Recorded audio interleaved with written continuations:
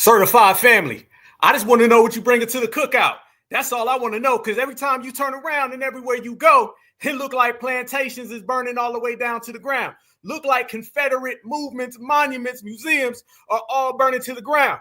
And foundational Black Americans, we just sitting there smiling, going on about our exceptional life. Because when you see somebody down bad, when you see male fatigue, and you see somebody crashing out because they can't be certified Black society, then you know FBA did that.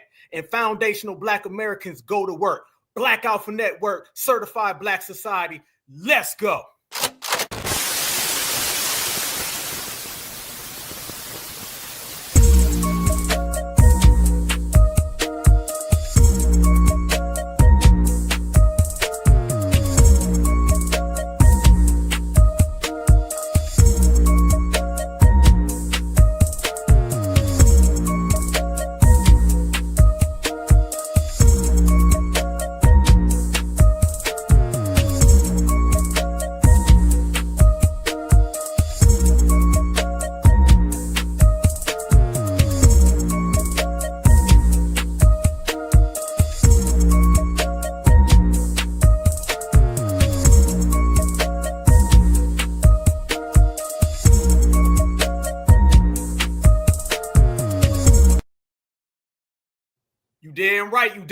You damn right.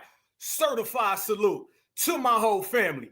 It is showtime, and you're rocking with the Black Alpha Network all day, every day. Number one activist, not 2, 3, 4, or 5. Number one, second to none. 110. We in the place, y'all. Let's go to work, family. Man, I told everybody that this was our year. I told everybody they better get in line. I told everybody that foundational Black Americans, I'm talking about lineage, heritage, culture. I'm talking about grandma, grandpa, aunts, uncles, cousins, everybody right here. I told them that they had one choice, and that was to respect it or get checked. And it looked like they chose the get checked part. And that's good because we specialize in that. So everybody's getting checked right now, and I'm loving it. Family, the ancestors be talking.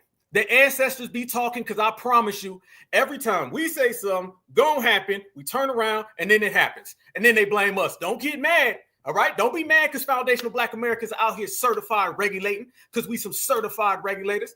Don't be mad that the past, present, and the future gonna get you. Mentally, physically, spiritually gonna get you. And I'll be damned if the spirits ain't been talking, family.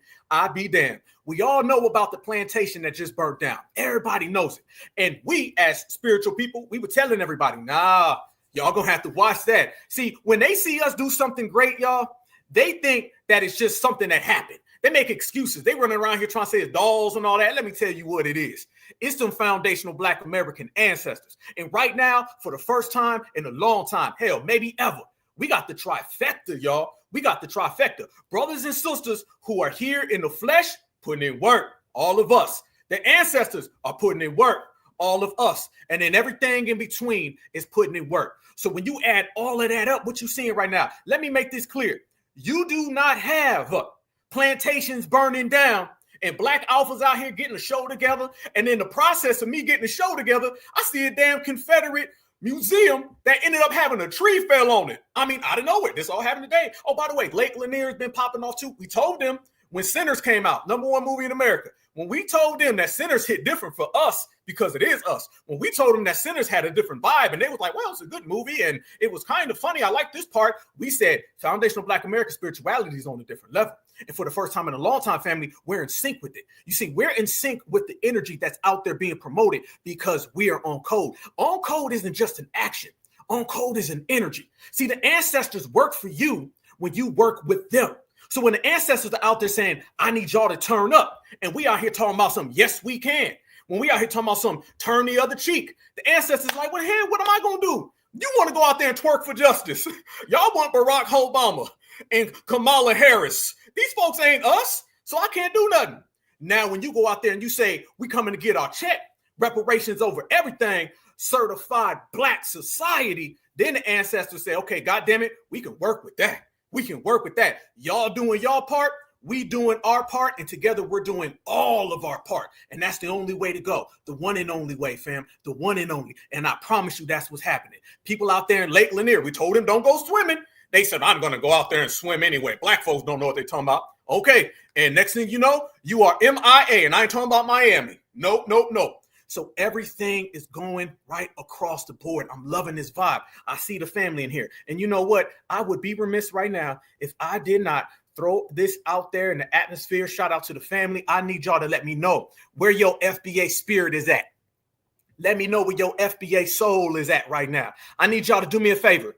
I need you to go ahead and give me your area code. Let me see your area code, okay? Let me see your area code. Where you at? Where you placed in right now? Because it's a numbers game. So not just what you're doing, not just your city, your town, your state, your region. Let everybody know where your area code is, and let everybody know that FBA always wins. And apparently, family, we've been winning by a knockout, and they can't get up. We too damn strong, too damn certified, and that's all that matters, family. So I see everybody. I see my 912. I see my 214. I see my 704. Shout out. I see my 410. I see my 206. I see my 743, 215, 941. Yes, indeed. 335-661-704. We in the building. 617. Much respect. 218 to the 951. Shout out. 240, 706, 414. All the way 662. There they go. 559. Oh man, we in here extra good. And I'm loving it, fam. Let me tell you why. The reason is we as a community, as a lineage, as just people who stand on business, we was warning everybody that this time was coming. Now it's coming. I see you, 816. I see you. Yes, indeed. Oh, we in here extra good. See, we representing this vibration that don't nobody got. We representing this vibration that can't nobody have. And if you watch right now, everything that's going on and everything that's occurring, I told you it's got foundational Black American fingerprints on it, right? Shout out to the family. But let me make this crystal clear, and I got to put this on the line for everybody. There will never, ever be a foundational Black American unless you are a foundational Black American. Let's make that crystal clear. Because there's a lot of people right now that want to stop us from being the lineage we are. And there's a lot of people out there that want to stop us from claiming what we have. All right. There's this movement to disassociate us from our lineage, heritage, and culture.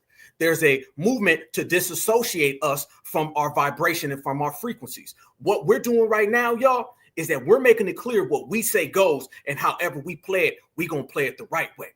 I don't give a damn. Right now, you got up there in Maryland, they're trying to shoot down reparations bills. It's cool. We got our own thing. You understand? Right now, you got the Democrats trying to snake us, trying to slide us. That's okay. We got our own thing. Nothing moves without us. And since it doesn't move without us, we're making it crystal clear. Picture perfect. Foundational Black Americans are in the building. You can't separate us from each other. Hell no. You can't separate us from reparations. Hell no. And your damn show can't separate us from that money. We coming to collect that check, and it's going to be ours. So on this broadcast, we are going to break down all of these different people, all of these different angles, how everybody out there is trying to stop FBA, shoehorn, crowbar themselves in, mad at our lineage, heritage, and culture. But above and beyond everything, they asses is going to stay mad because FBA, we untouchable, unbreakable, unmatched, and stronger than ever. And you can add undisputed to the line too. Let's start this off the right way with some real certified energy, family. I want the family to know when you hear this right here and these sweet words, it can only be a foundational Black American. It can't be nobody else. Checkmate. Peace and power to the people. So I wrote this poem for my beautiful Black kings and queens, the gods and goddesses of the earth, and I wanted to share it with you guys.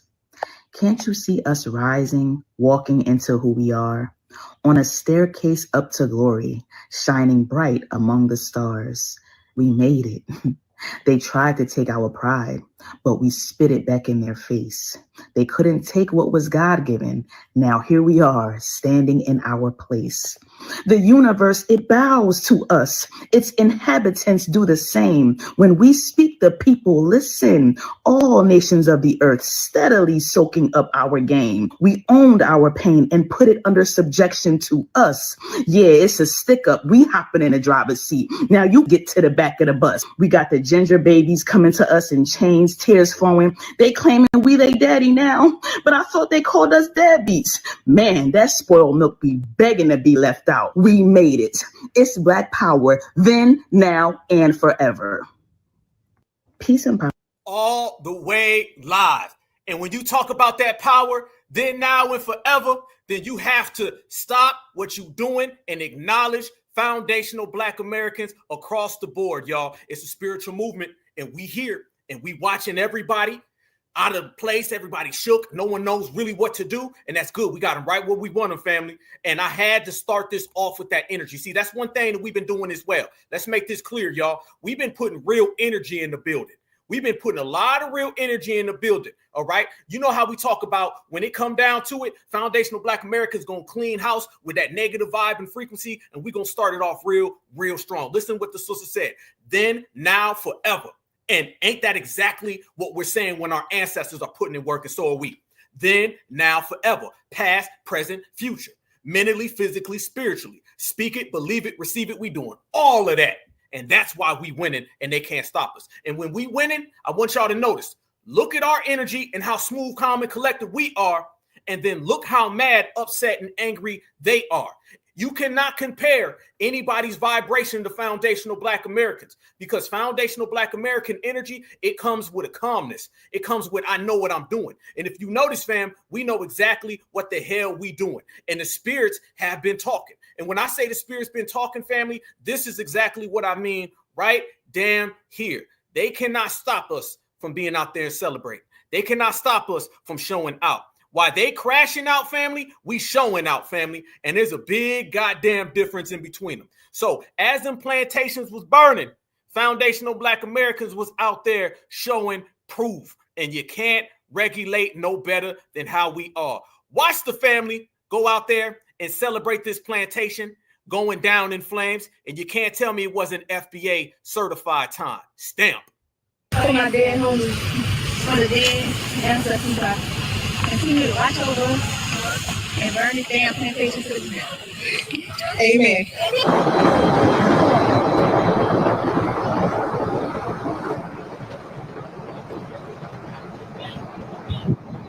I ain't gonna walk in up. I'm coming. Damn. Imagine all the slaves that was on that plantation who worked in all the rooms of the house. Real footage, y'all. Real footage. Now think about this, family. We've been telling everybody that we are on code. You name me another time where brothers and sisters will be out there taking photos and celebrating while a plantation was burning. Tell me another time, because there isn't one. You go back to any previous generation, the Boule would have said that we was in the wrong. They'd have said we needs to be nice. Well, I know that was wrong now, but y'all needs to go home. Brothers and sisters are out there showing up, pouring out some liquor for my NIGGAs, if you know what I mean.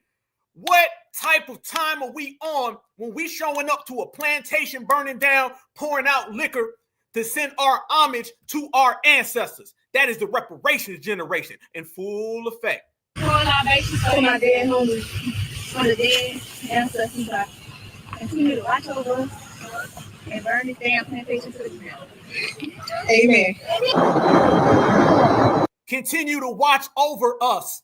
Amen. Oh, that wasn't no plan. That wasn't just coming out there saying, yeah, what's up, dog? We gonna go ahead and celebrate. No. Listen to how she's throwing foundational Black American spirituality in there. You know, the same spirituality that they try to give to Pocahontas, the same one they try to give to the red natives. Y'all know what I'm saying. Everything that they try to do to disassociate and disattach us from our FBA spirituality is in their face. And it has been personified. Soon as that raggedy ass plantation went down. Certified salute to the ancestors. You did that.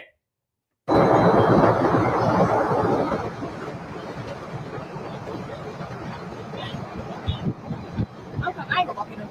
I'm coming. Damn. Imagine all the slaves that was on that plantation who worked in all the rooms of the house. It's the best revenge for our ancestors. That's cool. Me and Lennox and Jackson on our plantation tour. What up, Lennox and Jackson? This is the only way the kids should see a plantation. Burnt to the ground. Look at that. Look at that, family. You want to talk about a different message? Oh, that ain't the message of I'm going to bring the kids out here so they can see the first black tether president. That ain't some we want to seat at the table. I said before, Now the babies are watching what we do, and we're setting an example of greatness. Okay? That's the best part about being on code. Oh, yeah, we cooking today, all the way up 350. This is what it is when we show the kids, you see that plantation? That plantation is gone. And guess what go with it? Goes male fatigue, goes supremacy, goes anti-blackness, and now everybody's getting their anti-black karma because FBA standing on business. Like Tupac said, you think I'm bad? Wait until you see this next guy. Now let Black Alpha update that. If you think the reparations generation don't give a fuck, wait until you see the generation that we set up for success. They coming strong. There they go. What up, Lennox and Jackson? This is the only way the kids should see a plantation. Burnt to the ground. Need to burn some more. Hallelujah. To the white people that are so mad that we don't give a fuck about that Nottoway plantation that was just burned down. First of all, why the would we give a about a plantation that our ancestors were slaved on, hung, beat, and forced into labor, forced to pick cotton as they hands. We don't give a that y'all mad. Let that burn. Talk your talk, sister. Talk your talk. Let it burn. There they go. We don't give a damn. And to all the people that say, oh, it's for the history, we humbly decline that history. This was the largest antebellum plantation house in the South, owned by one of the richest enslavers in the South. This is the Nottoway plantation in Louisiana. It was owned by this guy, John Randolph. Now, John wasn't even from Louisiana. He was from Virginia originally, but he came from a wealthy slave-owning family, and his dad was hired by the federal government, and he moved with him. Now, originally, he wanted to make it into a cotton plantation, the same type of plantation that he was used to in Virginia. But he noticed that the climate in Louisiana was a lot different, so he changed it to a sugar plantation. And because of that, he ended up tripling his family's wealth. And he was a huge financial backer of the Confederacy in Louisiana. When he realized that the Confederacy was losing, he left his wife in Louisiana, took 200 slaves, and went to Texas. Once the Civil War was over, he eventually died in 1883, and his wife eventually sold the plantation for $50,000. That's the equivalent of $1.9 million today. And now he has no legacy at all. There you go. Funny how your legacy will go right on down the drain when we say so. Goodbye, peace out. And we're going to continue to do that. And we're going to do that with everybody who's off code and anybody who disrespect us. So let's go down the list. You had Austin Metcalf, some supremacists that were trying to press up on Carmelo Anthony. Anti-black karma, y'all let me know. Then out there in Cincinnati, you had this anti-black police department that did some foul things on footage. And then the father went and helped his son down and got rid of that situation. Anti-black karma, y'all let me know. Then you got these plantations that been running around here having bed and breakfast, just out there disrespecting us. You would never do that to all of these other communities. You would never do that. It's respect them. Never again, right? But for us, you play in our face. And then next thing you know, the temperature got turned up and you went all the way down. Anti-black karma again.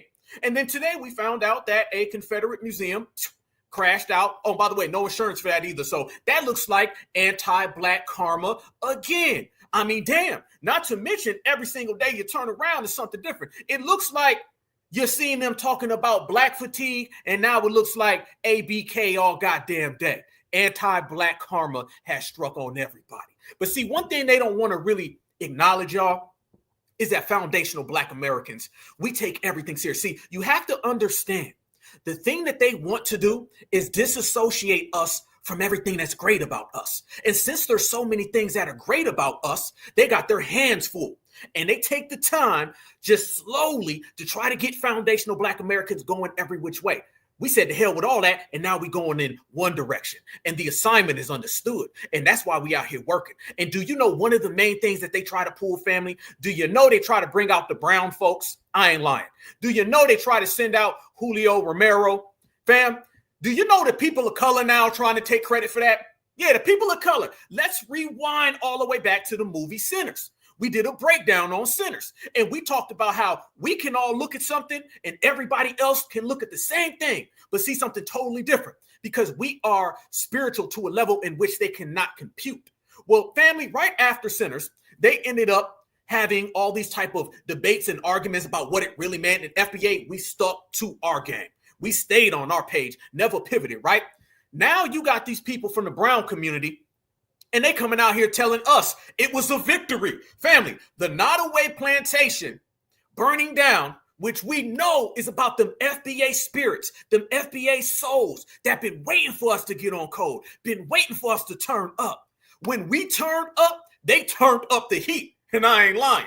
And now you got Mr. Romero coming out, and he's saying, oh, this was such a great day for Mexicans as well. Yeah, so they're going all the way down the line trying to throw in the people of color and minorities so they can try to crowbar themselves into this. This is an FBA situation. You can burrito your way out, partner. Watch this right here as I show y'all, family. You literally got them trying to black and brown this because they know you can't stop certified black. So you got to try to hit us with counterfeit brown. Look at this right here, family. Dear Black people of America, us, the Mexican delegation, would like to congratulate you on winning the spiritual war of Louisiana. We see that plantation burning, and we know that it was the ancestors who came together and lit a flame for that. Whoa, stop. Whose ancestors, Pedro? Whose ancestors? You talking about your ancestors who didn't do nothing then, don't do nothing now, and are watching FBA shine?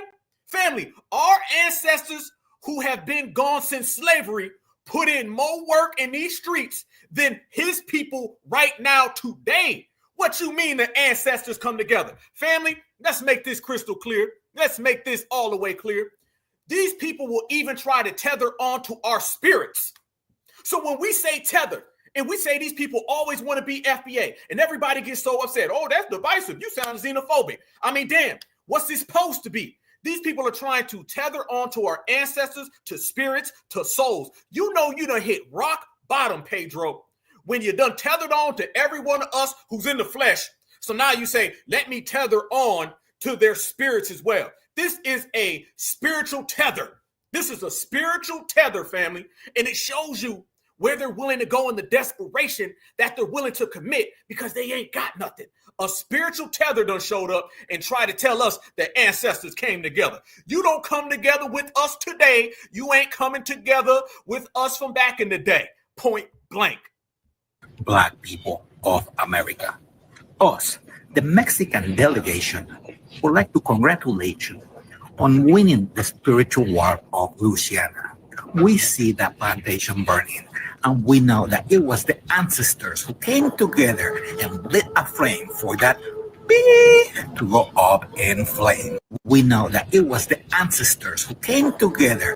We know that it was the ancestors who came together and lit a flame for that to go up in flames. Here, we'd like to say congratulations, because victories in the spiritual realm matter even more than the ones here. Freeze, Pedro. Family, yes or no? Matter of fact, hell yes or hell no. Do you want his congratulations? Are you accepting congratulations from Pedro, Romero, Estrada, Gonzalez, Ramirez, Martinez? Are you accepting congratulations from his community for what our community has done before and is still doing now? I need the family to go ahead and let me know, and you can let me know with a gracious hell to the no, because I already got your answers, family. Are you accepting a congratulations, meaning we needed his help somehow? Came together and lit a flame for that to go up in flames. Here, we'd like to say congratulations, because victories in the spiritual realm matter even more than the ones here. And that one is a big one. Big one for you, for me, and for the ancestors. So while I am not telling you to celebrate on ashes, go dance on ashes, because it is worth it. And I think that somebody unlocked something there, because if you've seen Sinners and you know that scene with the ancestors, I think somebody woke somebody up and they were like, you know, trying to throw sinners in there. Family, I told everybody that they were trying to appropriate sinners. Look how he threw sinners in there. And are you talking about the same sinners where your community was upset because you didn't get the proper representation? You see, family, they want proper representation in the movie about foundational Black American spirituality. And then when foundational Black American spirits burn down the plantation, then they want some type of tethering to that. Everywhere you go, they're trying to associate themselves with foundational Black Americans. You better keep all of that on your taco side of town, Pedro. We don't want it. That somebody unlocked something there, because if you've seen Sinners and you know that scene with the ancestors, I think somebody woke somebody up and they were like, you know what? Enough suffering. Woof. Up in flames. So as the Mexican delegation says, congratulations on that spiritual win. Suffering. Woof. Up in flames. So as the Mexican delegation says, congratulations on that spiritual win. Kudos. Congratulations and all the love. Hell no. You can keep it. We don't want it. Hell to the no. Overtime. There you go.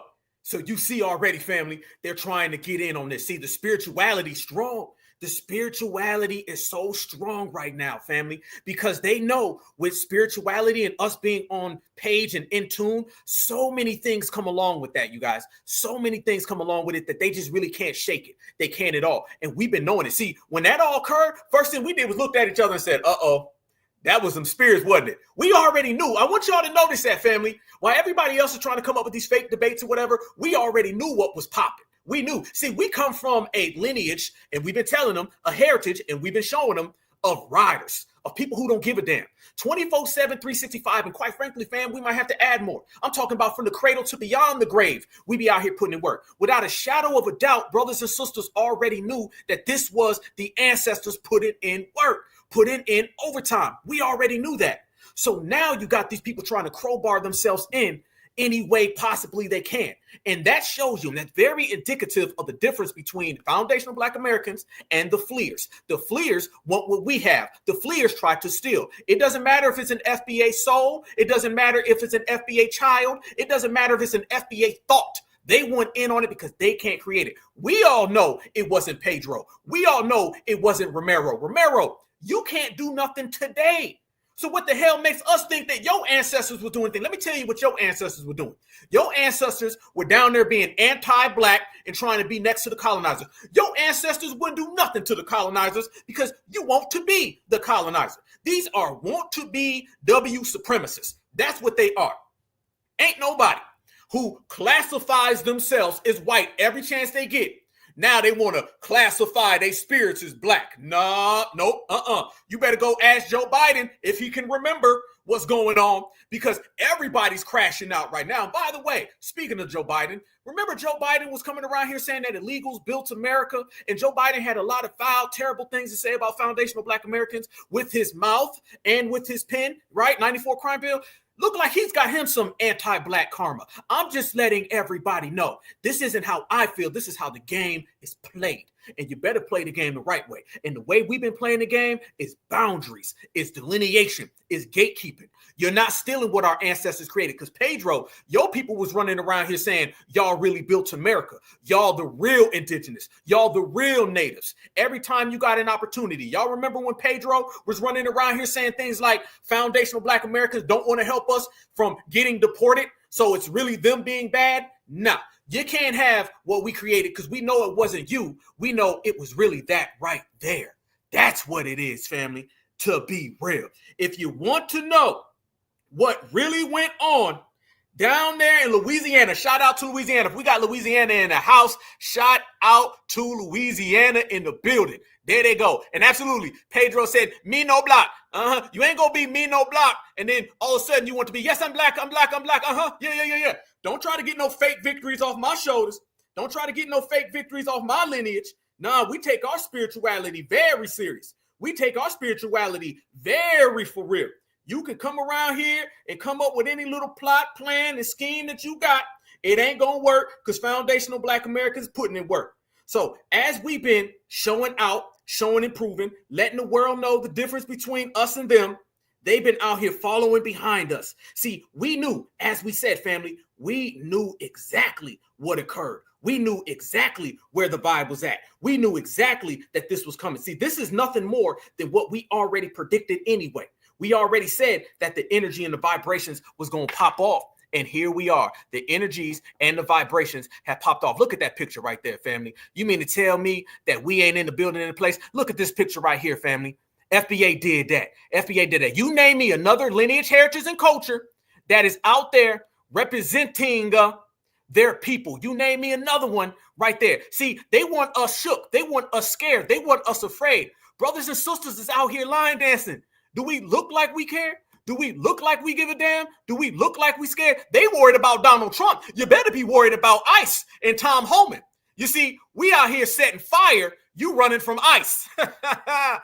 You see the big difference between us, family? We out here setting fires and they out here worried about ICE. You cannot compare the lineage and heritage and culture because FBA is just on a whole nother level. Always have been, always will.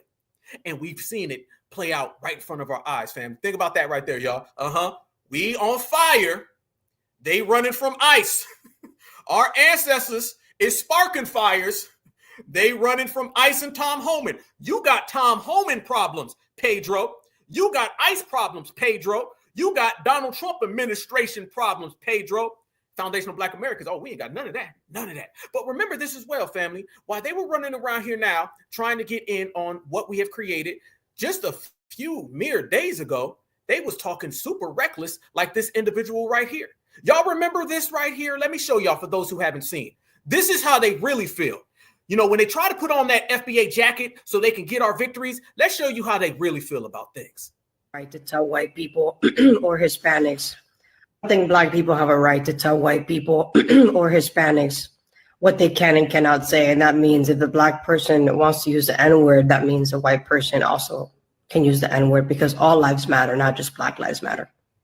So with that said, the fact that they're trying to sue this woman, this white woman, they're trying to take her kid away from her because she used the N-word, just shows you how toxic cancel culture is. And this is a great case as to how we need to stop cancel culture. It is anti-American. It is anti-free speech. And if you can say the N-word, so can I, whether you like it or not. It doesn't affect your freedom, but you're sure affecting mine by telling me that I can't say it because I'm not Black. So make the N-word great again. I don't think Black people have a right to tell. There you go right there. That's the real them. And we've exposed them for exactly who the hell they are. And again, you better be worrying about ICE because ICE is coming because I done called them twice. That's the goddamn reason. That's the real facts, y'all. So this goes back to show you the energy and the vibration that we're on. And it's super strong and it's completely superior to what anybody else out here has. I'm telling you, everyone else out here is afraid. Everyone else is petrified. They don't know what tomorrow holds. They don't know what tomorrow holds. They think they might, they could, they sorta. None of that stuff is getting off the ground. Foundational Black Americans are the ones out here really winning. Foundational Black Americans are the ones out here really showing and proving. People don't believe me. You can look at every single aspect of foundational Black America and you're going to see exactly what we mean when we say certified all the goddamn time. This is us putting an end. This is us putting a stop. This is us G-checking all of the spiritual tethers. Mexicans, the houses you live in wouldn't even be built right. You know, Without Mexicans, the houses you live in wouldn't even be built right. you know what?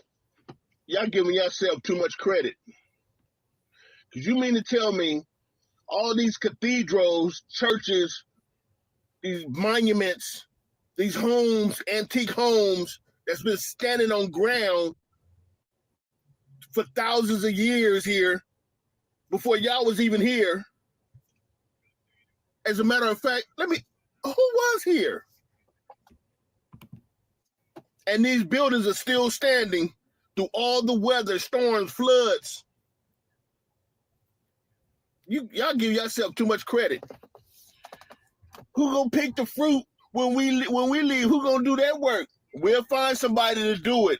There's too many people out here digging in trash cans looking for cans and bottles. They need that job.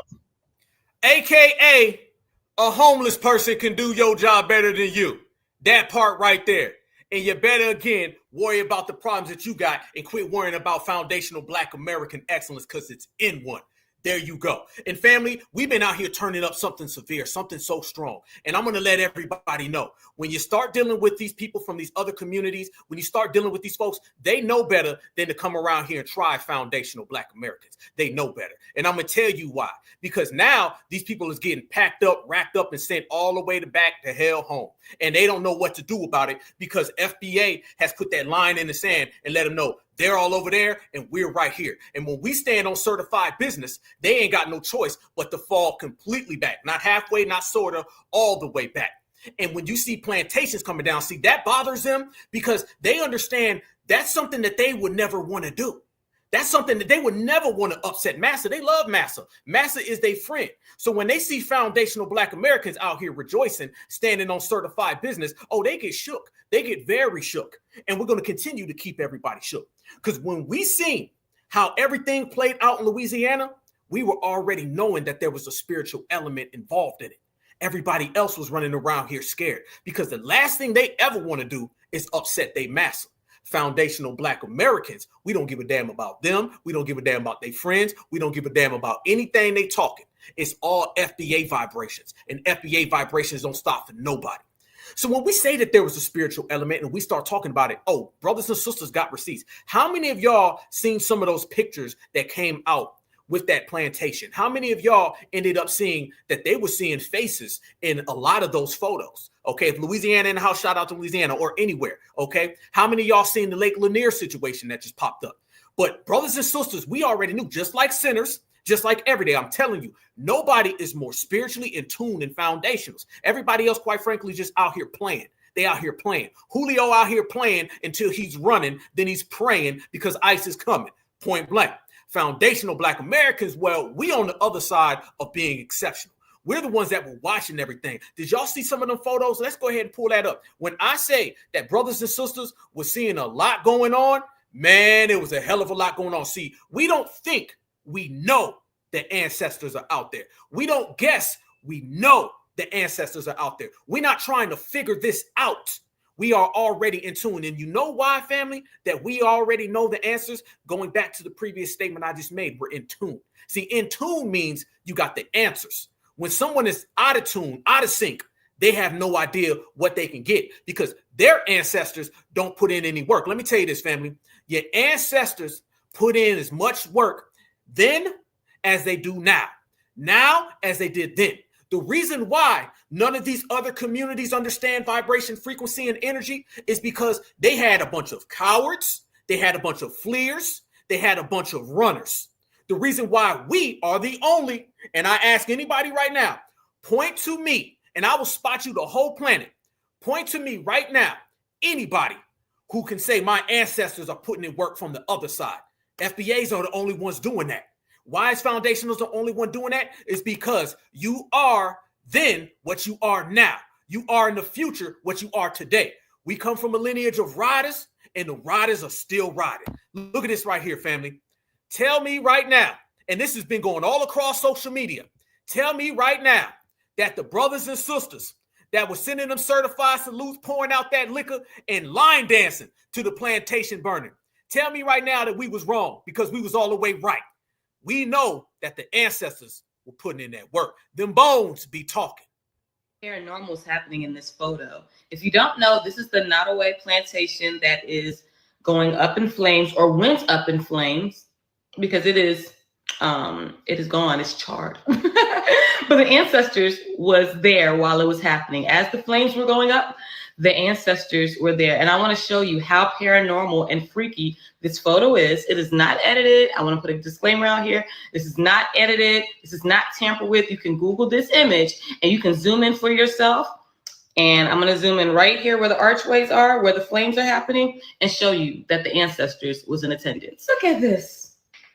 I can't make this up. Again, this is unedited. Do you see two figures in the archways? Like, I can't make that up. And so when I seen this, I was like, oh my gosh, there's spirits in that plantation. And And it's like right there. Like your eyes, yes, you can make all the excuses you want, but my eyes are not lying. And I hope you guys see what I see. I see a woman right here and I see a man right there. Okay. It's circled. You can see as clear as day in those archways. I know there's people that's going to dispel it, and that's fine. It's always going to be people who are skeptical, but I see very clearly with my two eyes, I see two spirits. The only people who are going to dispel it are the tethers and the supremacists. And they're not dispelling it because they don't believe it. They're dispelling it because they don't want us to know it. But whether they do or don't, we already know. I'm telling y'all, they don't want us to be spiritually in tuned. That is the final straw. That's the last shoe to drop in this era. We already been on political game, social game. We already on self-defense. What happens now when you add the final piece? FBA spirituality, Majar spirit. Then you get this right here. It might be two ancestors. I know it's two ancestors, and they wanted to be a witness to the flames of this place going down. Okay, this is a cursed plantation. All plantations are cursed. But they wanted to witness something paranormal is happening in this photo. If you don't know, this is the Nottoway plantation that is going up in flames, or went up in flames, because it is gone, it's charred. But the ancestors was there while it was happening. As the flames were going up, the ancestors were there. And I want to show you how paranormal and freaky this photo is. It is not edited. I want to put a disclaimer out here. This is not edited. This is not tampered with. You can Google this image and you can zoom in for yourself. And I'm going to zoom in right here where the archways are, where the flames are happening, and show you that the ancestors was in attendance. Look at this. I can't make this up. Again, this is Damn. FBA ain't making nothing up. It's too real for us. Edited. Do you see two figures in the archways? Like, I can't make that up. And so when I seen this, I was like, oh my gosh, there's spirits in that plantation. And it's like right there. Like your eyes, yes, you can make all the excuses you want, but my eyes are not lying. And I hope you guys see what I see. I see a woman right here and I see a man right there. Okay. It's circled. You can see as clear as day in those archways. I know there's people that's going to dispel it, and that's fine. It's always going to be people who are skeptical. But I see very clearly with my two eyes, I see two spirits. It might be two ancestors. I know it's two ancestors, and they wanted to be a witness to the flames of this place going down. Okay, this is a cursed plantation. All plantations are cursed, but they wanted to witness this going down. But wait, there's more. There are more spirits that are shown in this Nottoway plantation bonfire. Okay, if you look at the top of the roof of this plantation, there's a figure that I circled, and it looks like a man riding a horse. I mean, it's clear as day to me, and I think other people see that as well. But yeah, this isn't just, I mean, again, you can see it, you cannot see it. You could say that this is, extra. This is a conspiracy. We're making it up. But I think there's symbolism, and I think spirits are real and it can manifest. And sometimes you need photo proof of these paranormal activities, or to see proof that, there were people that were harmed during the antebellum times, okay, during when this plantation was thriving off of slaves and servants, okay? So let's be real. This video tripped me the fuck out. Look at this. Now, this one is the one that everybody's been talking about. And I want y'all to notice, we don't really use the term ghost. All right, that's the dominant society who's always throwing around ghosts and goblins. Those are play terms. I want everybody to notice right now. Notice when we're using terms, we're always saying spirits and souls. Very seldom do we use the term ghost. And if we do use the term ghost, it's in association with spirits, because we're talking spirituality. See, there's a difference between ghosts and ghouls and goblins. That's some W stuff. Y'all notice that, right? Notice that we always talk about the spirits. Man, it was spirits. I was talking to a spirit. A spirit came through. All right, the Holy Spirit. They don't use that terminology, y'all. They always say ghosts and stuff because they really playing out here in these streets. And I want y'all to notice, when the brothers and sisters are breaking this down, it throws everybody off. Look at this one. This is the video that's had everybody talking right here. Watch this. Look at that, family. I mean, it's clear as day to me, and I think other people see that as well. But yeah, this isn't just, I mean, again, you can see it. You need photo proof of people that were harmed during the antebellum times, okay? During when this plantation was thriving off of slaves and servants, okay? So let's be real. This video tripped me the fuck out. Look at this. What's that right there? Y'all, this video tripped me the fuck out. I'm like, bro, I know I don't see somebody walking past as they're putting out the fire. Like, the fire wasn't even out yet. They were still putting out the fire. Slaves. What's that right there, fam? Somebody explain that to me. Somebody explain that to me. Because the fire is still going on. There ain't nothing new out here in these streets, y'all. There ain't nothing new out here in these streets. Yeah, walk right by. Walk right by. See, this is a little different now because we're in an era where there's cameras everywhere. All right, this isn't the old days. We had these stories when there wasn't no cameras. When there weren't cameras, we already could see all this stuff. So now that there's cameras, we're seeing everything. We're capturing it. We're filming it. We're identifying it. But y'all see that right there. My understanding is that the fire started, obviously, and they put out the fire and it restarted. So the ancestors wasn't having none of that. The ancestors said, no, run that back.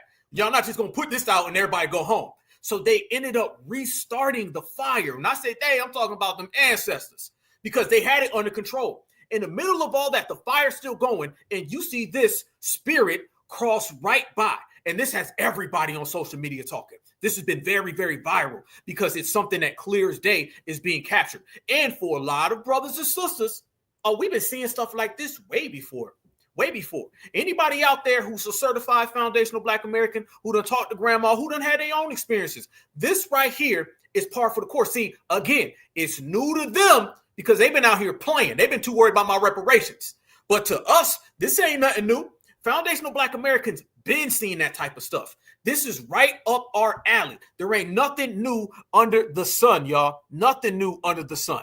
Watch this again, y'all. Let me show y'all one more time for your mind what they got going on out here in these streets, fam. This is a different time, y'all, in a different era. Checkmate. During when this plantation was thriving off of slaves and servants, okay? So let's be real. This video tripped me the fuck out. Look at this.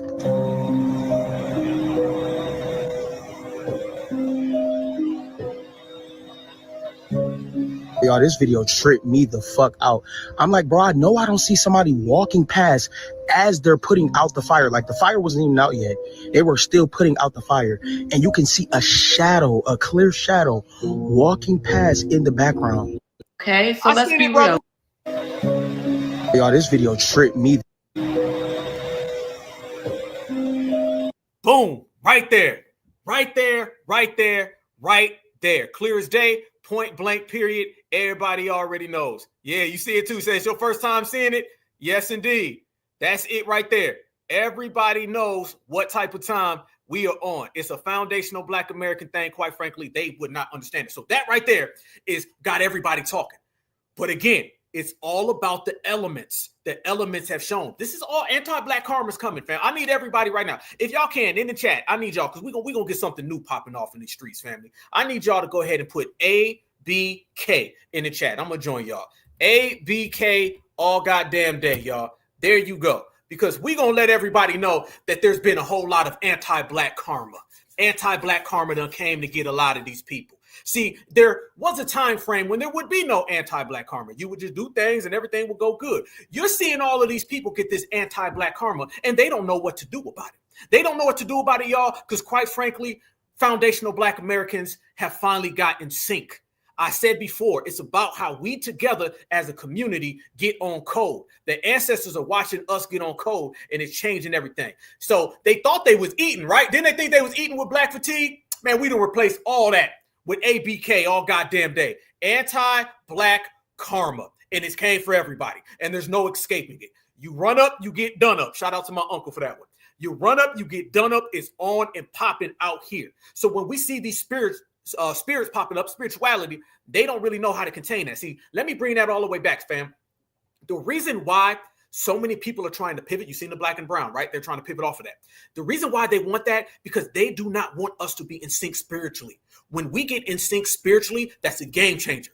Us getting on code, that's the final straw. Let me tie this all in, family. Yeah, all goddamn day. There they go. Let me make this clear, okay? Let me make this crystal clear. See, when we understand who we are spiritually, then that connects us to where we came from. Spirituality has a lot to do with where you are. It has a lot to do with environment. It's environmental. That's why when you talk to people from different generations, they got a different spin. When you talk to people from different areas, in Europe, they be out there like worshiping trees and stuff. Africa got their own. South America, Asia, everybody's got their own spirituality. See, spirituality connects us to our indigenous roots that they've tried so hard to keep us away from. Indigenous roots they've been trying to close the door on. So the very fact that these spiritual things are happening, me, Black Alpha, your certified brother, I look at it from an aspect quite different than a lot of people will. I see this as not just us getting on code and saying, hell no, you ain't going to run up on us, getting vengeance. It sets so many precedents. That's why this situation is insane. And then, fam, the fact that it just so happened to go down in the summertime, y'all know we summer people. We children of the sun, the real children of the sun. So when we sit there and turn up in the summer, it's crazy. Look at all the things that have been occurring when it came to the summertime, y'all. So I want y'all still putting that ABK in the building. Yeah, all goddamn day. Anti-black karma gonna get you. All right, y'all go ahead and ask Carmelo Anthony about dishing out some anti-black karma. Y'all go ahead and ask Rodney Hinton Jr. about dishing out anti-black karma. There's a lot of people who don't want to see that ABK knocking on their damn door. Yeah, they don't want to see that ABK. When ABK come knocking, it might come as an ancestor. So you can't run away from ABK. It may get you years later. That's how strong we are in the building. But understand, spirituality, this situation right here, it connects us to our ancestors. Our ancestors are connected to our indigenous roots. Our indigenous roots are connected to our lineage. Lineage connected to reparations. The dominant society knows this. That's why they've been trying to strip away all the foundational Black American energy. They've been trying to stop us. Yep, karma time. Yes, indeed. That's what they want, y'all. They want us to not see anything in this. This sets so many precedents, the energy. We all know when you walk down the street and you look in the eye of foundational Black Americans, there's a spirit. There go that word again. There's a soul, there's a gleam, there's a spark. I seen it when I met half of y'all out in DC, okay, or in Dallas. Wherever I run into my brothers and sisters, there's an energy. There's a I'm not effing around energy, and it's in every foundational Black American. So when you see the spiritual world showing up and showing out, oh, it get real. And family, we've been warning everybody to watch themselves. We've been telling everybody. They've been thinking we've been playing until that ABK come knocking on their door. Don't believe us? You go ahead and you ask Lake Lanier about 4 hours up the road from where I'm at right now. Did y'all see what ended up happening in Lake Lanier? So as we already have Louisiana, spirits putting it down. And them letting the world know that we going to give you some of that good ABK and we going to dish it out. Our good brothers and sisters in Oscarville, Georgia, what can we do for you? Was letting everybody know that they've been dishing out some of that. Fam, did we not tell everybody, quit playing with the spirits out there in Lake Lanier, or you going to find out the hard way? And they didn't want to listen.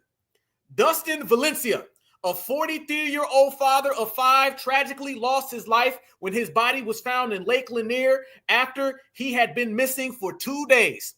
We told them, do not go to Lake Lanier and think it's a game. Don't be playing out there. Show respect. See, these people, as I said earlier, their spirits don't respect nothing because they don't respect nothing. They've never respected anything other than themselves.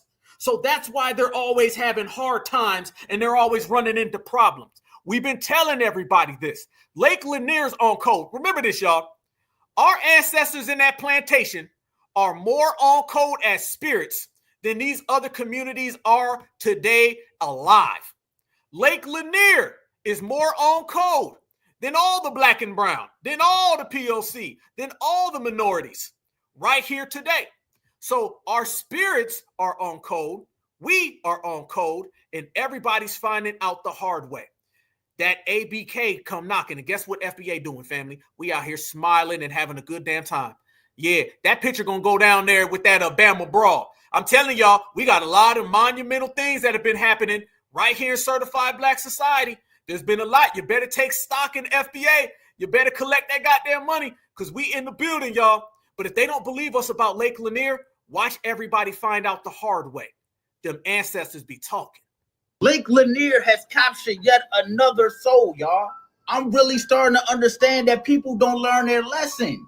I'm pretty sure everybody know the background to this lake, right? And if you do, why do you still continue to go there?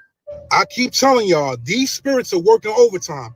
And anytime you play with these spirits, you will lose your life. So allegedly, somebody else lost their life at Lake Lanier. And I gotta ask myself, if you know the most haunted places on this planet, why would you go there? Dustin Valencia, hopefully I'm saying that right, a 43-year-old father of 5, tragically lost his life when his body was found in Lake Lanier after he'd been missing for 2 days. My condolences to the family and rest in peace to that man. I'm not trying to make this video to be disrespectful in any way, shape, or form. But how many times do we have to tell y'all that Lake Lanier is not for swimming? How many times do we have to tell y'all to stay away from Lake Lanier? It's almost like some people make a point to go to Lake Lanier because people keep telling them not to go. Wednesday morning, Dustin Valencia went to go get his car fixed. Car got fixed. He got home around 1, but was sent off red flags if he never got his kids from school. So, of course, his wife got worried. She used some type of tracking device, and his vehicle was somewhere in this area. Lo and behold, of course, she calls the law enforcement. Law enforcement look into it, and let's just say, because you can read what's going on right there, they found him. This man's body was almost 50 feet underwater. And police are saying that nobody put... What? Whoa, hold up. I don't know what you was doing, Valencia. I don't know yet. I don't know. Respect. 50 feet underwater? And then the police said there's no way that somebody put him there. 50 feet underwater, fam. And the man got snatched up. This sounds like someone pulled him. And that someone I don't think is alive. I think this is another world. 50 feet under, and then by all accounts, nobody put you there, and we know you didn't put yourself there. Let me see if I heard this right, because I know ABK rocking. I know Certified Black Society in the place. I know the ancestors is on code, but damn, 50 feet, crazy. In this area. Lo and behold, of course, she calls the law enforcement. Law enforcement look into it, and let's just say, because you can read what's going on right there, they found him. This man's body was almost 50 feet underwater. And police are saying that nobody put his body down there. So how did his body get down there? If you never jumped down that Lake Lanier rabbit hole, you need to. And apparently, he needed to jump down that rabbit hole because this lake has claimed more lives than a little bit. Let me give you a brief description of what Lake Lanier is. You do know that Lake Lanier is on top of what they called Oscarville. Oscarville was the home and town of some very successful Black people. And let's just say this, just like Tulsa, Oklahoma, they didn't like that. The other people didn't like that. And you know what they did, right? Made these successful Black people sell their land. Well, that's what they said. Let's just say Oscarville was wiped out, destroyed. And now Oscarville is Lake Lanier. That's your history lesson for the day. The ancestors are not playing. These spirits are not playing, y'all. I be damned. Who would have thought, in just a regular week, family, we on code handling business, that the ancestors would be saying, hey, y'all, we got this side. Y'all handle y'all side. See, they're only saying one thing to us. There's only one way that we can receive this message. This message is very well received. We handling business on our side. Y'all go handle business on your side, and then we'll all sit down at that table when it's said and done. That's the only thing that I'm taking from all of this, family. This is the only thing that we can add up. Again, everybody else cannot comprehend because they are not foundational. See, when we say they not like us, I hope people don't think we just talking about rapping. Okay, we're talking about every element they not like us, including spirits. You tell me anywhere else where they got that. Tell me anywhere. You're talking about 50 feet underwater. See, here's the thing about Lake Lanier. We've been talking about this for a long time. The brother said, go down the rabbit hole of Lake Lanier, and everybody has. But here's the thing. We were born in that rabbit hole because this is our spirituality. See, again, why they got to study it, Google search, chat GBT it, FBA ain't got to do none of that. All we got to do is go talk to each other because this is stuff we've been handed down. We've been handed down these vibrations and these energies. So we know exactly what it's hitting for. And ain't nothing new to us, y'all. There ain't nothing new to us. We know what they did to those good people because they did the same thing to all of our people. So we understand. But yo, absolutely, our blood is on this land. When you start talking about it, fam, there's an activity going on. There's an activity going on right now, and we're capturing the moment. I notice I didn't say we should or we need to. That's over with. Okay, what we got to do, that's done. It's happening today. It's happening right now. You're not seeing it, fam. They're all active. Think about this. Last week, the plantation gets burned down. We know it was spears. Hell, we got pictures. Then Lake Lanier start popping off. We're like, goddamn, all this in the reparations generation? Well, we're on code. Not to mention how we've been out here putting money on the books of brothers and sisters. We out here getting our game up, power tools, right? All of this is happening at the same time. I don't believe in coincidences. I do not believe in just accidents. This is a reason, and we've been grabbing it, y'all. The energy that we put out here is so strong. Sinners, take sinners. Everybody else looked at sinners, and it was just a movie to them. To us, it's our life. Everybody else looks at the plantation burning down, and it's just a plantation. To us, it's our life. Lake Lanier been warning them. So that energy right now is powerful, it's prevalent. And we've been grabbing it, we've been capturing it. And it goes to show you what I said in the beginning. The reason why there's been an uptick is because we have had an uptick on our movements, on being on code. This is our congratulations from the ancestors. That's what that really is. Damn, Julio, this is our congratulations from our ancestors. Our ancestors are telling us right now, y'all done did a good goddamn job, so we gonna hold you down. See, the ancestors can't work for you properly when you ain't doing what you got to do. I seen somebody, they said, well, if they started the fire, how come they didn't start it earlier? How come the ancestors didn't do something before? That's because we ain't been in sync. Black folks been running around here thinking Pocahontas is the original. Black folks been running around here thinking we all black, brother, to Mr. Mutombo. We've been doing a lot of things that are not conducive to the ancestors being on code and in sync with us. You think it's a coincidence that as soon as we get on code, politically and socially, and we're moving in one accord, we said, hell yeah, I'm going to ride for my sister. Hell yeah, I'm going to ride for my brother. And ain't nobody touching these babies. Hell yeah, we built this country. This is our land. You think soon as we start doing that, the ancestors start saying, light the goddamn match. Fire turned up. Grab them 50 feet in the water. You think all that is just happening? Or could it be something bigger? Bigger meaning we got on code. They've always been on code and we're in sync. See, the ancestors knew that they built this country. Now we've been saying that we built this country. So you got to understand, if the ancestors who built the country are sitting back watching us say that the Indians built this country, they're looking at it like, well, who the hell you think we were? Now the ancestors are watching us say, our people built America. We're the original people. And the ancestors saying, goddamn right, perfect timing. Absolutely, sister. Absolutely. Our blood on this soil. Absolutely. And the blood is from the ancestors. So we've been on code and in sync, and that is what's changing everything. Shout out to the ancestors. See, here's the thing. If you don't pay homage to your ancestors, it's like they don't exist. This is the first generation, I mean first generation that has been paying homage to the ancestors, not Africa. See, when you're running around here and you're talking about praise the goddamn pyramids, you're giving your spiritual energy to ancestors that aren't even yours. When you're running around here saying praise to Pocahontas, you're giving your spiritual energy to someone who isn't yours. We were misguided with where we were putting our spiritual energy. Now we're giving our spiritual energy to our ancestors directly. There's power when you find out who you are. There's power when you find out your identity. Identity ain't just about the flesh. Identity is about the soul. And our soul is in tune with our flesh. And our ancestors right now are rewarding us with this powerful energy. And we're going to take it to another level. And when we talk about showing love and paying homage, that right there is who we are paying homage to.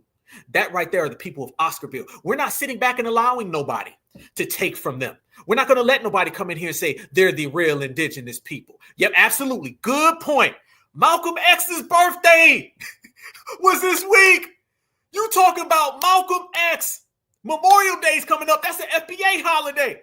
When you represent the land that your ancestors created, your ancestors turn up for you. And our ancestors are turning up for us. And it's a beautiful damn thing. Shout out to all of us in the chat right now. And shout out to the lineage, heritage, and culture. Because this lineage, heritage, and culture is not to be disrespected. This lineage, heritage, and culture is not to be talked down to be harmed. You're not going to harm our children and we're going to turn around and say, my bad, dog. We're going to turn the other cheek now. We ain't doing none of that. We're going to be dishing out some of that right there. ABK on your ass. And you don't want none of that because it comes full swing. And what they did to our ancestors, all the travesties, fam, you got to remember, what we know is not even the full story of what they've done to us. They've done so much more to us that nobody ever will acknowledge because they've been keeping it from us. Right now, we're living in a time frame where we're doing everything that they tried to keep away. See, they tried to keep it away from us because they knew what was going to happen had we got a hold of it. And the very fact that we've got a hold of it lets you know that we are more powerful today than we've ever been. And I've been saying that for how long? And it's so great, fam, that it has manifested. It manifests in all of you guys in the chat. It manifests to all of you and your families. It manifests that we're out here sending love, energy, and power. Let me tell you how I know something, fam. When I was down in Jacksonville at that hate crime, okay, this was almost 2 years ago. When I was down there at the hate crime, and it was a very serious situation. I'll never forget that night. It was a hot night in the deep South. And you seen the police sirens, the ATF, the FBI, a race soldier was out there. And I was the only certified out there. Family, I felt the love when I told everybody I was there and everybody was writing me saying, Alpha, I got you. I'll never forget what people were saying. And I know for a fact, the spiritual energy that y'all sent me that day protected me and had me good to go. I knew it. I knew it without a doubt.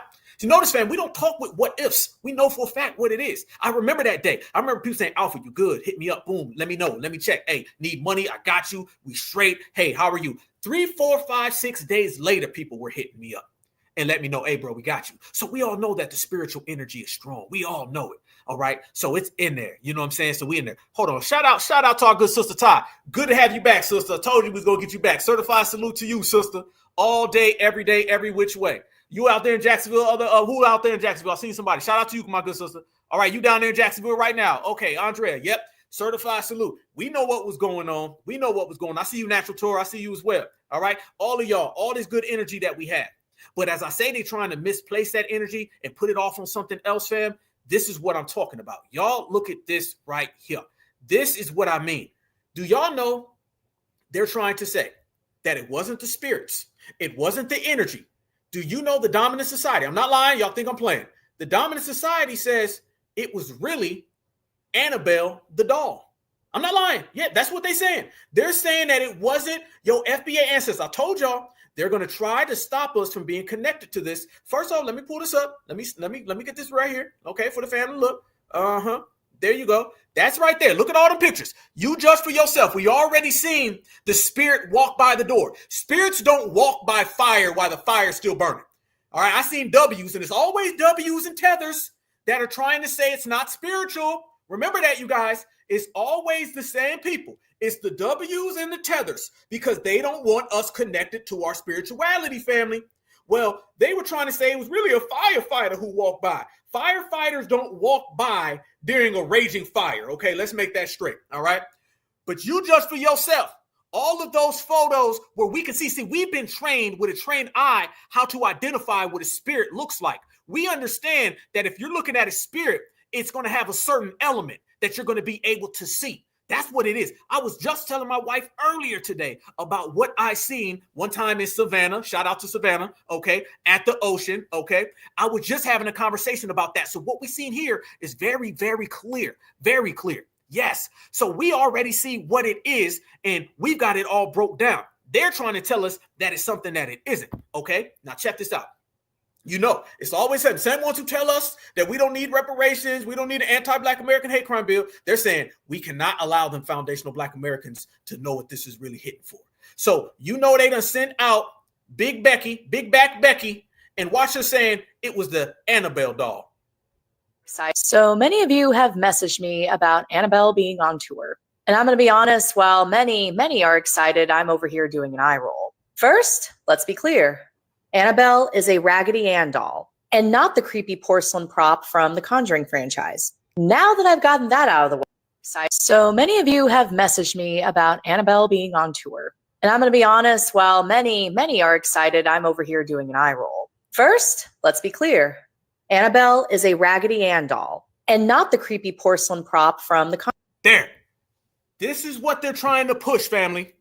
Further in the video, she starts to go on how it's just a Raggedy Ann doll. However, there's a certain energy in this doll that's been going on tour across the country, and it was taken to Louisiana. And as soon as it got to Louisiana, all of this occurred. Yes, this is what they're trying to do, y'all.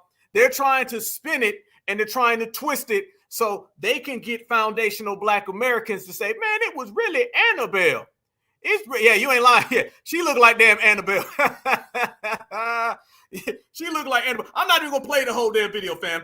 Let me just tell you, fast forward what she said. She says, man, it was Annabelle. As soon as Annabelle showed up on this tour, man, it had everybody thinking, it's got to be Annabelle who did this. There ain't no possible way that this could be it. And it's coming in a city near you. No lie. They saying that Annabelle is on tour right now. There's an Annabelle tour, and Annabelle's going to come to your town, and all the spirits is going to come right along with it. That's what it. Yeah, absolutely, family. They're trying to spin the narrative because they cannot get on any type of platform and say that it's really FBA spirituality. Yes, try to spin it, trying to stop it, trying to prevent it, because they know exactly what we're talking about is too powerful for them. If foundational Black Americans get a hold of that energy, if foundational Black Americans get a hold of that vibration, it's a wrap for them. So yes, this is what she's trying to say. They done pulled out a goddamn movie. Yeah, what they gonna say next? It's really Dora the Explorer. And if you think about it, Dora the Explorer is really a spiritual name because Dora comes from Germany, where they used to have all types of spirits. This is what they're gonna come up with next. That's what they're gonna come up with next, fam. I'm telling you right now. They are so desperate to prevent us from understanding what we already know. And that's the problem. This is what their issues is. They can't stop us because we already know what's going on. And they done had a lot of folks out there doing it. It wasn't just this person right here. No, they done had a gang of other people coming out here saying, man, Annabelle, Chucky doll. Yeah, all of that is exactly what it is. So you mean to tell me, was it the same thing, y'all, when Lake Lanier snatching people? What they gonna say Lake Lanier is next? Popeye the Sailor Man? Because technically, Popeye was what? A sailor. And y'all don't know that Popeye is really from Georgia. Matter of fact, hell, if they telling us that gingers are Black, next thing you know, they're going to start telling us that Popeye the Sailor Man was really Black because spinach is really from Africa. And technically, it's all because of him. So it's not really Lake Lanier. This is what they're going to do, fam. This is what it is. But guess what? Let me just go ahead and spoil all that. It ain't going to work. It ain't going to work. I'm going to tell you that today. That ain't going to work. Now you can pull that on Barack Obama or somebody, but you ain't going to get that off on foundationals. No. So yeah, that's her right there. She out there trying to get it, you know what I'm saying, put in the atmosphere that this is some type of doll creating this. And this is what I mean when I say they be playing. What you say, Nemo did it? Yeah, they're going to say, technically it was the Little Mermaid because the Little Mermaid didn't really want to go that way because her father. This is what I'm saying. They're going to have Sebastian the fish. Anything they can come up with, y'all. Anything they can come up with. But none of that's working. It's just a sign of desperation. See, I love seeing their desperation. Their desperation shows us where we got them. If you ever want to understand when you have somebody, follow their desperation. Their desperation has them stuck. And the reason why they're stuck based on that desperation is because there's nothing that they can come up with. They can't come up with anything at all. So they say, well, let's get desperate. I love seeing the dominant society desperate. See, some people used to get mad. They be like, man, they coming up with these lies. Notice we laughing. We laughing because we got the spirituality and notice that they're falling out fast. And let me say this as well, fam. Notice this, fam. When we start talking about our spirituality and we start talking about our essence and we start talking about our soul, this is what we're standing on. They're talking about dolls. They're talking about, I told you, everybody else is playing. We wonder why people go to Lake Lanier after we tell them not to. We wonder why people walking around plantations while they're getting burned down. Everybody plays with spirituality except for foundational Black Americans. That is how it goes. And you had a lot more people that were coming out. Watch this, guys, trying to run the same con game, y'all. So I guess people are not concepting the spirit power of the Annabelle doll. Oh, God. The Annabelle doll. Oh, God. Oh, we all just missed the boat on that one. Yo, this is what I'm saying, fam. Look at the difference between FBA and look at all of the W males. They're out here talking about the spirituality of a doll. Y'all don't understand the spirituality of the doll. These people's spirituality runs through a goddamn puppet. You wonder why FBA's on game. These folks' spirituality runs through a damn puppet. So I guess people are not concepting the spirit power of the Annabelle doll. The Annabelle doll is on a world tour.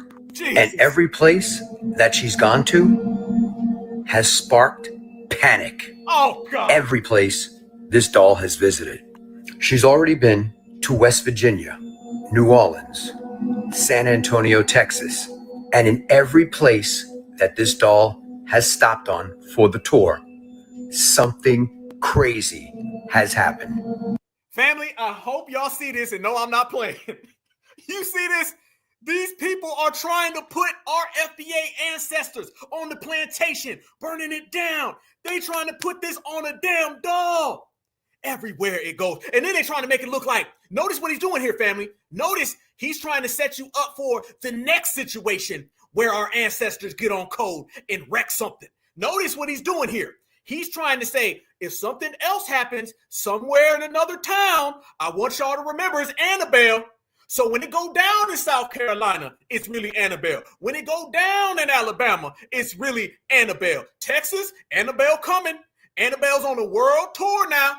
They're trying to use a damn puppet, Muppet, Hollywood movie to take away from foundational Black American spiritual ancestors burning stuff to the ground. You can't make this up. For spiritual safety, this case must remain sealed at all times. Oh, God. It has also been blessed. And in no case can it be opened while she's away from priest or clergy. And now they've just announced the next stop on the Annabelle doll tour. That is in Mayoville. And I'm sure you're going to be there with a first-class ticket. That's what I'm talking about, y'all. There you go. That's what I'm saying. So this is all just a way to pivot off of our ancestral energy, an energy in which they're trying to keep away from us, because we are on code more than ever. We're more in sync than we've ever been. That frequency is so strong amongst us.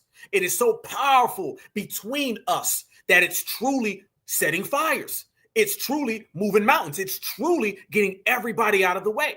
Spiritual vibration is like a force field that we walk in. Yeah, he bucking his eyes. They out there male bucking. You know that's something, family. And just to let everybody know that foundational Black Americans wasn't falling for the cap. Okay, this is what it is, fam. He knew he was just fronting too. You could tell. All that stuff that he was talking, you knew he didn't really believe that stuff, but he's trying to get us off of what we're doing. And brothers and sisters ain't been having none of that. None of that at all. Watch this.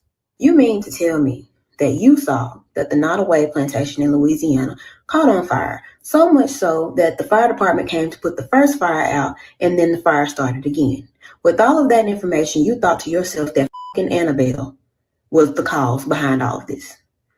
What does Annabelle have to do with us? Not the ancestors, not other deities, not even Jesus himself. Annabelle.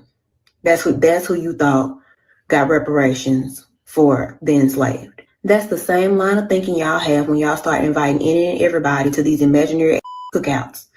No, Annabelle didn't have to do with that. I do think that something supernatural occurred, and I am glad that those spirits in that plantation burnt that the ground. And then the same day, about 11 inmates escaped out of New Orleans. It should have been more if you ask me, but hey, that's neither here nor there. But what I do know is it wasn't f***ing Annabelle. You mean to tell me that you saw that the Nottoway plantation in Louisiana caught on fire, so much so that the fire department came to put the first fire out and then the fire started again? With all of that information, you thought to yourself that f***ing Annabelle was the cause behind all of this. Hell no. Hell no, hell no, hell no. Never, never, never can that ever be something, family. So yes, spiritual, spiritual, spiritual. The element, the Majar spirit. Notice, fam, we've been talking about that as well, the Majar spirit. And it connects us to this land. It connects us to our lineage. We have a lineage spiritual connection right now that has never existed. No scam African can get in the way. No minority can get in the way. No person of color can get in the way. This is belonging to us. So damn your goddamn doll, damn Nemo, damn Popeye the Sailor Man, damn the Little Mermaid, and F Annabelle. This is certified ancestral spiritual power that's causing a wreck. And they're afraid. Remember, y'all, all that stuff with the scary music in the background talking about Annabelle's World Tour, they don't try to scare us. They try to scare us because they're scared of us. Run it back.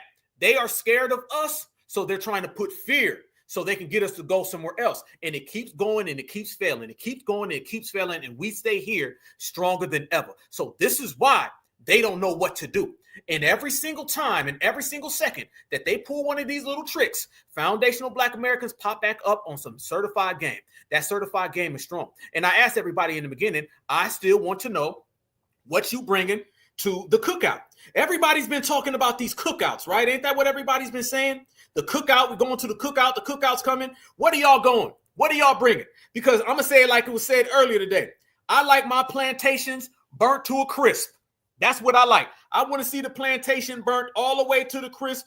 We're going to show up. Everybody's been talking about a cookout, and they talking about gingers and all these other people coming. Well, now it looks like on the way to having that, another cookout ended up popping up on their ass. And this one ain't the one that they wanted. They was thinking that the gingers was going to show up. They was thinking that Joe Biden was going to be there. And now they all finding out that, yeah, there's going to be a cookout. Only difference is this cookout is brought to you by them damn ancestors. And they bringing that real fire. I love seeing brothers and sisters saying, let it burn. Talking about fire from the Ohio players. I love seeing foundational Black Americans saying we don't give a damn. Right in time for the summer. When I said it was going to be a hot summer, fam, I did not know that fire was included. But goddamn it, I accept all the fire. And accept all the trees as well. What do you mean by trees, Black Alpha? Well, let me tell you what I mean by trees. I mean, on the way to making this broadcast, talking about the Nottoway plantation burning down and our ancestors doing that, on the way to talking about Lake Lanier snatching somebody up, then we ended up finding out that a Confederate museum was destroyed by a damn tree. Yeah, a tree just happened to fall in broad day on a museum, crashing out.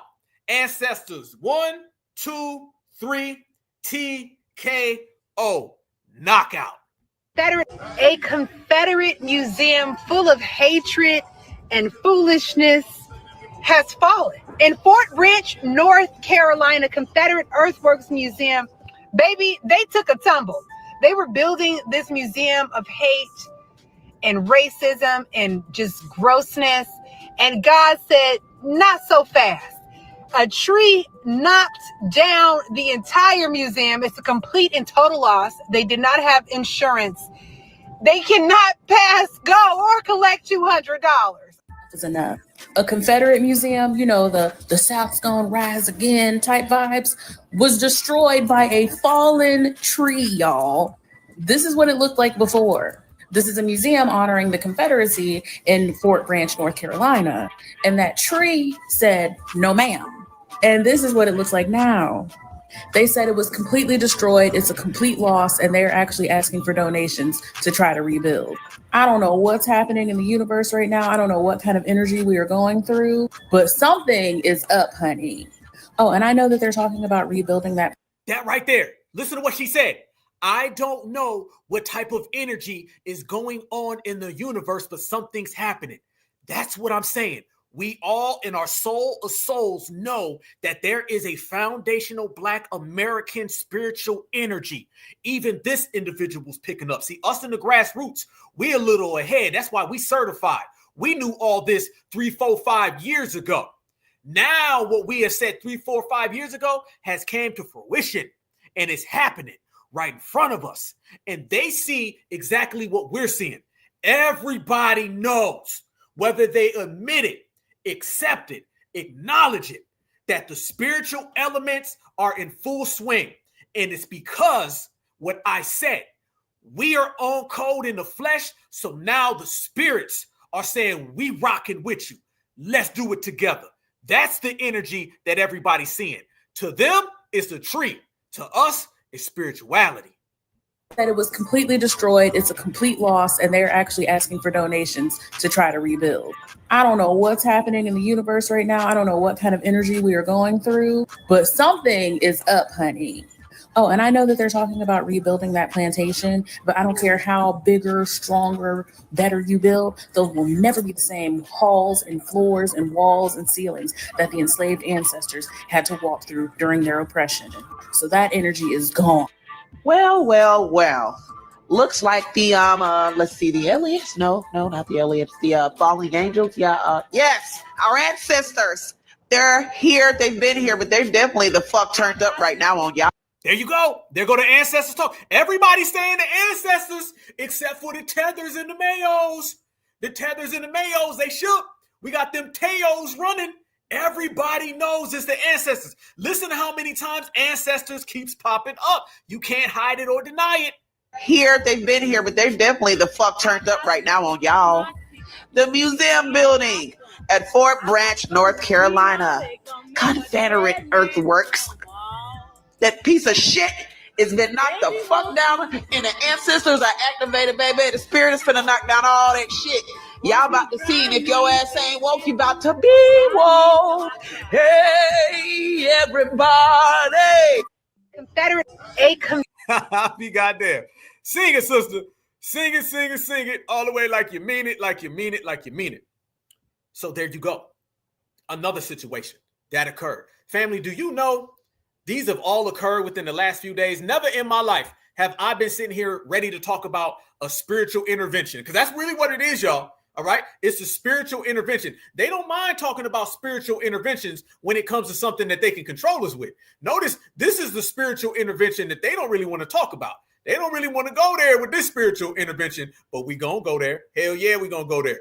They didn't really want to make this something, but it is. Whether they like it or not, it's here. Check this out right here, family. This shows you even further what we talking about. Look at this. There you go. Here's the photos of what's happening.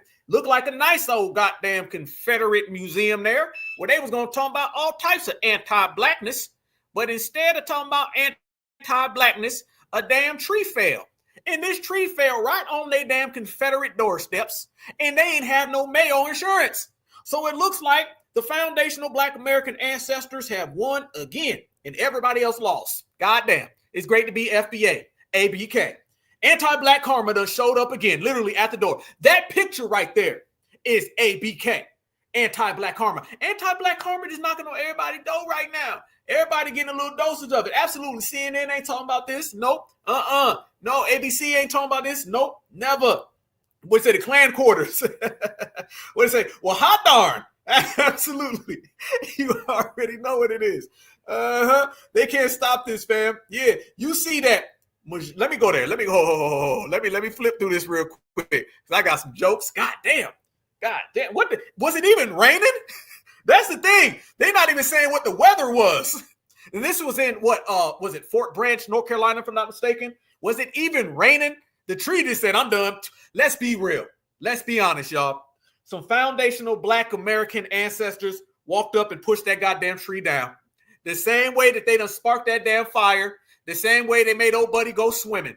Let's be honest. We're going to get straight to it, okay? We're not going to play no games.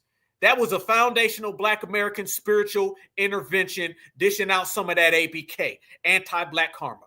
Wherever you practice anti-Blackness, anti-Black karma will come and find you. And what we're seeing now is that there is no jurisdiction for anti-Black karma.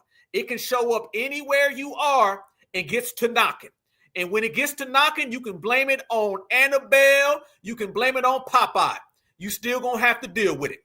This is the era that we've ushered in. Last month, it says, we were surprised to get a call informing us that a large tree had fallen on the museum. Unfortunately, it is a total loss. We intentionally delayed letting everyone know. Oh, goddamn. So this happened last month. So this was after the Carmelo Anthony situation, and it was before the Nottoway plantation situation. I be damned. So the ancestors was going ahead and doing this before everything popped off. And it's funny though, y'all. Isn't it crazy that this makes the news and they deliver this news the same exact time that we get the information about Louisiana? This is crazy. What made them come out now when it happened last month on the hills of Lake Lanier, on the hills of Louisiana? I'm just saying. I ain't even know. I be damned. They said, we intentionally delayed letting everyone know that the artifacts could be moved and secured at a new location to avoid any theft. We have since learned that the insurance on the building is not enough to replace it with today's cost. We are devastated, ABK. We are looking at other possibilities of funding, including creating a GoFundMe account, ABK. Please consider donating to help Fort Branch replace our museum and keep it available for future generations. Donations to our organization are tax deductible. ABK, ABK, ABK all goddamn day. That part. So this is what it was. They seen the way things are pulling out. They thought they was going to go get some of that GoFundMe money. But nobody's really even talking about that other than us. And let's be honest with you, nobody want to touch that because that's a super loss. That's a super loss. What you going to do? Rebuild it like a tree? Like, come on. What are you going to do? And it's going to fall. It's going to collapse. It's going to be another one and another one and another one. It's a wrap. It's a wrap and it's knocking. And it's knocking on that door because foundational Black Americans have been putting that ancestral energy out here. Let's be real, y'all. Okay? This is a spiritual intervention. What happened at the plantation burning down? A spiritual intervention. What happened with the Confederate Museum, having a tree destroyed? That's a spiritual intervention. Lake Lanier snatching people up. That is a spiritual intervention. They see a lake. We see the ancestors. They see a plantation fire. We see the ancestors. They see a tree. We see the ancestors. So it shows you automatically where we are and where they ain't. Foundational Black Americans right here, them down here. And that ABK, anti-Black karma, it'll come knocking. And there's no jurisdiction for it. And there's no time frame for it. See, the thing about our certified foundational Black American ancestors, they know that they got time. And they can get you in the 1800s, the 1900s, the 2000s, or whenever. But when it comes knocking, you better answer that door. If not, you might have a tree come falling down on your museum. Checkmate. And there's been a lot of people who've been trying to steal our foundational Black American spirituality. And the reason why is because they want to disconnect us, what we've already talked about. And the disconnection was so severe a long time ago that you had people running around here trying to put an FBA jacket on and proclaim and pretend to be us. And those people who proclaimed and pretended to be foundational Black Americans, they have crashed out so bad because they know now that it's the takeover. It's the takeover because FBA bringing everything back over here on our side. Let's go there. We talked about the movie centers. And one of the things that occurred in the movie centers that a lot of people were saying, hail to the North, was them talking about the Red Indians. All right. And we've already broke that down. The first tether in the United States of America was the Pocahontas. That was the very first ones because they always wanted it. So when you deal with the scam Africans and then you deal with the Pocahontases, these are both people who do not want FBA being in tune with our aforesaid ancestors. Foundational Black Americans, we built this country. We were here thousands of years before anybody. We developed everything, including our own spiritual system. Our spiritual system does not come from Africa. Our spiritual system does not come from Asia. Our spiritual system comes from right here because we built this thing. See, once we identified ourselves as FBA, then we said we built this country. When we said we built this country, our ancestors who built this country, they gave us that certified salute. Fam, right now, we get certified salutes from the spiritual realm, and we sending them right on back. So you got a lot of these Pocahontas people who've been popping up, all them Tontos, absolutely, who've been popping up, and they've been out here desperate as hell to stop foundational Black American spirituality because the dominant society sold them our lineage a long time ago, our identity a long time ago. Let's be real, y'all.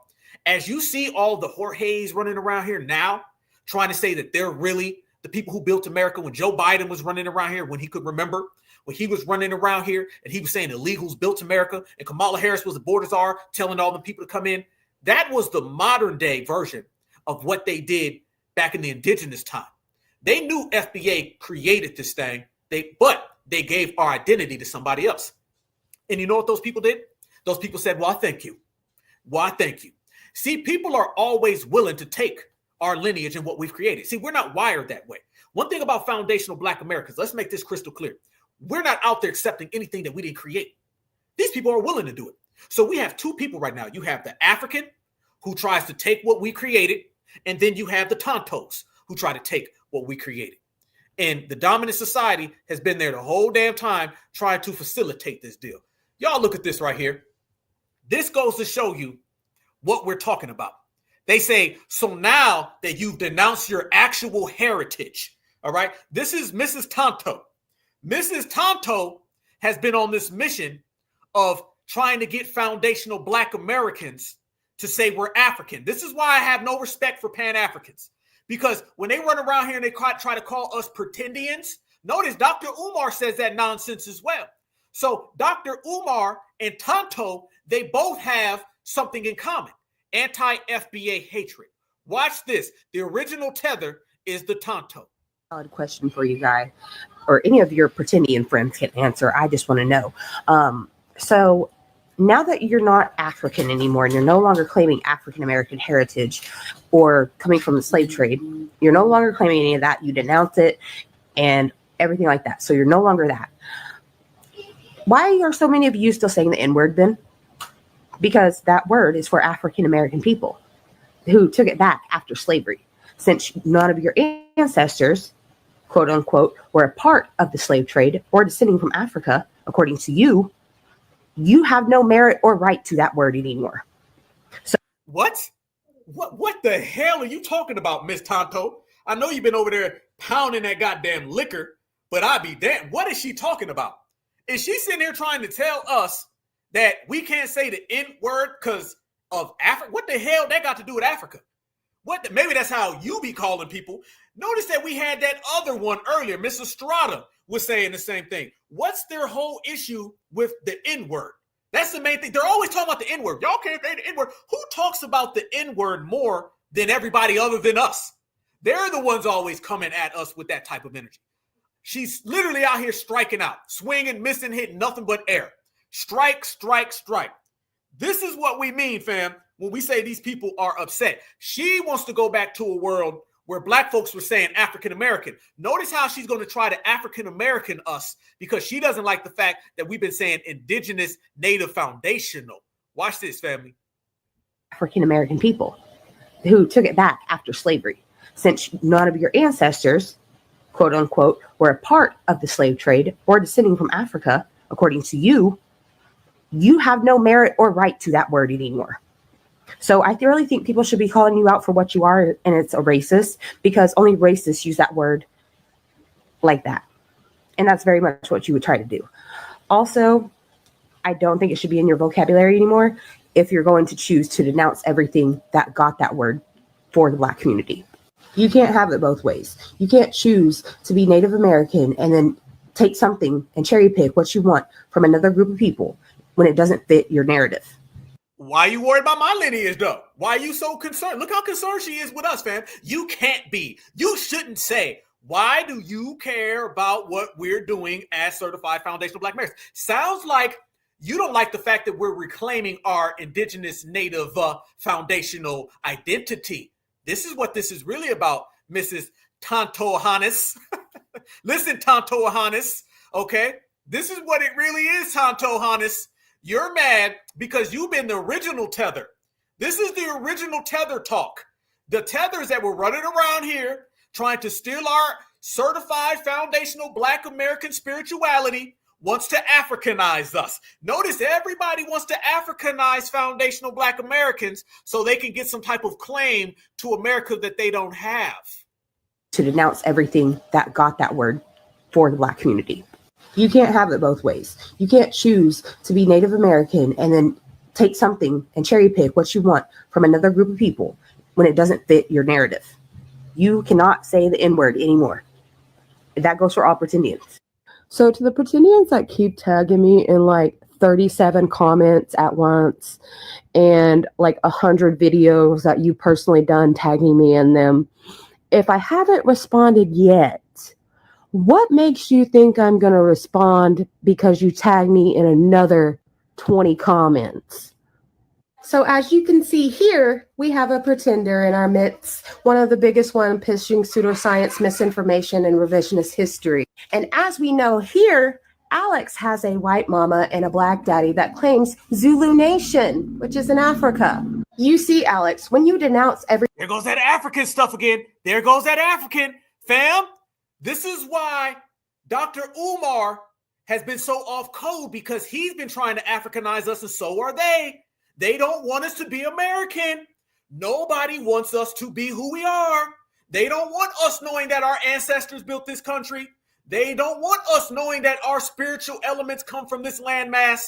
They want to make us everything but Black American. everything about who you are and your ancestry and the culture. You're no longer allowed to cherry pick what you like and what you want to claim. See, like hip hop, that is an African American thing. It is a Black American culture in music. And it was popularized by African men and African American men, like DJ Kool Herc, a Jamaican American. Oh, God. There you go, family. Here now she's hitting everybody with the 50-50. This is what I'm saying about these people of color, y'all. She done ran down the whole list. Y'all can't say the N-word. Y'all not really from America. Y'all really African. As soon as she says all of that, then she comes with the Kool Herc created hip-hop. It's the same bucket of tether lies. This is that Fat Joe talk. This is all of that want to be FBA, we did it all together energy. How'd you know? You got to be careful, family, because when we seen Fat Joe saying all this, and then we seen all the Jamaicans saying this, all of the little tether Hontuses, all of the other tether Tainos, all the other people of colors were saying the same exact thing. Now she's going to go with the 50-50 thing. And watch her start reading, too. You want to claim. See, like hip hop, that is an African American thing. It is a Black American culture in music. And it was popularized by African men and African American men, like DJ Kool Herc, a Jamaican American, African Bambata of the Zulu Nation. You're a part of the Zulu Nation, or your daddy is, isn't he? And then we have Grandmaster Flash is from Barbados. And then we have the Sugar Hill King, an African American group. See, you no longer get to claim what your betters have made. You can't claim culture. You can't claim music. You can't claim anything about being a Black American because you're not that. This is the final part, the Pretenian phenomenon, a cult built on hatred. This cult does whatever. Listen to all that, family. Look at that. She's just trying to tell us what we can do. No. We do whatever the hell we want to do. You ain't got the memo? FBA, run this. This FBA all damn day. King, an African American group. See, you no longer get to claim what your betters have made. You can't claim culture. You can't claim music. You can't claim anything about being a Black American because you're not that. This is the final part. Did she just say that we ain't Black Americans? Did she just say, fam, this is when people have to realize that the gravy train of taking FBA culture is over. It's a wrap. Now, just being a good tether, the next step that she's going to do is this right here. I want y'all to notice. Now she's going to start hitting everybody with the y'all being mean to me. She done did the 50-50 hip hop. She done did the y'all can't be Black American. Now she's going to do the y'all's is too mean. Watch. The Pretenian phenomenon, a cult built on hatred. This cult does what every other cult does. Targeting the weak-minded, convincing them of this revisionist history with no evidence and no experts to back it up. Only the same racist, revisionist history and racist talking points, convincing and converting these people who are not educated on the topic of this false narrative. This is genocidal. This is another act of a group coming and attacking communities in the masses, claiming that their cultures are not theirs, that their ancestral ties are a lie, and that everything we've known and been taught historically, educationally is a lie. Some of it is, but a lot of what they're pulling is falsities that are recycled through. Oh, she about to cry. Listen to what she's saying, y'all. I'll be honest with you. I'm suspecting this might even be an agent. I'm being honest with you guys. I'm being really, really honest. I mean, if they're running around here saying that a damn Annabelle doll is the real reason why plantations burned down, this could also be an agent as well. We got to definitely keep that book open. But notice, fam, she's very, very shook up. Very, very, very shook up. Yeah, absolutely. That ABK, the anti-black karma, coming knocking. I want y'all to notice right here, fam. Now, because when she starts getting into genocidal talk, that's turning into trying to criminalize us. But I want y'all to notice this right here, what she's doing. And it's very, very evident. Now she's trying to get into the thing saying, we were lied to. Yeah, we were lied to. We were lied to because people told us that yo folks are our folks. We were told that y'all were the natives when we are. They don't like the fact that the world, and I mean the world, is knowing, finding out that the original inhabitants of the United States of America, before it was the United States of America, are foundational Black Americans. Notice more and more, y'all, that Indian language is disappearing, that Indian myth is going away, that they're the original folks has disappeared. Nobody's talking about them no more. And you can see she's very, very disturbed by it. Communities in the masses, claiming that their cultures are not theirs, that their ancestral ties are a lie, and that everything we've known and been taught historically, educationally, is a lie. Some of it is, but a lot of what they're pulling is falsities that are recycled through this cult. This cult has made threats of harm. If these pretenders are not stopped, violence will ensue in the name of hate. These pretenders and this phenomenon of hate and this cult will escalate. No, nobody's saying that. That's a lie, you guys. That's a lie. Nobody is out there at all saying that they're going to attack any Native Americans. That's all cap. Nobody believes that. I want you guys to notice now. Now she's starting to get into real agent talk. This is real agency talk right here. Notice, remember the Africans were saying we're a hate group. Now she's starting to say hate group. What she's really talking about is foundational Black Americans. That's really who she's talking about. They don't like the fact that we've identified that we're the originals. I understand why it would hurt. It bothers you by the fact that you thought that you were the original people. It bothers you because you have gotten reparations and reservations in casinos based on what my ancestors done. It's just a great takeover.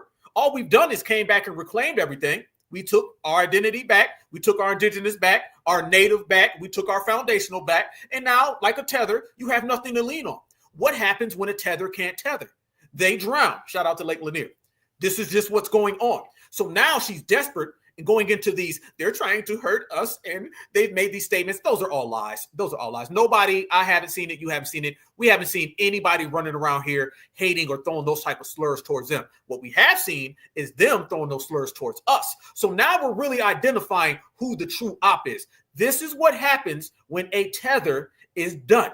When you have the identity that you've taken back from you, it's over. You think it's a coincidence that when the Democratic plantation went down, all of the Pocahontas lies went away as well? No, it's not a coincidence at all. This is just par for the course, and these people are upset. Watch her go into more lies. When that'll happen is debatable, but it is sure to follow with everything that's been happening. Because we know for a fact, those who do not learn from history are always doomed to repeat it. Okay, guys, so you know our frustration with these pretendians, right? It sucks. And we've always felt like... Now watch this, fam. Now she's going into a thing where she's saying she's going to call the police on Black folks. This is the desperation. It followed up by this. This was the setup right here. All this stuff about threats and all that, that was the setup. Now you're going to see it turn into, I'm going to call the police.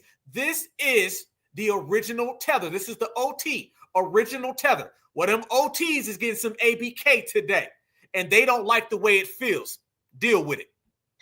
Because we in history are always doomed to repeat it. Okay, guys, so you know our frustration with these pretendians, right? It sucks. And we've always felt like there hasn't really been a way to combat them. Well, now I finally found it. I want you guys to join in my live sometime this week. Just watch out for my lives. And I will be giving the information on how we can combat them in a legal way that can actually get them taken down and charged for their crimes of fraud. Be sure to look out for that this week. It's going to be me and Native. Crimes of fraud. This individual thinks that they gonna get Black Americans for crimes of fraud for representing our indigenous history right here in America. Damn, it's got to be bad to be a tether. For their crimes of fraud. Be sure to look out for that this week.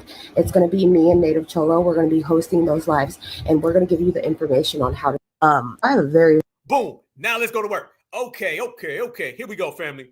You seen, I seen, we seen exactly how that played out, right? This is what they're doing. So they don't like the fact that we know that we've been here original. Let's go there, fam. Notice that all of that Tonto Indian stuff has disappeared. You don't hear that anymore. Let me say this. The 3 lies, and I mean bold-faced lies, that you heard growing up in school, I'm going to tell you what they were.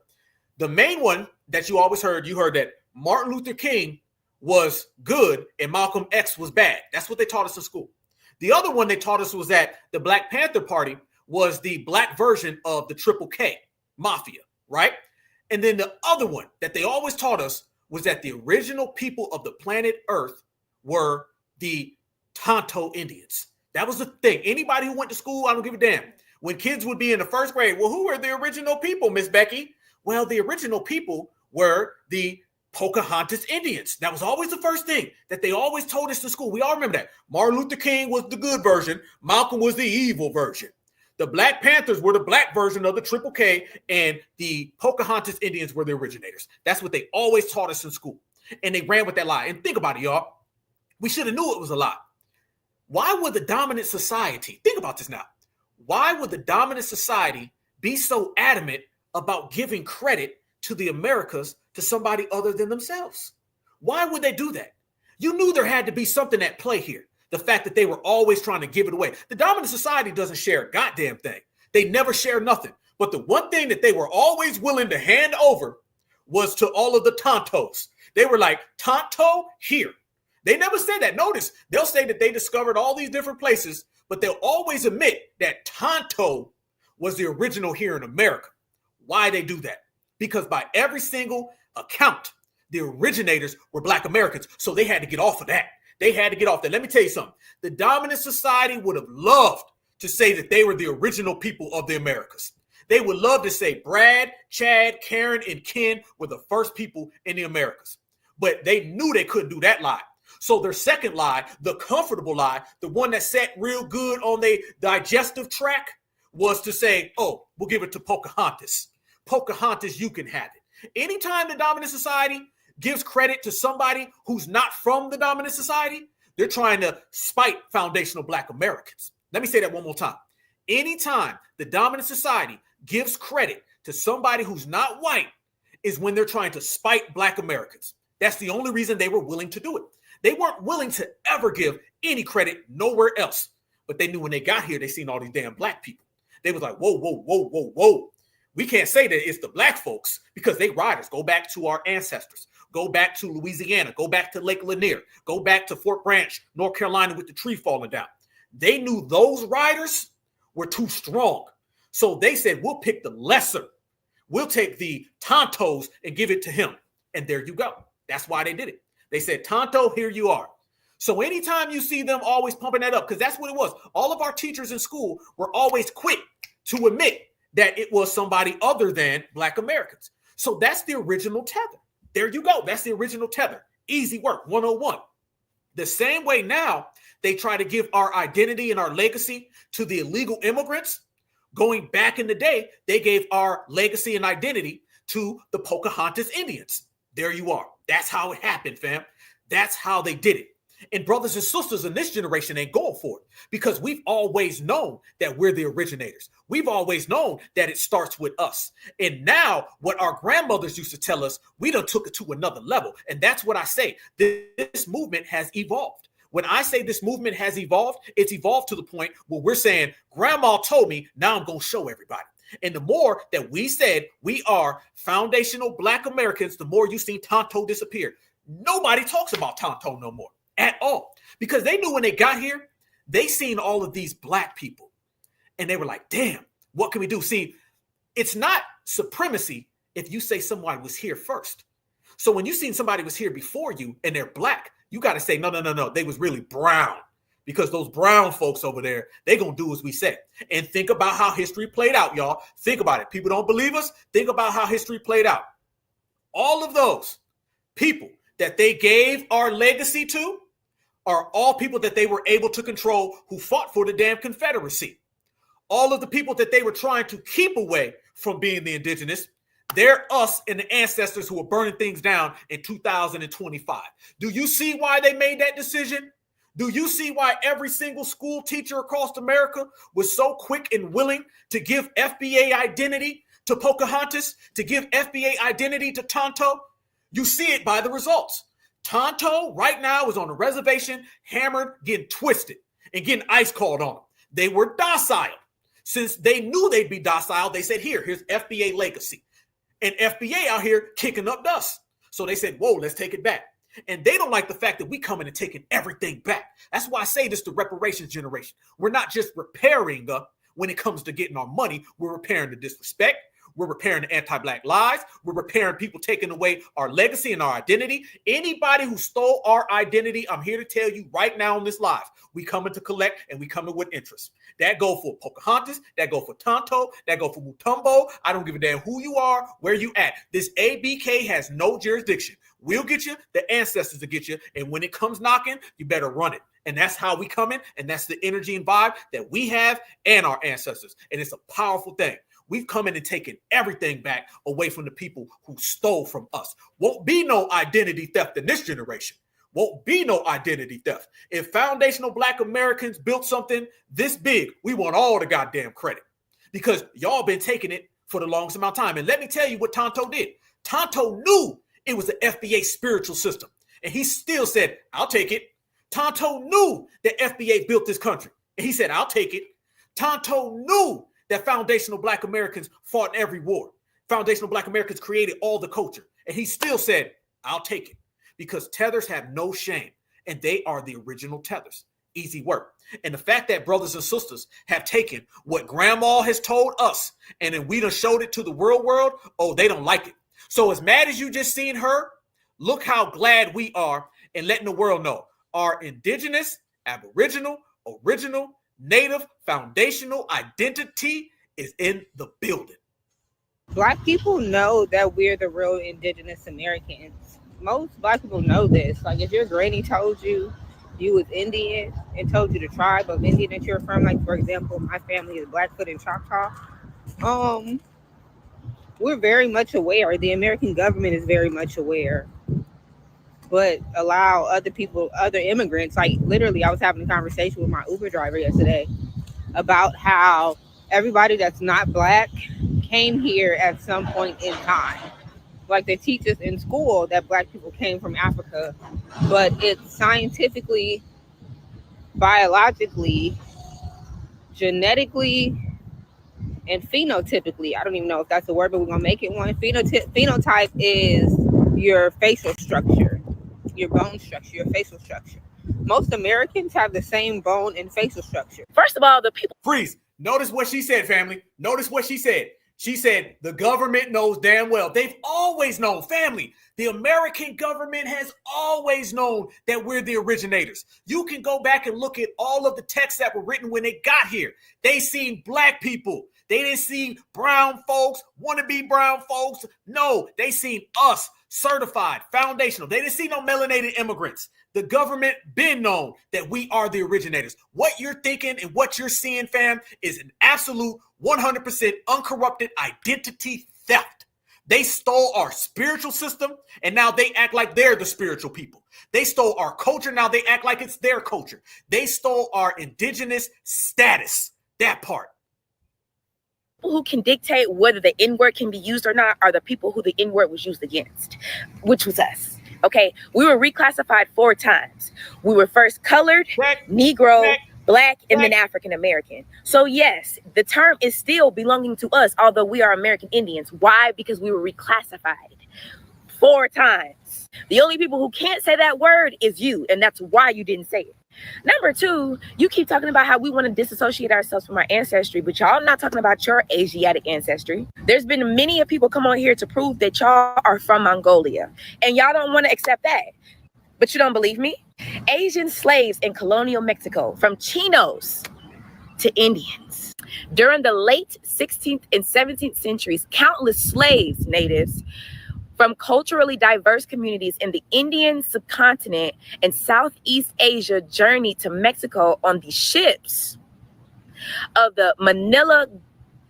Upon arrival in Mexico, they were grouped together and categorized as Chinos. Chinos is the Spanish word for Chinese. Their experience illustrates the interconnectedness of Spain's colonies and the reach of the crown, which brought people together from Africa, the Americas, Asia, and Europe in a historically unprecedented way. In time, Chinos in Mexico came to be treated under the law as Indian. Black people, no. One more time. No. One more back. Let's run that back. Who? Are from Mongolia, and y'all don't want to accept that. But you don't believe me? Asian slaves in colonial Mexico, from Chinos to Indians. During the late 16th and 17th centuries, countless slaves, natives, from culturally diverse communities in the Indian subcontinent and Southeast Asia journeyed to Mexico on the ships of the Manila. Upon arrival in Mexico, they were grouped together and categorized as Chinos. Chinos is the Spanish word for Chinese. Their experience illustrates the interconnectedness of Spain's colonies and the reach of the crown, which brought people together from Africa, the Americas, Asia, and Europe in a historically unprecedented way. In time, Chinos in Mexico came to be treated under the law as Indian. Black people know that we're. There you go. There you go. Here we are. Run it back. That part. So you see exactly what we've been saying, fam. They're upset because all of that information right there is put out there, as well as other information that we've all compiled because we've all known. There's been a lot of things that foundational Black Americans, we've known to ourselves that's spreading across the world. We've just taken our message to a higher platform because of all of us being on code. Fam, we've been knew about the spirituality. Now everybody's seeing it. A lot of people seeing it in Louisiana, some people seeing it in Lake Lanier, but you're seeing it though. Now we've also known that the indigenous status of us has been around. So they are getting the message in which we have put on the table for them to see. And they don't like that. Oh, they don't like that, family. Yeah, good evening to you as well, family. Yes, indeed. They don't like that. They don't like none of it. And we're just taking things that we've already known. Shit, grandma been telling us this for years.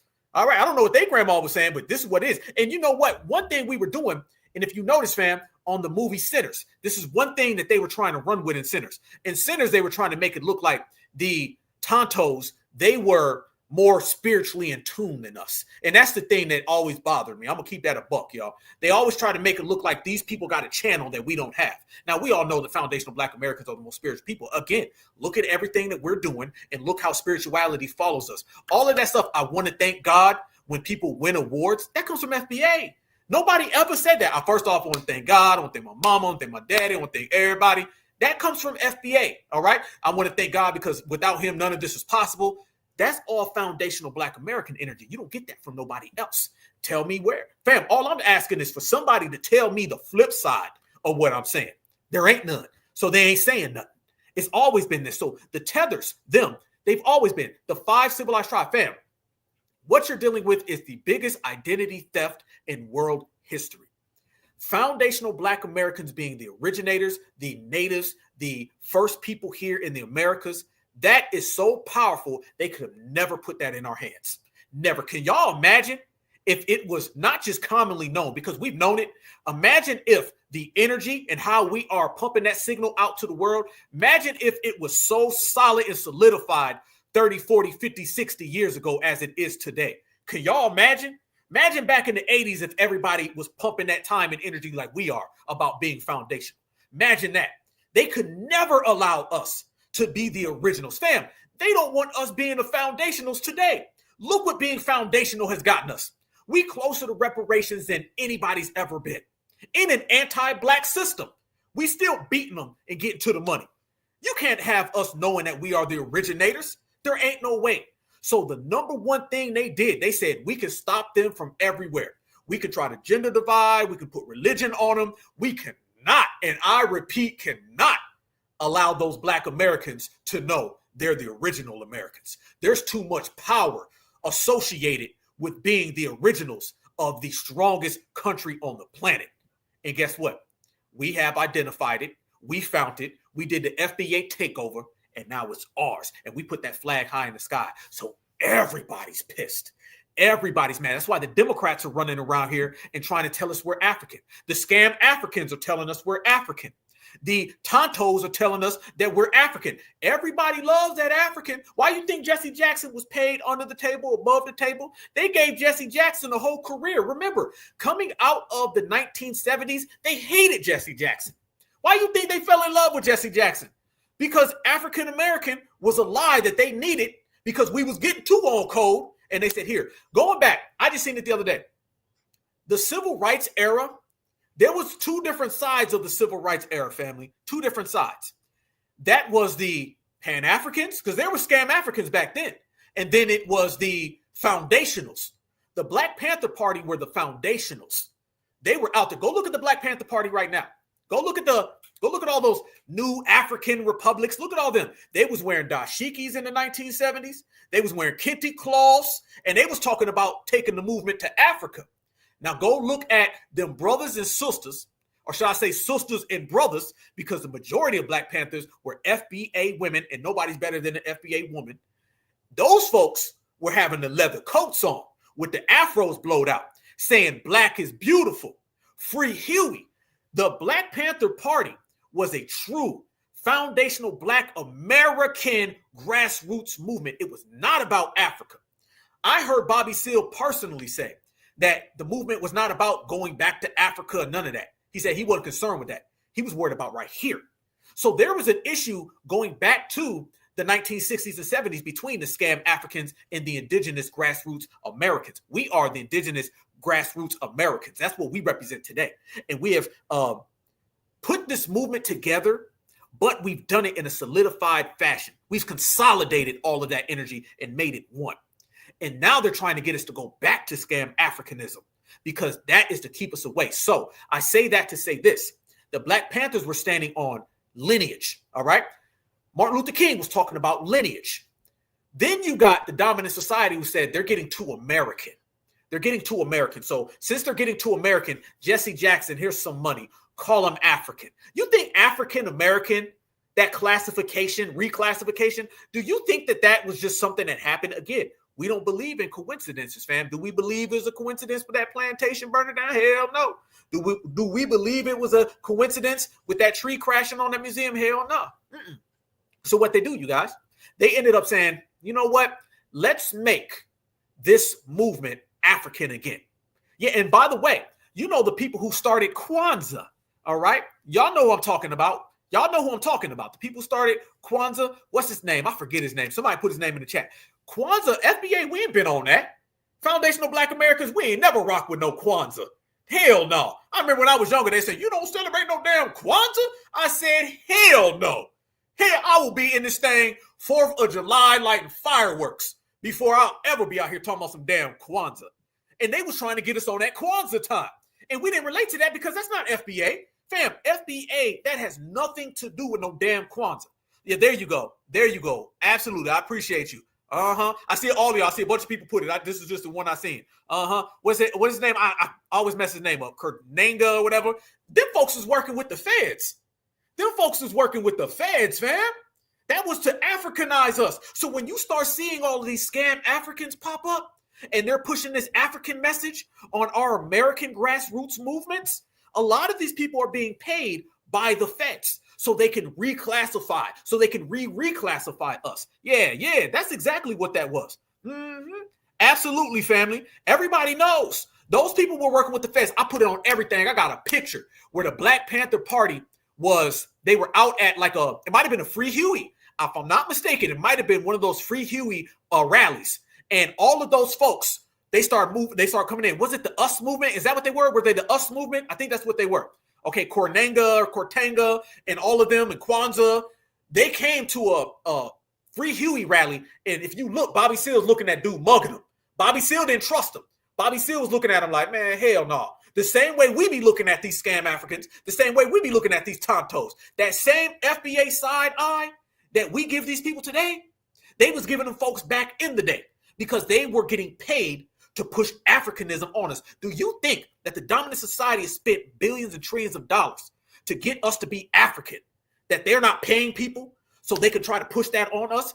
It is a luxury business to try to push Africananas on FBA. I'm telling y'all. So no, we weren't rocking with none of that. Yeah. Absolutely. You say you don't know. Yeah, Kwanzaa. Yeah, they was trying to push Kwanzaa. We got rid of all of that. So I say that to say this again. They paid people to try to Africanize the civil rights movement. They paid those people to do a lot of those harmings of the Black Panthers. All right, some of those Panthers who ended up getting bumped off. Okay, shout out to my people in California. A lot of those people that were getting knocked off from the Black Panthers were coming from that movement, that other movement that was doing a lot of that, fam. Absolutely. Yep. So Jesse Jackson got paid to reclassify us the same way that Tonto got our FBA identity. Them stealing FBA identity is a very elongated thing, family. They've been doing it for hundreds of years. And now is the worst time because we are too American for the system. Absolutely. We are too American for the system. So they've been trying to run all of that African stuff on us, and we're not having it because we understand there was a deal. The same way they paid that us organization to Africanize us with Kwanzaa, the same way that they pay some of these scam Africans today to Africanize us is the same exact way that they hooked up with all of those Indians. And guess what you ended up getting? Guess how they got rewarded for being the original tether? Right there. They said, we will be civilized and we will fight for the Confederacy. I've showed that picture multiple times and I'm going to show this picture for life. This is what they ended up doing, you guys. This is it. It was a deal. That picture right there of all them tontos holding up that Confederate flag ain't no different than all the scam Africans holding up the RBG flag. It's the same exact thing. These people are getting paid to try to tether on to FBA and they're being rewarded with our legacy until now. Now it don't work. So all that money that you've been spending on these tethers, you better go get you an immediate refund because it ain't happening. What you think the 5 civilized tribes were? You know another saying for 5 civilized tribes? That's called sellout. We can go ahead and just cut to the front of that line. That's called sellout, everybody. That's what that is. The 5 civilized tribes are nothing more than just people who said, we gonna sell out. And they made a deal to steal foundational Black American lineage, heritage, and culture. And as soon as they did that, next thing you know, voila, they got paid. They got broke off. That ain't no different than what you're seeing today. There's always been a way to try to steal FBA culture. Going back to the civil rights movement, like I said, they used a lot of those Kwanzaa folks to Africanize the Black Panthers and the civil rights grassroots. It's the same exact way they paid Jesse Jackson to Africanize all of us, fam. Why do you think mysteriously, come the 1980s, someone says, let's call Black Americans Africans? Yeah, let's say African American. Why do you think that? And we've all seen studies, and I posted them before, where the average Black American didn't even want that name. So if we don't want that name, we denounce that name, and they still give it to us? What the hell? Do you know kids who were born in the 90s and some kids who were born in the 80s, they think that African American has always been around? They didn't know about the reclassifications. How many of y'all knew about the reclassifications when you were younger? For some of my younger folks, a lot of people just thought that we were always African American. Go back right now. And I say this all the time because I was talking to a young brother one time and he said, I didn't even know that African Americans was created in the 1980s. I said, I understand because you were born. I think he was born in like maybe 90. So in his world, all he's ever seen was African American. And they think that we were always called African American. A lot of people did not know that. A lot of people did not know that that name was thrust upon us getting paid by the Democrats, the dominant society, and Jesse Jackson. A lot of people didn't know that. They had no idea. It took some of us who were like on game and like thorough. We checked it, but a lot of people didn't know. A lot of the younger folks didn't really know that. You know what I'm saying? Because they just assumed it. And I said to them, matter of fact, it was a young brother and a young sister. I said, right now, I want both of you guys, go find me a video of Martin Luther King, Huey P. Newton, Bobby Seale, Malcolm X from the 80s, or excuse me, from the 80s or the 70s or the 60s. Go find me any footage of them talking about African American. Because I know Huey, you know, he passed away in 1988, 89. But go back and find me any clip, anybody, find me a clip where any of our foundational Black American icons ever referred to us as African Americans. No, Malcolm X passed away in 1965. He never said African American. Martin Luther King passed away in 1968. He never said African American. So, I mean, this is cutting it kind of close to the 70s. Go back to the 1970s. Tell me any time. Tell me, where have you seen Bobby Seale? Nobody ever said African American. None. Nobody ever said that term. That was a term that these people were given to classify us. There's always reclassification. Think about it, fam. How many times have white folks been reclassified? How many times have Latinos been reclassified? How many times have Asians been reclassified? How many times has the native red Indians been classified? How come we done been classified 100 times? How come we are the only people who have been reclassified 100 damn times? It's because we're the one people that they want to keep away from being an American, because being an American is too powerful. And we're already powerful people. So find out who's been reclassified 100 times, and then you got your answer on who they're trying to prevent from being an American. And they did the first thing. They pulled out their paper and they said, well, anybody who wants to take the identity and the legacy of Black Americans, please stand up. And every goddamn Tonto in the room stood up. And he said, here, y'all can have it. And then now we came back and said, no, the hell you can't. And we took it back to the point where the Bering Strait has disappeared. Let me tell you how we win it. Let me tell you how we win it, family. I'm going to tell you. How you know foundational Black Americans have reclaimed everything that is ours? And I'm talking about from every aspect. Remember the Bering Straits thing? They were like, oh, well, they came over during the Bering Straits. Well, we come to find out, well, yeah, there was evidence of Black people here in America thousands of years. Oh, yeah, that was the Tonto Indians.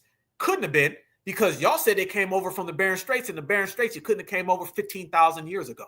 15,000 years ago was the first time you could have came over the place that they told us that Tonto came from. Well, if he could only come over from 15,000 years ago, but we got evidence of 100,000 years ago, that lie's done. Thank you very much. You can thank FBA later. Checkmate. So now what are they doing? Now they're trying to say that the Bering Straits really never happened. Family, do you understand the fact that we made these people pivot off of the Bering Straits? Think about that. We've had some monumental victories, fam, from political, social, reparations, economic victories. They ran with the Bering Straits lie for hundreds of years. That Becky teacher that was teaching all the Black kids that Tonto was the first human being, she was telling that lie way back in the 1920s. Now they said, damn, we can't say that. Yep, ice melted and they were stuck. So if you couldn't cross 15,000 years ago, how the hell you explain all these mounds out here? How the hell you explain these feet print? How the hell you explain all these tools? How the hell you explain all of the evidence that shows FBA been here for hundreds of thousands of years? That is what I call a flawless victory. Checkmate, checkmate, checkmate. So we have reclaimed our identity with facts and receipts. We have showed they were lying the whole time. So now you see them crashing out. Why are they crashing out, family? They are crashing out simply because they were told that they could always keep our identity. And now they can't. So let me tell you what also ended up happening. Now, just like a good tether, the dominant society, they done threw $20 on that damn hotel table and they said adios. And they done threw all of them on the curb. Yeah, notice the dominant society has separated themselves from all the Pocahontases. You don't see that no more. Who are the only people upset right now? Pocahontas and Tonto are upset. You don't see nobody coming to save them. To my point, you don't hear any of them getting any credit no more. We have destroyed the myth about the Tonto being the originator. And we have reclaimed that we were. We have destroyed the myth that their spiritual system was the first. And we have reclaimed that. We have destroyed the myth that these people have our identity. And we done took it all back. Took it all back to the point, fam, where they just sitting there shook up as ever can be. And now let me show you further evidence. They are trying to call ICE on Black Americans. And Donald Trump came out, shut all of that down. And when he came and shut that down, you're going to see this person damn near breaking the tears. Remember, y'all, just a second ago, this woman was talking reckless. I want y'all to see how she went from 100 to 0 real quick. FBA always wins. Mark it down. Now that I have this information, we can call and make a report on these tribes for their fraudulent behaviors and defrauding the government. And Pretendians specifically, you guys should pat yourselves on the back because you guys actually gave me the idea. See, when I looked through all this stuff and I had remembered back to that case in Texas with that fake ass tribe, I remember ICE being involved with the fraud and everything else like that. So you guys gave me the idea for ICE actually. So thank you for that. As far as how we can go about reporting, we need to call both numbers to the BIA and ICE and report for fraudulent activity against the Ziumaru and against the Yamasee of South Carolina. Hey guys, good afternoon. So I just wanted to come on here and say we're doing great with calling the tip lines. Encourage anybody else you know to call and make a tip with the BIA, with ICE, and we can actually do something to get these tribes taken down. There's stuff going on in the works that a lot of people don't know about. But that's all I'm going to say about that. Secondly, for you Pretendians out there that think that nothing can happen to you while making these fake tribes and or selling tribal made jewelry that you are saying is made by an indigenous person, those can have huge consequences and huge fines attached to that, and a fine of $250,000. So for those of you that think this is a joke, it happens. You can be charged with this. This is Note it. Look at her. See, look how scared she looked. Look how scared she looked, family. Oh, she's super shook. Look at her. Now she's saying, they gave us your identity and took it back. They gave us your identity. Now we can't have it anymore. Somebody call ICE. Now she's trying to call ICE on Black Americans. You know you can't call ICE on us. Damn, shouty. It's all bad. No. Got one better. Damn, shouty. On the reservation, you was the man, shouting, what the F happened to you? Look at this right here. She's spooked, y'all. She's super spooked. She don't know what to do and what to say because all of that stealing of our identity is over. It done ran its course. We done took it back. So she has to deal with the fact, fam, that FBA are being recognized as the originators and she is not. So she said, I'm going to call ICE. How you going to call ICE on the non-deportable when you could be deported? It's a real thing. This is not just TikTok land. What position? Birthright citizenship.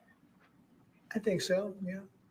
Look, birthright citizenship was, if you look back when this was passed and made, that was meant for the children of slaves. This was not meant for the whole world to come in and pile into the United States of America, everybody coming in. That right there. See, soon as that was said, that put an end to a lot of that talk that they was trying to talk, y'all. Yeah, that put an end to a lot of that stuff that they was trying to pull. This is what I'm saying, family. We done put all of the tontos out of business. And totally unqualified people with perhaps unqualified children. This wasn't meant for that. This was meant when it was originally done for the children of slaves. When it was originally done for the children of slaves. Yeah, I want to know the difference between pretending. Now look at her. Look where the energy go. Y'all, remember how she was talking? I'm giving y'all a timeline. The very first videos that I showed you in the introduction to her, she was talking with a lot of energy. Somewhere around the middle, that energy started to subside. Now listen to her speaking in a very soft whisper when she has to realize the fact that they stole our identity. We took our identity back. And then the president of the United States came out and he said, we gonna put ICE on you, Pocahontas, and FBA's gonna get the money. This is what it looks like when reality sets in that you not like us. Checkmate. Indians and real natives. Pretenders want money, they want land, they want something, they think they're owed something by the government, and they're not. Real natives, and maybe I'm just speaking for myself, but from what I've seen, we already know we're not going to get anything from the government. From what I've seen, we already know we're not going to get anything from the government. Y'all want to know the difference between pretenders and real? Woo! Look at that energy.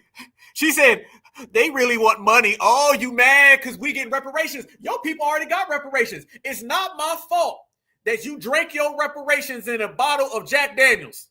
It's not my fault that all your reparations went away with that bottle of Jimmy Beam. Notice that she starts off and says, they want money. She is starting to deal with the fact that we get closer to that bag. And she know we going to flip that money, not drink it. She know we going to spend that money, not drink it. She know we gonna build that money, not drink it. This is what it was all about. She's upset now because she sees we get into that money and she admits they ain't getting nothing. Sorry. Y'all want to know the difference between pretenders and real natives? Pretenders want money, they want land, they want something, they think they're owed something by the government, and they're not. Real natives, and maybe I'm just speaking for myself, but from what I've seen, we already know we're not going to get anything from the government. From what I've seen, we already know we're not going to get anything from the government. Y'all want to know the difference between pretenders and real natives? Pretenders want money, they want land, they want something, they think they're owed something by the government, and they're not. Real natives, and maybe I'm just speaking for myself, but from what I've seen, we already know we're not going to get anything from the government. We already know we're not going to get anything from the government. We already know we're not going to get anything from the government. 500 years of treaties, and every single one of them have been broken. We have proof enough to know. I think at this point, all we want is acknowledgement. I think at this point, all we want is acknowledgement. Yep, I will acknowledge you as the original tether and who's drunk as a skunk. There they go. I think at this point, all we want is acknowledgement. I think at this point, all we want is acknowledgement. And that is the difference. There you go. And the difference is you not like us. And all of that energy that she had went away real quick, didn't it? When we stood on FBA business, when we started certified regulating, when we took back what's ours. The FBA takeover is in full swing and full effect. You can feel it. Our FBA takeover, in terms of taking back everything that belongs to us, I don't give a damn what it is. It's in full swing, and now you see them out there crying. Matter of fact, speaking of them out there crying, let me go ahead and show y'all the whole thing, because she might even cry a little bit. Who knows? I'll have to do that here in a little bit, but if they were to acknowledge us and pay us what we're owed as Native people, the amount of money would be insurmountable. And they'd have to admit to a lot of things that they're not ever really wanting to admit to. Boom. There they go. Oh, it's going to be all right. You're going to be okay, Tonto Hontis. You're going to be all right. What you can do, go ahead and start one of them GoFundMes, and you might get you enough money that you can get you some of that reservation Jack Daniels, okay? Them tears is going to be okay, all right? Cry me a trail of tears. Fam, is she doing a trail of tears? Damn, you stole Trail of Tears from us too. She done stole Trail of Tears, and now we got her making a Trail of Tears when we told her FBA all goddamn day, certified up ABK, anti-black karma on you. There they go. Y'all know, they see it, family. We got them crying. It's going to be all right. You're going to be okay.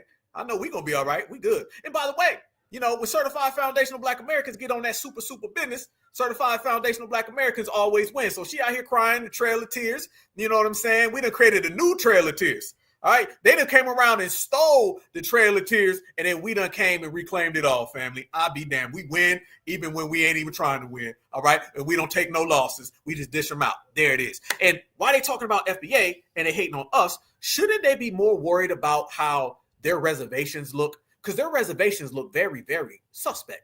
Shout out to the amazing individual who sent this to me. I want y'all to see the head of these organizations and tribes. Man, them tribes look super W, y'all. Look at this. Wait a minute. So you worried about foundational Black Americans, but yet your tribes are looking like this? Y'all see this? Look at this. Look at this. How come you worried about me right now? You're crying, you're broke down, you're super drunk, you can't walk, your face planted, you fell, and you're getting laughed at. I be damned. And all of your tribes look like this. Ah, man. As we say, you still in the hood? Oh, that ain't good. Damn. You done let Brad and Chad come and take everything over on your side of the damn fence. And you worried about mine. Let me tell you something. Them foundational Black American reparations is going to be nice and black. Somehow you done let the $5, fam, we got to quit saying the $5 Indian. Fam, I'm seeing about a bunch of $2, the $1, the quarters, the nickels, the pennies. They done let the penny ones come in. How you done let the penny Indians show up? Jeez. What you say? I see you, Natural Tour. You done let these people just walk in and take everything. Oh, you wrong for that one. $5 foot long. They done got some $5 foot longs up in here. Look at this. Look at this. Oh, man, I wake up every goddamn day, and I'm proud to be a foundational Black American. Well, I ain't got to worry about my family tree looking like this. My boy Damon said $2.50. Look at that. They over there. You got goddamn all your people. You got Mayo hunters. How you got Mayo hunters? Oh, I see that. The Mayo hunters tribe. I promise you, fam. I said that as soon as I see yours at the same time. You got Mayo hunters and you worried about my FBA lineage. You need to focus on yourself. You need to do better because you are an embarrassment to your ancestors who stole my ancestors' legacy. You would think that if you steal somebody's legacy, you would at least be able to maintain it. But you drank it, you let Chad take it, and now you out in the streets naked. You know what I'm talking about? And you ain't gonna make it. But foundational Black Americans are still in the building, in the place. There they go. So don't come talking to me. And then if that wasn't bad enough, and us stealing everything back that you try to steal from us, I'm going to show you something even worse, fam. Let me show you this. They got ICE problems too, because word on the Kizerb is that ICE been running up on them left and right. So she said she was going to call ICE on the non-deportable, but now I'm seeing that ICE is running up on them, and it ain't nothing nice. Big news right now. NBC News has confirmed that as part of Donald Trump's mass deportation raids, ICE agents have snagged American citizens along with Native Americans, and racial profiling fears are growing because of it. According to NBC News, the Navajo Nation office has been flooded with calls from tribal members living off reservation, with many saying that they have been questioned as part of ICE raids. Navajo Nation citizens are American citizens. And the Navajo president has even confirmed that there have been negative and sometimes traumatizing encounters between ICE and Navajo Nation citizens. Newark, a U.S. military veteran who's an American citizen, was detained for a period of time because of an ICE raid. In New York, a warehouse manager who's a U.S. citizen has been detained for a period of time. With more raids to come, this will likely only increase. Multiple reports from Phoenix, Arizona indicate that members of tribal nations are being harassed by immigration officers. And at least one member of the Navajo Nation was detained and released by ICE. This is a devastating result of racial profiling and a stark reminder of settler colonial violence. Obviously my life, but there's a lot going on. Worcester has been making the news about the ICE. There was no due process. They're just grabbing people. And of course, it concerns me. It concerns me for my family, for my friends that are of this color, you know? So I keep telling everyone that's indigenous, carry your tribal card. We have some big news. Damn, carry your tribal card. Well, guess what I don't have to do? I don't have to carry any card. Because I'm just a foundational Black American and the whole goddamn world know it. So checkmate on that one. That was too easy. You're going to have to step your game up. That was terrible, terrible, terrible. So you got all these people running your stuff. You got ICE running up on you and you worried about me. What do you call a group of people who knowingly steal your identity, fast forward years later, and they say they're going to call ICE on us when we're non-deportable. And then they end up getting ICE called on them. I like to call that anti-black karma. ABK. Easy. And it's knocking on that goddamn door right now. It's knocking on that door, and they can't hide. They can't run. And that's a good thing, family. It just seems to be everybody who comes after FBA and disrespects us, they all end up just getting the G-check. And the G-checks come in full swing. It just seems to be that way, where us being on code and that energy that we have, that energy is just knocking everybody out. So it's very simple. So you can go down the list and you can find everybody who, quite frankly, has been off code. And you can see the foundational Black Americans been doing our thing. And by us doing that, it's solving a lot of problems from yesterday. And we're going to bring in new issues and new things today. And you can see that the more they talk, ABK, I see y'all in the chat. Hold on, let me see this real quick. Let me try this out. Oh, there you go. Comments on screen. Damn it, I like this. Oh, there you go. Oh, we're about to do this all the time. I didn't even know you could do this. Okay, comments on screen. I see them ABKs. What a great way to start this off. Comments on screen. Yes. So, family, we've been winning. We've been winning. Our ancestors are winning. Our kids are winning. We as a lineage, I am so proud of our foundational Black American lineage, heritage. It is such an amazing thing, and I'm so proud to be a part of it because I'm loving all of these people who were disrespectful, all getting served up a good dosage of that ABK. Anti-Black karma has become knocking on everybody's door. And there's a lot of people who've been getting some anti-Black karma because they've been running around here saying that they're not Black. So you have the me no Black, and then you have the I'm not Black, brother. I'm really from Africa or Haitian or Jamaica or whatever. And who gives a damn? Look at this right here, family. They always tell us that delineating is such a terrible thing, right? Delineation, you guys are being xenophobic. Family, what's more xenophobic than this? Did y'all see this? It was Haitian Flag Day.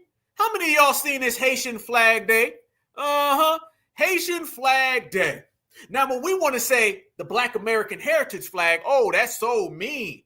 When we say we want to put up that FBA flag, that's so mean. But you had all of these Haitians running around here talking about they're from Haiti and they're not from America. See, that's one thing that will never work for them. You can't run around here in the United States of America talking about you're from another place. See, foundational Black Americans, we represent foundational Black America. These people don't represent America at all.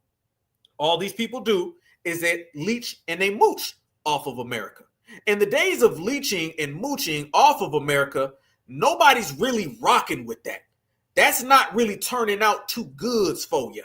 But they was out there in the streets turning up, fam.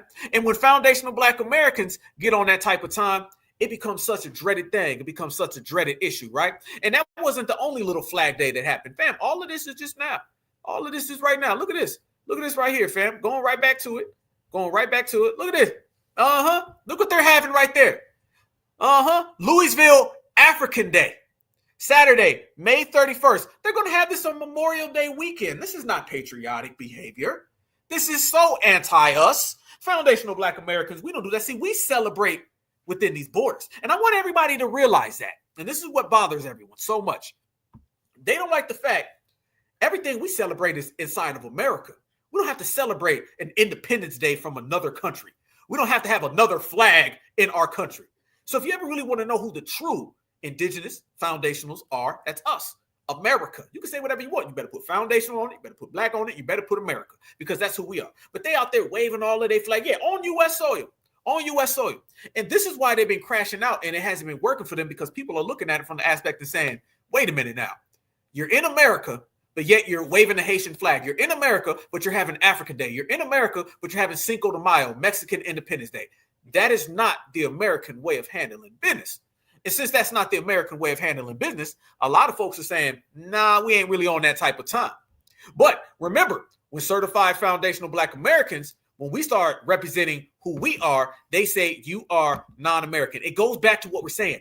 None of these people want us to be Americans. And I'm going to say this, fam, and the world is a crazy place. Notice that the Democrats don't want Black Americans to be American. Pan-Africans, they don't want Black Americans to be American. Africans don't want us to be. Haitians don't want us to be. Jamaicans don't want us to be. Tonto don't want us to be. The Black and brown, the minorities, nobody wants us to be American. The only people I see who are okay with us being American is the damn Republicans. Ain't that something? Ain't it crazy that Donald Trump is the person that I've seen the most acknowledge us as Americans, not people of color, not minorities, not Black and brown. Typically, when you see anybody outside of our lineage that identifies us as an American, it's Donald Trump or a few Republicans. That's just simply how it goes. It's a crazy game out here in these streets. Crazy game out here in these streets. And it goes to show you exactly what we've been saying the whole time, family. We out here playing chess, not checkers. So when we see this and we start representing who we are as a lineage, heritage, and culture, oh man, do they crash out ever. And this is them right there, fam. Look at this. This is what they're doing. This is them right here. This is their Haitian Flag Day right there in New Jersey. Look at this, fam. I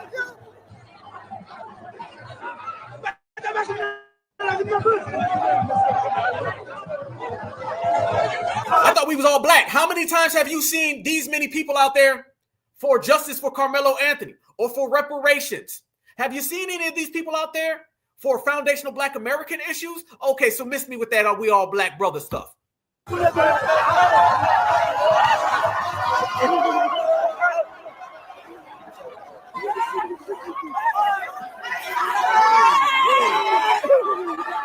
Look, a dude right there got the Haitian flag on his back. Look at this. Whoa, hold up. Right there. Look at that right there, fam. Look at that. This is in the good old USA. Yeah, absolutely. Man, I'm calling ICE on all that. Let me tell you something. This summer, anywhere I see a flag day, I'm calling ICE. I'm giving locations. I'm dropping dimes.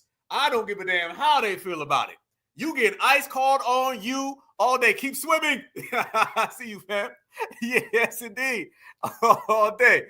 This is what it is. So they was out here wilding out, having a crazy time. And brothers and sisters started saying, hey, remember this now. Juneteenth is for foundational Black Americans. Juneteenth is ours. I don't want to see y'all running around here on Juneteenth. See, that's the thing. They want to have all of our stuff and theirs and exclude us. This is the way a tether thinks. That's tether logic. Foundational Black Americans, we represent America. We represent things inside of these borders.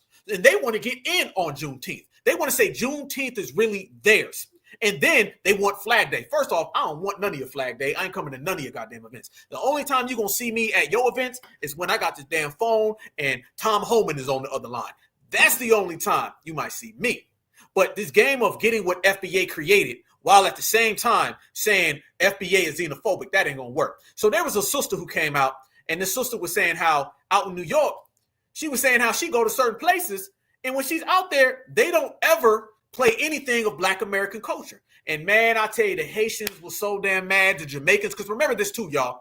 This is how you know FBA's over here on our own, which is good. The Haitians, the Jamaicans, the Africans, the Caribbean people, they always team up together. Y'all notice that? Let it be about reparations. They'll all get on the page. When they find out they can't have our reparations, they'll team up with each other. When they find out they can't have Juneteenth, they'll team up with each other. They'll fight each other all damn day long, but they only team up to come against FBA. They only team up to come against foundationals. Remember that, y'all. So this is what it is. Let me tell the world. Foundational Black Americans are on our own, by ourselves, just our lineage. Good. Ain't nobody coming in. Ain't nobody going out. We'll be over here on our own FBA island doing our own FBA thing. We don't want none of y'all. Remember that. So this sister came out and said that. And man, let me tell you, them folks was mad as hell at her. And she was only speaking the truth. But after I show you this, I'm going to show you something that happened to Haiti this week. So all the Haitians out there, I'm sure they're listening. All the tethers out there, I'm sure you're listening. I want you to remember, we know block, we know friend, we know talk. But your ass going to be, we know in America here soon, because Donald Trump just went ahead and took away your TPS, which means you ain't getting no protective status, which means your ass is going to be going back home real soon. All of that ABK came knocking on your door. funny because y'all really in my comment section like an American wants to hear American music at an American club in America. Y'all making this about history and rights and all this other deeper stuff. Baby, I said, can we just play a little T-Pain in the club? Like, I went to a Juneteenth event probably like 2 years ago, and they literally didn't even play a single rap song. I was in there like midway through the event, the DJ, shout out all my Caribbeans, where my Jamaicans, put your hands, Trinidad, put your hands, hey. Did y'all forget what Juneteenth is about? People in the comment section like, oh, well, Juneteenth isn't just for Americans. No, it's literally just for Americans, though. Like, I get that we were all enslaved, but Juneteenth is specifically about the abolishment of slavery in America. Y'all had already abolished slavery throughout most of the Caribbean islands 40 years before that. That's like me saying Haitian Flag Day is about all Black people everywhere. Y'all would be like, shut the fuck up, you fucking Yankee. So last week, y'all was dragging Cleopatra because she said that New York taught down south people how to dress. This week, I just seen a shorty on this here app talking about, you know what's ruining the NYC club scene? The fact that there's too much Caribbean music and da-da-da-da-da and all that other shit. And that's why most Black Americans are moving back down south and all this other shit. Y'all sound xenophobic. Y'all sound xenophobic. Because a better way to say that is just you who live in Brooklyn haven't been able to find any spots that primarily only plays hip hop, or you haven't looked. But instead of saying that, you tried to say that Caribbean people and Caribbean culture is ruining the culture of New York. Funny because y'all really... First off, they don't even know what xenophobic is. Family, you notice all these people throwing around xenophobic? Can they spell it? Can they even spell it what it is? Okay. And we don't go to Haiti worrying about nothing they got going on over there. Quite frankly, we could give a damn. Be honest with you. We could really give a damn.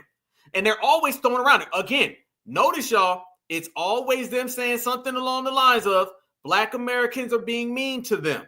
That's what they're always doing. Y'all's being mean now. That's just too mean now. Y'all got to talk to me like that now. Yeah, we're going to talk to you like that, okay? Because you don't know how to talk your damn self, all right? So take that elsewhere. We could give a damn. That's the thing. Fam, they didn't even know what xenophobic was. And let me say this as well, because I almost forgot. How come they always throw this at FBA? The colonizer will show up right now with a big-ass bamboo stick, big as a light pole. Crack them on the left side or the right side or the back of the front of the neck. And then they'll get up and say, FBA xenophobic. Yeah, you need to be worried about bamboo stick and not xenophobia from FBA, all right? Don't come over here to America and talk about some FBA was mean to me, and then next thing you know, your ass is on a bus going back to Haiti, okay? Focus on your own issues. Tether's got a priority problem. Tether's, listen to me, listen to Black Alpha, okay? I'm Black, and I know you don't want to be Black, okay? You're a melanated immigrant. Well, let me tell you as a Black person to a melanated immigrant, get your Tether priorities in order. Your homeland is in shambles, and I see why it's in shambles. It's in shambles because you can't even spell xenophobic, but you always say xenophobic. You always welcome in every colonizer. You can't go to your own beaches. You can't go to restaurants in your hometown, your home state, your home village. How the hell you get your home village taken over? Damn, I remember a time when people get their homelands taken over. You can't even protect your home village. And yet you want to come around here and try to tell me what's a xenophobic. Yet the dominant society, Mayo Matthew, is walking by right now with some handcuffs, and you ain't said a damn thing to him. Odds the D's the dams, man. It ain't working too good. And when you say things ain't working too good, let me tell you how bad it's going. It's going real bad. Now it's going to be followed up with a case of ABK. And what is that right there? Is that anti-Black karma. Did y'all see right here that them folks are self-deporting and going home? Let me tell you why. About 3 or 4 days ago, you started hearing reports of Haitians. Yes, I'm talking to y'all. They started self-deporting. Why did they start self-deporting, family? It's because they knew Donald Trump was about to remove that goddamn status. Watch this. Fair use, by the way. Fair use, fair use, fair use. This is about teaching, research, scholarship, and commentary purposes. Fair use, fair use, fair use, and acted.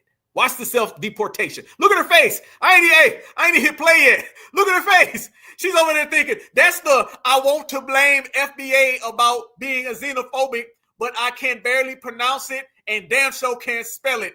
But I'm going to tell you something that you can pronounce and spell. I-C-E. ICE. And I done called him twice, and you going home tonight. I don't want to live in this climate. And despite people will say, despite everything happening in Haiti, it's home. I'd rather be home. I'd rather be home and take care of home and make home better instead of being somewhere that myself and my people are not welcome. That is just one of the reasons Rebecca Antoine has decided it's time to go. I had to reflect last year, and I'm like, okay. Has decided it's time to go. I had to go. I had to go. I had to reflect last year, and I'm like, okay, Port-au-Prince is not getting better anytime soon, but I want to go back. No, freeze. She lying, y'all. She lying. This ain't got nothing to do with her wanting to go home to rebuild Port-au-Prince. Hey, you really think this woman want to go home to rebuild Port-au-Prince, y'all? Do you believe that for 1 second, family? I want to go home because Port-au-Prince is so bad now. Now they want to build. Now they want to say, I got to go back home. I want to fix my homelands. Family, let me tell y'all what this was really about. Save the cap, lady. Let me tell you what this was really about. It's really about this right here. Look at this right here, family. Donald Trump done got rid of all that TPS status, and the Venezuelans, as well as them Haitians, have been revoked, and they going home. Ain't no coincidence that she said that a week prior, and then you see this. Fair use. In Florida, many of whom voted for Trump because of his tough stance on immigration are now having second thoughts. Well, some Venezuelans say they feel betrayed by the Trump administration, and they want to make it clear the majority of Venezuelans are not criminals. Like so many other Venezuelans, she cheered when Donald Trump was elected. She's a Venezuelan immigrant, now terrified of being deported. Are you afraid of your son walking to school? Sí. Yes, truly, yes. What are you afraid of? That they'll pick him up and he won't have time to call me. You supported Donald Trump, even though you couldn't vote for him. Yes. I believe there is a large community of Venezuelans who did. And this was a hard blow because practically the same day he took office, he went against Venezuelans. It seemed personal. Conditions have not changed. Actually have getting worse. At a press conference in Doral Monday, Venezuelan Americans denounced the Trump administration and South Florida Republicans. More than betrayed. Beyond betrayed. They used us. They actually, during the campaign, and I don't want to make this political, but during the campaign, the elected officials from the Republican Party, they actually talked. What the hell is she saying? Hold on. Did she just do a rolling? I think she just did a rolling. She did the Venezuelan Roland Martin. I know y'all caught that. And I don't want to make this political, but during the campaign, the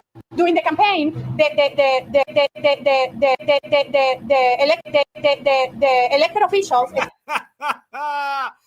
Translation.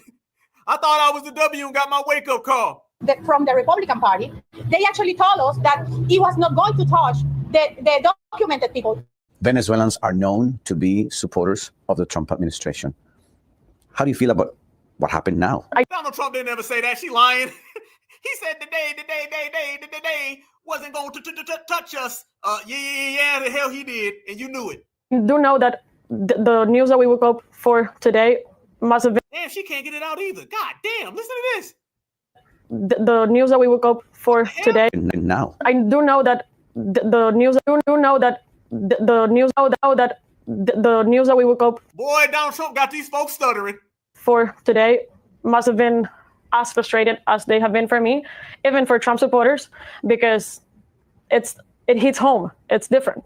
It hits straight home. And considering that going back to Venezuela right now, it's not an option. Those who supported President Trump during the election are firing back, now saying they feel lied to and betrayed. I want to send a message to the president. If the Venezuelan Americans voted for you in large numbers, they did so to remove criminals. Venezuelan Americans did not vote for you to criminalize the majority of the Venezuelans. We are all in agreement that violent criminals should be taken out of our country. Deportations should happen for people who have not respected our laws. And I think most people, and I would say the majority of the immigrants here in our community, bought into this platform of safety. No, they didn't. They all bought into, they thought they were W's. That's what that, y'all going in. I see y'all. They thought they were W's. That's what it was. Okay. They thought that they were going to come over here, practice some anti-black racism, get them some kudos. And they found out the hard way. And now they're going home. And family, that's not just it. Let me show you guys this. This is the main event right here. Y'all got to see this. Family, it's so bad out there. So bad. And when you talk about that situation, you got to add this as well. Look at this right here, just to make this crystal clear for all of them Haitians that were out here talking about Juneteenth as theirs and Haitian Day. In addition to designating Venezuela for TPS, the Biden administration also created or expanded programs for Afghanistan, Cameroon, Haiti, and Ukraine. The Venezuelan programs is the largest and covers roughly 600,000 people through two separate designations. Through only the designation of 2023 is at issue in this case before the Supreme Court. The Haitians done got caught in the wrap of this as well. Donald Trump came in and he revoked what Joe Biden gave them. Joe Biden said Venezuela, Afghanistan, Cameroon, Haiti, and the Ukraine. Donald Trump came in and he said Haiti, Cameroon, Afghanistan, Venezuela, I done took all y'all TPS status. No more protected status for any of them. Donald Trump has revoked that. The Supreme Court has came out and made it clear. So now all of them are going home. There you go. There you go. There you go, family. It's a wrap. Every last one of them has had their protective status canceled. So all of them people that been running around here trying to disrespect FBA, all them Haitians, now they're going home, family. No more protective status. This is a nightmare for all them Haitians that was disrespecting FBA. And this go for all them Kodak cracks. Okay? This go to Kodak crack. This go to Wycliffe jeans. That go to everybody. You got to go home. You got to go home, and there ain't no turning around. And family, not only have they been trying to run those games, let me show y'all what else happened. This is a little bit more. Because remember, anti-black karma comes to those who say, me no black. Well, since you know black, then you're going to have to see this. Look at this right here. Haitian woman passes away after giving birth at home, refused hospital care out of fear of deportation in the Dominican Republic. Y'all see that right there? Y'all see that right there, family? Absolutely. It's called temporary for a reason. Yeah, they thought temporary was permanent. Yeah, I see that too. Last Flag Day. Yep, absolutely. Last Flag Day. But you see that there. They running from deportation all across the nation. They running from deportation everywhere they go. You can't find a place that wants to bring these people in. You can't find a place that's accepting these folks. So since these people are not having any type of refuge, can't find a spot, can't find nowhere to lay their head, well, damn it, then everything is easy. 1, 2, 3. It's a wrap for them, fam. It's a wrap. I'm talking about folks is so scared of deportation, they don't even want to go back to their place. You know, that's a whole different kind of scared, shook up, running. And they scared, they shook up, and they running. But, you know, it's a lot going on. And we talked about what's happening over in Africa. All right. We talked about that because you got these people jumping up and down. A lot of that anti-black karma is knocking on everybody's door. Fam, when I say these people include FBA and everything, they include FBA and everything. Everyone's seen what's going on over there in Africa with Toure, right? Everyone's seen what's going on over there. Okay. Check this out, family. Do you know you got this damn guy pops up and he starts trying to throw R. Kelly. I'm not lying, y'all. This man, this African guy, he starts talking about what's going on in Africa. And I'm including all of the we knows blacks. All right. The we not black. Family, do you know this man pops up and he starts talking about what's going on in Africa? And he says, if you don't step down, he's talking about to Toure over there. He said, you're going to end up like P. Diddy and R. Kelly. When I say tethers think about FBA far too much for a simple mind, I ain't lying, y'all. Look at this right here. This man pulls up and he says, you need to step down or you will end up like R. Kelly and P. Diddy. I'm not lying. Check this out. Y'all probably think I'm playing. Look at this, family. And it goes to show you again, they don't have anybody over there who's riding because these folks don't want to ride for themselves. Look at this, family. Ibrahim Traore. My name is Joe, and I talk like Big Brother Africa, and I am from Nigeria. If nobody has told you the truth before, I'm going to be telling you the truth today. You are in the wrong step in the wrong direction. Haven't you seen the handwriting on the wall that those chanting your support are from prison? Like R. Kelly, like Diddy. I told y'all thought I was lying. This man just said that people who are rooted for Toure are in prison like R. Kelly and Diddy. How in the hell did you pull those two names out of your tether hat? These tethers are deranged, family. I cannot see no more. That those chanting your support are from prison, like R. Kelly, like Diddy. Africa has come to embrace democracy. Democracy has come to stay. So what you're doing is against the African norm. Please, you need to relinquish power to a democratically elected government. Traore, I'm 44, you're 36.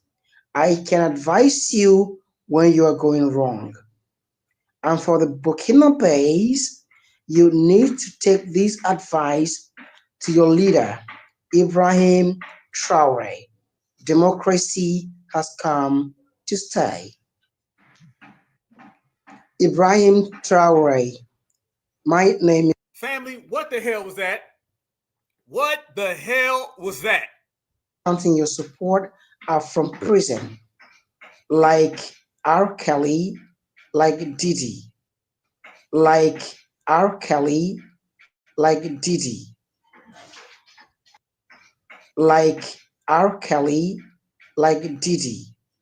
I'm telling y'all, they done threw in R. Kelly and Diddy. What the hell does R. Kelly and Diddy have to do with any of this? And notice, fam, the first thing he did was come out. Yeah, absolutely. Yeah, I can't do that accent. Yeah. Notice, fam, the first thing he did was come out and he's trying to tell old buddy, calm down and step down. All right. Basically saying he needs a tap dancer. And then he just randomly threw R. Kelly. And R. Kelly, fam, this ain't I Believe I Can Flee. Okay. I know he probably sings I Believe I Can Flee. All right. But we don't do that at all. So you see exactly what he's doing. I am Mr. Mutombo and I need you to step down. If you do not step down, you will end up like R. Kelly and Diddy. This is what it is, fam. These people think about FBA all day. Yeah, he said DD. That was a little too many E's in it now. He sounded like he wants some baby oil. I don't know what's going on with him. But that was very strange. Very strange. Fam, when you find out tethers done lost their mind and things is getting a little bizarre for tethers, that right there was very bizarre.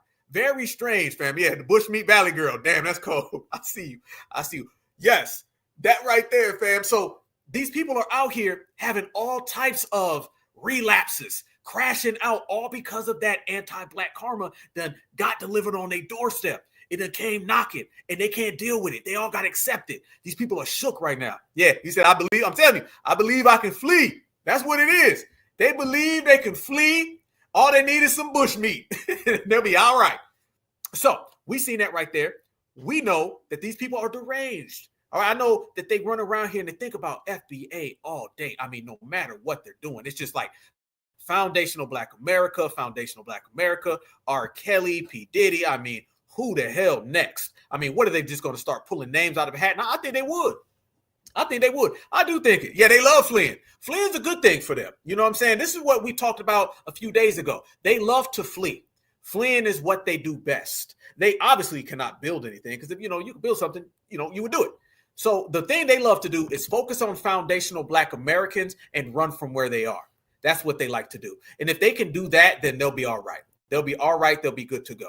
But foundational Black Americans, we don't deal with that type of energy. We're out here being certified, on code, on game, and just quite frankly, winning. And they're out here talking about step down. Notice that he's trying to run against independence in Africa. That's one of the things that they love to do. They want to run against independence in Africa. They want it to stop. That was his way of basically saying, we don't need any real ones in Africa. We want you to go ahead and be a fleer like him. The fleers want to stick together. They don't want to see anybody else. And this is why there's such a hard time out there in Africa with anybody getting on code or anybody getting on game. It's because of that right there. It's because of that exactly right there, fam. They know that when people stand on business and people get together, that kind of throws a wrench in what they've been trying to do. They want everybody in Africa to be on that fleer time. So anytime you see somebody pop up and they really out here representing, that's when they're going to try to hit you with the okie doke. And we got to watch some of these tethers and a lot of these fleers, you know what I'm saying? Because they'll come at us everywhere. Right now, you got a lot of these tethers who've been popping up in politics, in the political world. I mean, the Democrats are littered with all of these anti-black tethers, the tethercrats, and which is a term in which we coined right here on the Black Alpha Network. There's a lot of those tethercrats. And at first, the tethercrats were trying to run this game that they were us. And then the tethercrats started getting to the point where now they're just openly practicing anti-Black American hatred. All right. And they're having their own committees. That's what's happening. So you've seen a lot of these reparations panels and these reparations bills that have been popping up, in which we denounce. And I've said that before. We openly denounce any reparations bill that has been brought to you by the Democrats. If the reparations bill is not stamped by the grassroots, then it is null and void. We do not expect it, respect it, or have anything to do with it. So you've been seeing a lot of these tethercrats that have been popping up now. And at first, remember, the tethercrats is like, we all won, right? We all Black. Then when we start pulling out paperwork, we start checking people's hairlines and foreheads. Then we started seeing that these people aren't FBA at all. So we said, you need to worry about your own business. Think about it, fam. You got people who are not of the lineage trying to put forth reparations things that they don't even qualify for. And people wonder why it goes nowhere. Look at this right here. My brother Tariq posted this. Shout out to Tariq. Tariq posted this a few years ago, if I'm not mistaken. All right. This was one of those Congressional Black Caucus things. And notice they're trying to use the term foundation as well, right? Watch this right here. This individual openly comes out and just says, we don't deserve nothing as Black Americans, just straight up. Watch this right here, family. Watch this. This is indicative of what we speak. States is a nation of immigrants. And while some were captured and bought in shackles and enslaved in this nation earlier on and did not come of their own volition, this nation ultimately is a nation that has been repopulated over time by people who have come from around the world. That should be the basis from which all conversations about the future of this nation is conducted. Because when we get to the point in our country where some folks take ownership of it and others don't, we find ourselves in a bad place, a place where we have a person in the office who can marginalize, who can divide, who can conquer, and who can subordinate others within the nation. So I wanted to set that as a platform. She basically said right there that Black Americans don't deserve nothing. And that's that Yvette Clarke chick, if I'm not mistaken. Okay, look at this right here. Look at this right here. The Haiti Caucus co-leads. See, this is the thing, you guys, and this is why we have to be codified. How can you have a Black caucus that they can get in on our policies, and then they can have a Jamaican caucus, and then they can have a Haitian caucus or CARICOM? How can you have two different ones? Because I would think that the Black caucus would cover those things. Oh, because these are melanated immigrants. They always create something where they can have what we have, but we can't have nothing of theirs. This is what they're trying to do right here. They're trying to run with all of these things where they just make stuff up. And the days of the tethercrats, see, that's who we own now. The tethercrats know we own them. The tethercrats days are numbered. We've been watching them practicing all that anti-Blackness, coming out here with issues, talking about trade, immigration, anything and everything that has nothing to do with us. I know that's small. Let me tell you guys what they got on these things. Basically, it's immigration, immigration, immigration, immigration, immigration. That's what they got. It's just a bunch of immigration talk because they're not trying to do anything for foundational Black Americans. Man, we done. We are not rocking with them. And one of the main people, and I'm going to put this out there right now, and I'm personally letting them know that we on his trail right now. Wes Moore. We're going to talk about Wes Moore. Wes Moore is the governor out there in Maryland. Wes Moore is a Jamaican, all right? And Wes Moore has been one of these Democrats that have been trying to put forth these fake reparations plans so he could veto it. If you do not qualify for reparations, then your reparations plan is denounced. I'm not dealing with nobody who ain't got no dog in this race, no stake in any of this, talking about my lineage. If you are not foundational Black American, as a member of the grassroots, we're letting you know we don't rock with you at all. You can keep your fake reparations bill. Wes Moore, he's Barack Obama like 5.0, okay? And notice, fam, all they do is keep trying to regurgitate Obama. I mean, how many fake Obamas do they have?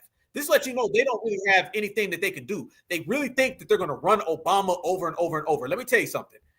If the real Obama ain't working, I don't give a damn about your Barack Obama 3.5.2.0. I don't give a damn about your dollar store Obama, your Dollar General Obama, your Temu Obama. You can keep every fake Obama you have, and that's what he is. He's one of these fake want-to-be people, and he's done now off rip. And what he tried to do was put forth the reparation bill to destroy it. Remember, this is one of the things I always say. They will create a bill to destroy a bill just to say they tried a bill. And this is what the Democrats have been doing. See, at first, they created these fake bills like H.R. 40 so they could stall us. Because the dominant society understands they can't stop you, they can't steal, so they try to stall. And they try to keep us on this treadmill going nowhere. And that's what they try to do originally when it comes to reparations. Then, brothers and sisters, the same way we started doing research and pulling out paperwork, we start going and looking at all of these reparations bills and running up on these people. We ran up on Clyburn. We was like, oh, hell no. HR 40 done. The reason why you don't hear nothing about HR 40 no more is because we, in the grassroots, we destroyed HR 40. I don't give a damn what they say. We destroyed HR 40. HR 40 is done because of the grassroots. We identified it, we spotlighted it, we destroyed it. So now they're starting to have these fake little pop-up reparations things. They do one every few months, right? A fake reparations plan here, fake reparations plan there. Now, Wes Moore, he tried to put up a fake reparations plan, and then he tried to go back behind everything, and then he basically just destroyed it. Again, he did the same play that they did out in California. Create a bill to destroy a bill to say that they tried a bill. What they wanted to do, family, was to make no reparations. They didn't ever want to do anything about reparations. But we got so grassroots and codified that they had to come up with something. So after they cannot stop your reparations or steal your reparations, they try to stall you. And this is what they're doing now.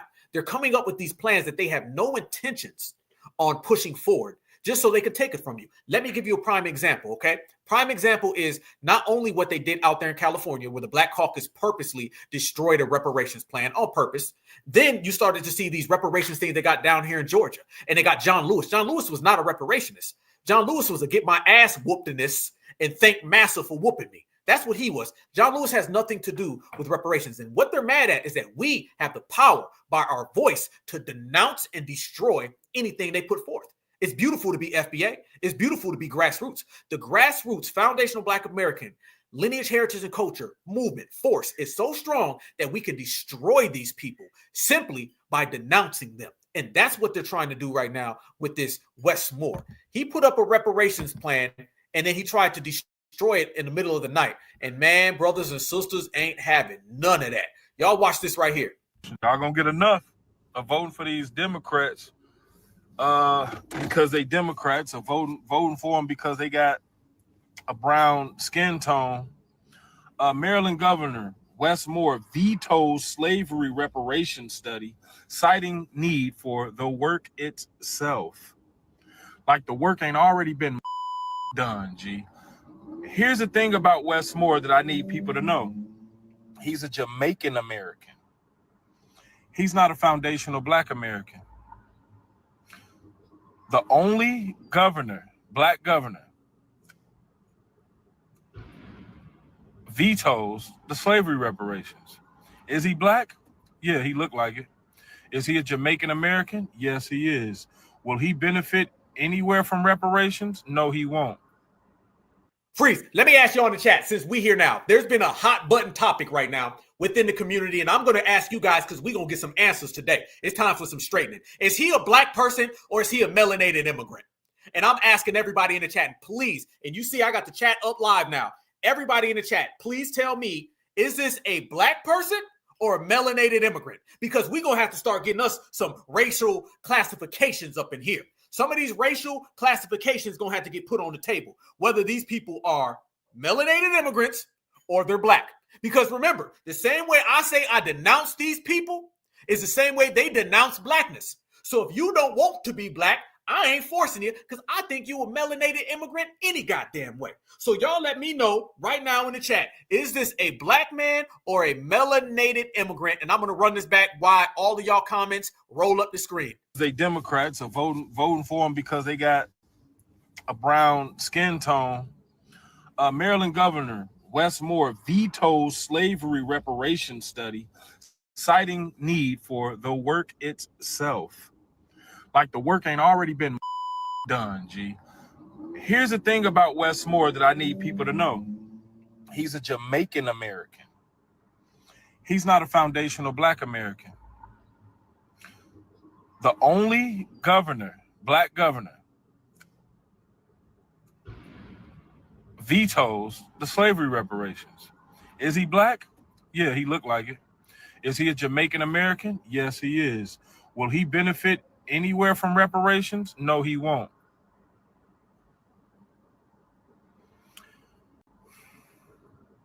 Y'all see this shit, man.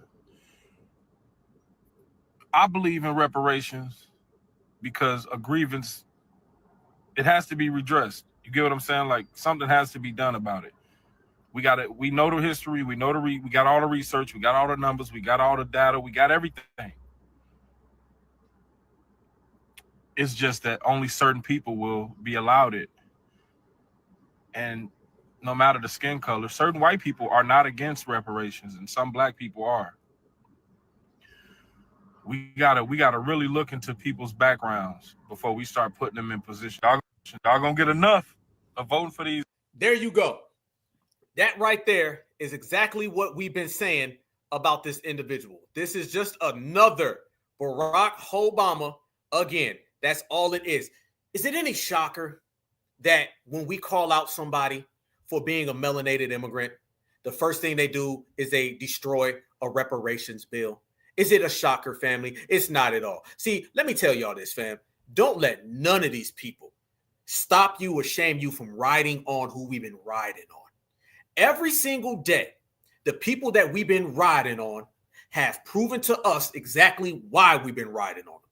All of the names on our G-check list that we have identified who are people who have no bearings to us that we've been getting them work to, them people deserve it. I don't give a damn who you are. You be a melanated immigrant, you be a tether, a fleer, hopper, skipper, jumper, Democrat, tethercrat. I don't give a damn.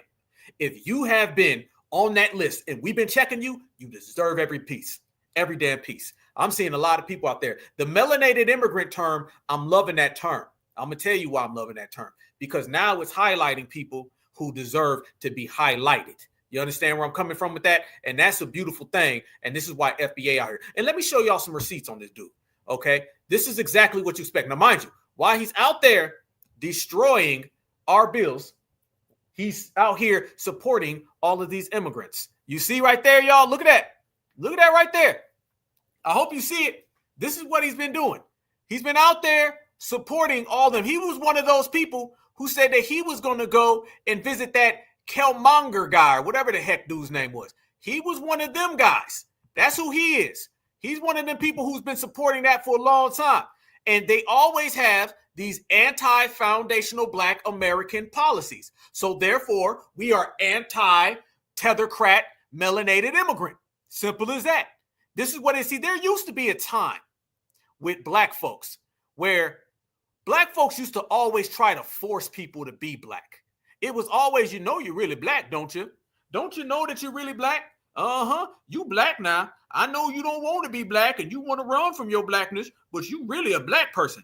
Now we're taking the aspect of, listen, if you don't have the identification aspect of Blackness, then that's the biggest component. And you can't be this and you can't come over here and you can take your ass back to wherever the hell you came from. That's what it is. And my brothers and sisters, shout out to Maryland. Shout out to the whole DMV. Much respect, much respect. Been calling this guy out. See, that's the thing. Brothers and sisters in the grassroots been calling out these people. So nothing they're doing is at all new to us. This is how Kamala Harris's career got destroyed. Because brothers and sisters knew that Kamala Harris was on that BS time. Brothers and sisters knew Kamala Harris wasn't about that life. And all it took was for our brothers and sisters in California to tell us who this dude was or who she was. And then we ran her out the paint. And that's the same exact thing that we doing today. It's a long ways away from all of the tethercrats getting foundational Black Americans in an uproar. No, we got them in an uproar. So you can see that right there. And let me tell you one of the things that they've been doing, y'all. They ended up sending out people like Roland Martin. Okay, now let me tell you about Roland Martin, other than Applebee's and Longhorn Steakhouse and Burger King and McDonald's and Taco Bell and any food you can find. Roland had a little interview the other day where they start talking about reparations. But I'm going to show y'all, Roland was tap dancing. Roland didn't really want to go in on it because he was running around saying we couldn't get reparations. See, notice how Roland on one hand will say that reparations is something that we can't get. And then he sees all these other people putting up reparations. Why is he always telling foundational Black Americans, y'all know y'all can't get reparations now, don't you? But then whenever it's some Democrat putting up these fake reparations bills, he's silent. Look at this right here, fam. Look at this right here. Look at this right here. This is going to prove exactly what we're talking about. Look at this right here. By the way, fair use, fair use, fair use, fair use. It's about teaching, scholarship, research. Fair use, fair use, fair use. It's about commentary. Watch this right here. Remember, Roland said we can't have reparations. Then how come he's not saying that to Wes Moore? Watch this. Well, here's the thing. Number one, I have a little bit of experience in this. This is that Michael M. Hotep guy. He used to run around trying to be super pro-Black, and then he made the Democratic Shield pivot. Watch how he openly says that he don't think anybody should claim reparations for your political career. He says the quiet part out loud. Field actually did a presentation for the Detroit Reparations Task Force here March 2nd, 2024. Now, I'm going to tell you the same thing I told them and the same thing I say on numerous shows and the African History Network show. I would not put the term reparations on anything that you actually want to get past. There you go. There you go. Finally, somebody came out and said it. Finally, one of the Democratic Shield said it. And look how he's saying it with his head down. Won't even make eye contact and look at the camera. Anything that you actually want to get past. Look at him. Look at him, fam. Look at the camera, bro. The camera's straight. Why are you looking at the desk? He all in the carpet. He looking all into the carpet. He looking at the wooden floor. Pick your head up. Say it with some pride. If you're going to be a shield, be a shield. Don't kind of shield. Say what's on your mind, bro. Look at him right there. Well, I just don't know. He's saying the quiet part out loud. That's how they all feel. Because they're afraid of doing anything for Black Americans. Especially if a lot of people that got to vote for it are white. But even if they're Black, and the reason why is I'm all for repairing the damage of the legacy of slavery, Jim Crow, segregation, all of that. I'm all for that. But what happens is a lot of these efforts get attacked, undermined, imploded, and you get a lot of people who walk away disheartened. By who? By who? Put some names on it, bro. Put some damn names on it. By who? You said a lot of this stuff gets undermined. Did I not just say they will make a bill, create a bill, to destroy a bill, just to say that they tried the bill? He's putting too much Democratic dirty laundry in the streets, family. Too much Democratic dirty laundry in the streets. This is them basically snitching on themselves. Let's get attacked, undermined, imploded, and you get a lot of people who walk away disheartened. Now, one thing he did say is that he was already enacting policies and quote unquote a culture of repair to remedy the harms of slavery. This is from the Washington Post article that you're reading from as well. So what I would focus on and what I encourage people to focus on. Watch this, fam. Here it comes. Here it comes. Is the structural inequities that exist right now in Maryland, California, whatever it is, and deal with the laws and policies that were put in place that created those structural inequities and trace that back to slavery. Wouldn't that be reparations? Did he not just say that right there? Ain't that reparations, basically? He says the racial inequities, I don't know, Jim Crow, redlining, the last hired, first fired. And then you basically say it, but you don't want to use the term because you scared. You scared. And you know what he's trying to do? He's opening the door for all lives matter. Equity means all lives matter. That's what equity means, fam. So if you want to basically say Julio Romero and Mr. Mutombo can all come in, there it is right there, fam. There it is.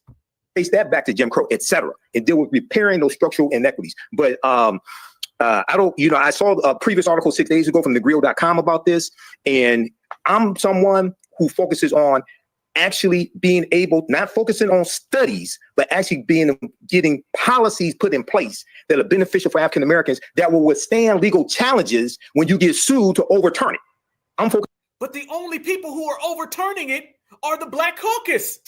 Quit trying to say that it's the Republicans, fam. The Republicans have not shot down one reparations bill. It's consistently been the Democratic Party. So he's talking about the Democrats without saying Democrats. He's trying to dump this off on Republicans. Remember, in California, it was a white Republican.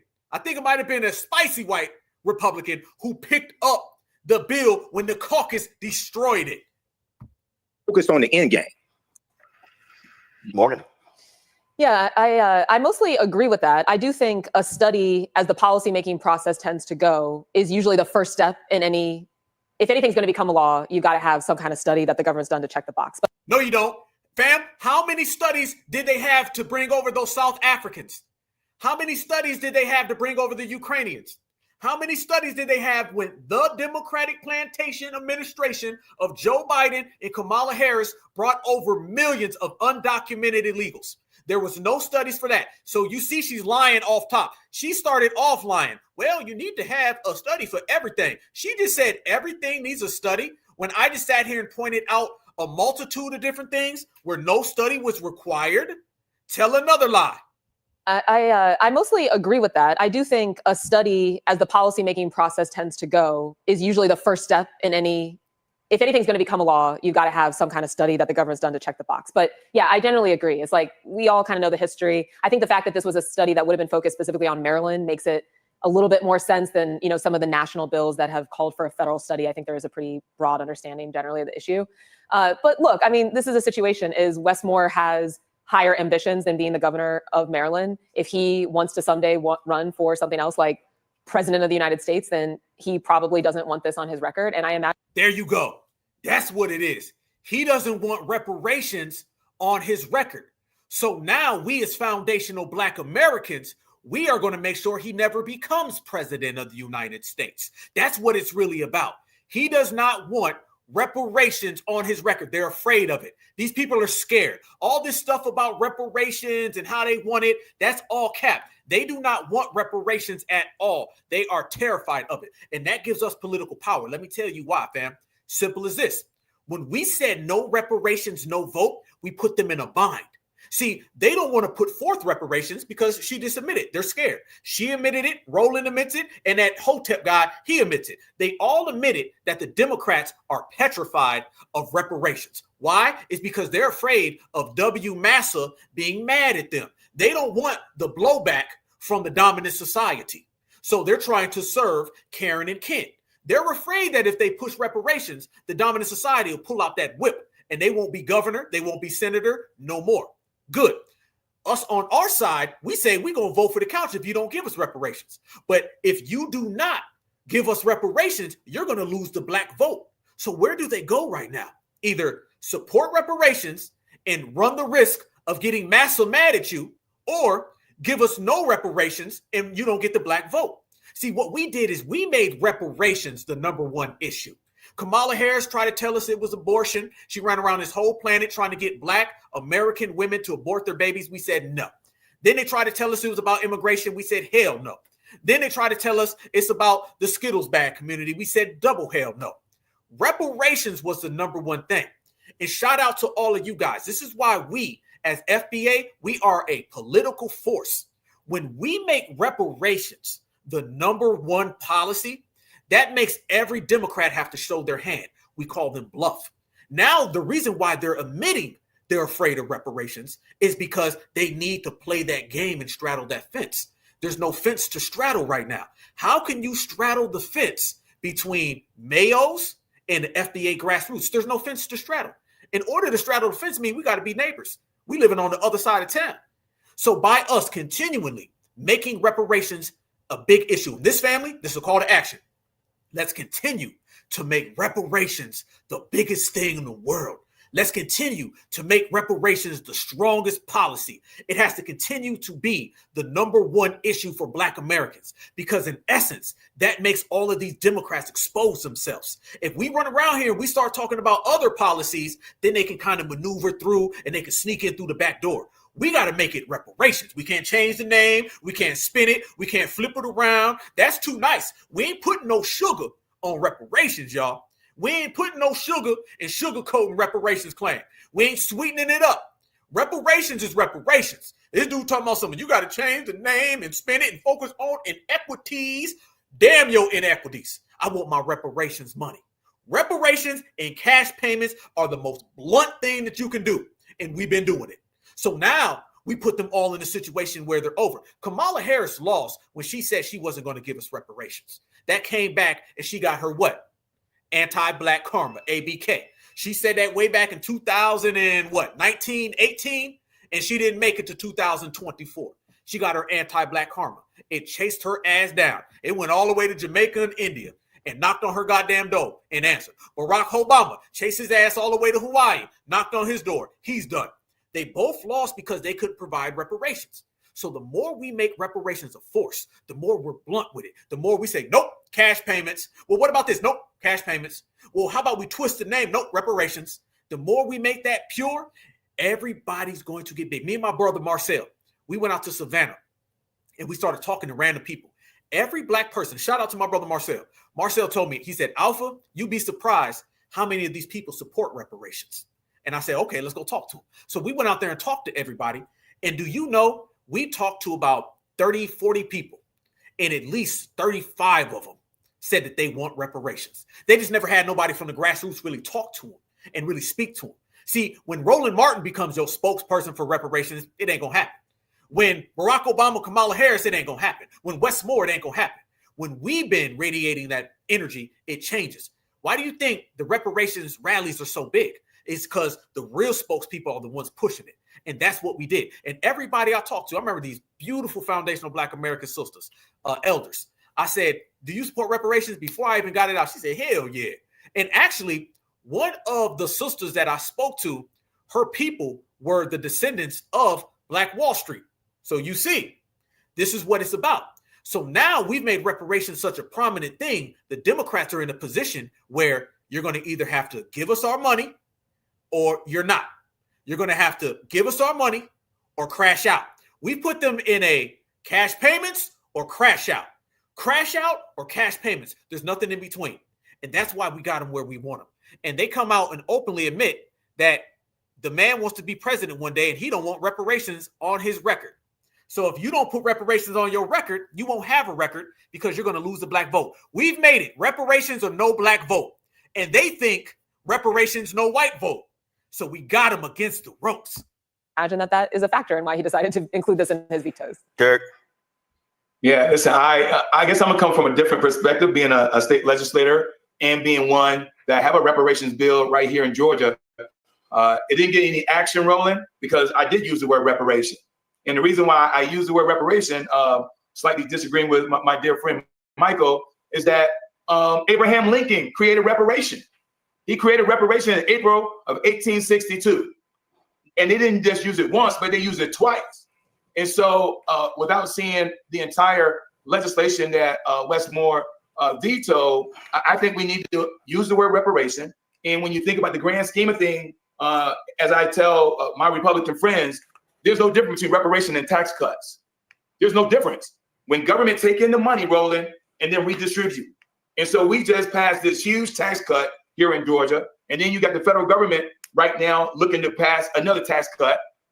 And so tax cuts and reparations in my world are synonymous. And so I know a lot of folks try to shun away from the word.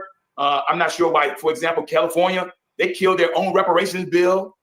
There you go. They on their own bill. Why you do it? I'm still boggled around that. New York. They killed their bill because the governor gave a head nod that he was going to veto it. So they pulled the bill, which is stupid. You pass the bill and you force him to veto it. You force. No. No, Roland. No, you ain't gonna do that, Roland. No, Roland. I need you to call them Simple Simons and call them stupid for fools and say all the things you say about us. Don't sit there and tell us that we can't get reparations and call us every name in the book when we bring up reparations. But yet when your fellow Democrat said that we're going to destroy our own bill, all you want to do is gloss and glaze over it. I want that same smoke. Notice Roland's scared, the other guy's scared, the lady's scared, they're all scared. And scared ain't got no place in the House of Foundational Black American Reparations. I say we get rid of all these goddamn people and get to the damn bag. I need you to say what's real, Roland. Don't sit there and say, well, it's kind of dumb. You'll sit there and make a 3-hour video about Tariq Nasheed or about Black Alpha. But now you want to come here and you want to say, yeah, it's kind of dumb. Next question. Nah, stay on task, homie. That's right. That's right. Roland, can I respond? Can I interject? Yeah, go ahead. My dear friend Derek, I won't hold it against you, but you talked about Abraham Lincoln. So you're talking about the Compensated Emancipation Act of April 16th, 1862, which passed Congress and it abolished. Now, see what he likes to do. He's one of them guys. He thinks that he just throws out numbers. In 1962 and 52 and 55, nah, you still don't know what you're talking about. Slavery in Washington, D.C. That was spearheaded by a man who became Senator Henry L. Wilson, if I remember correctly.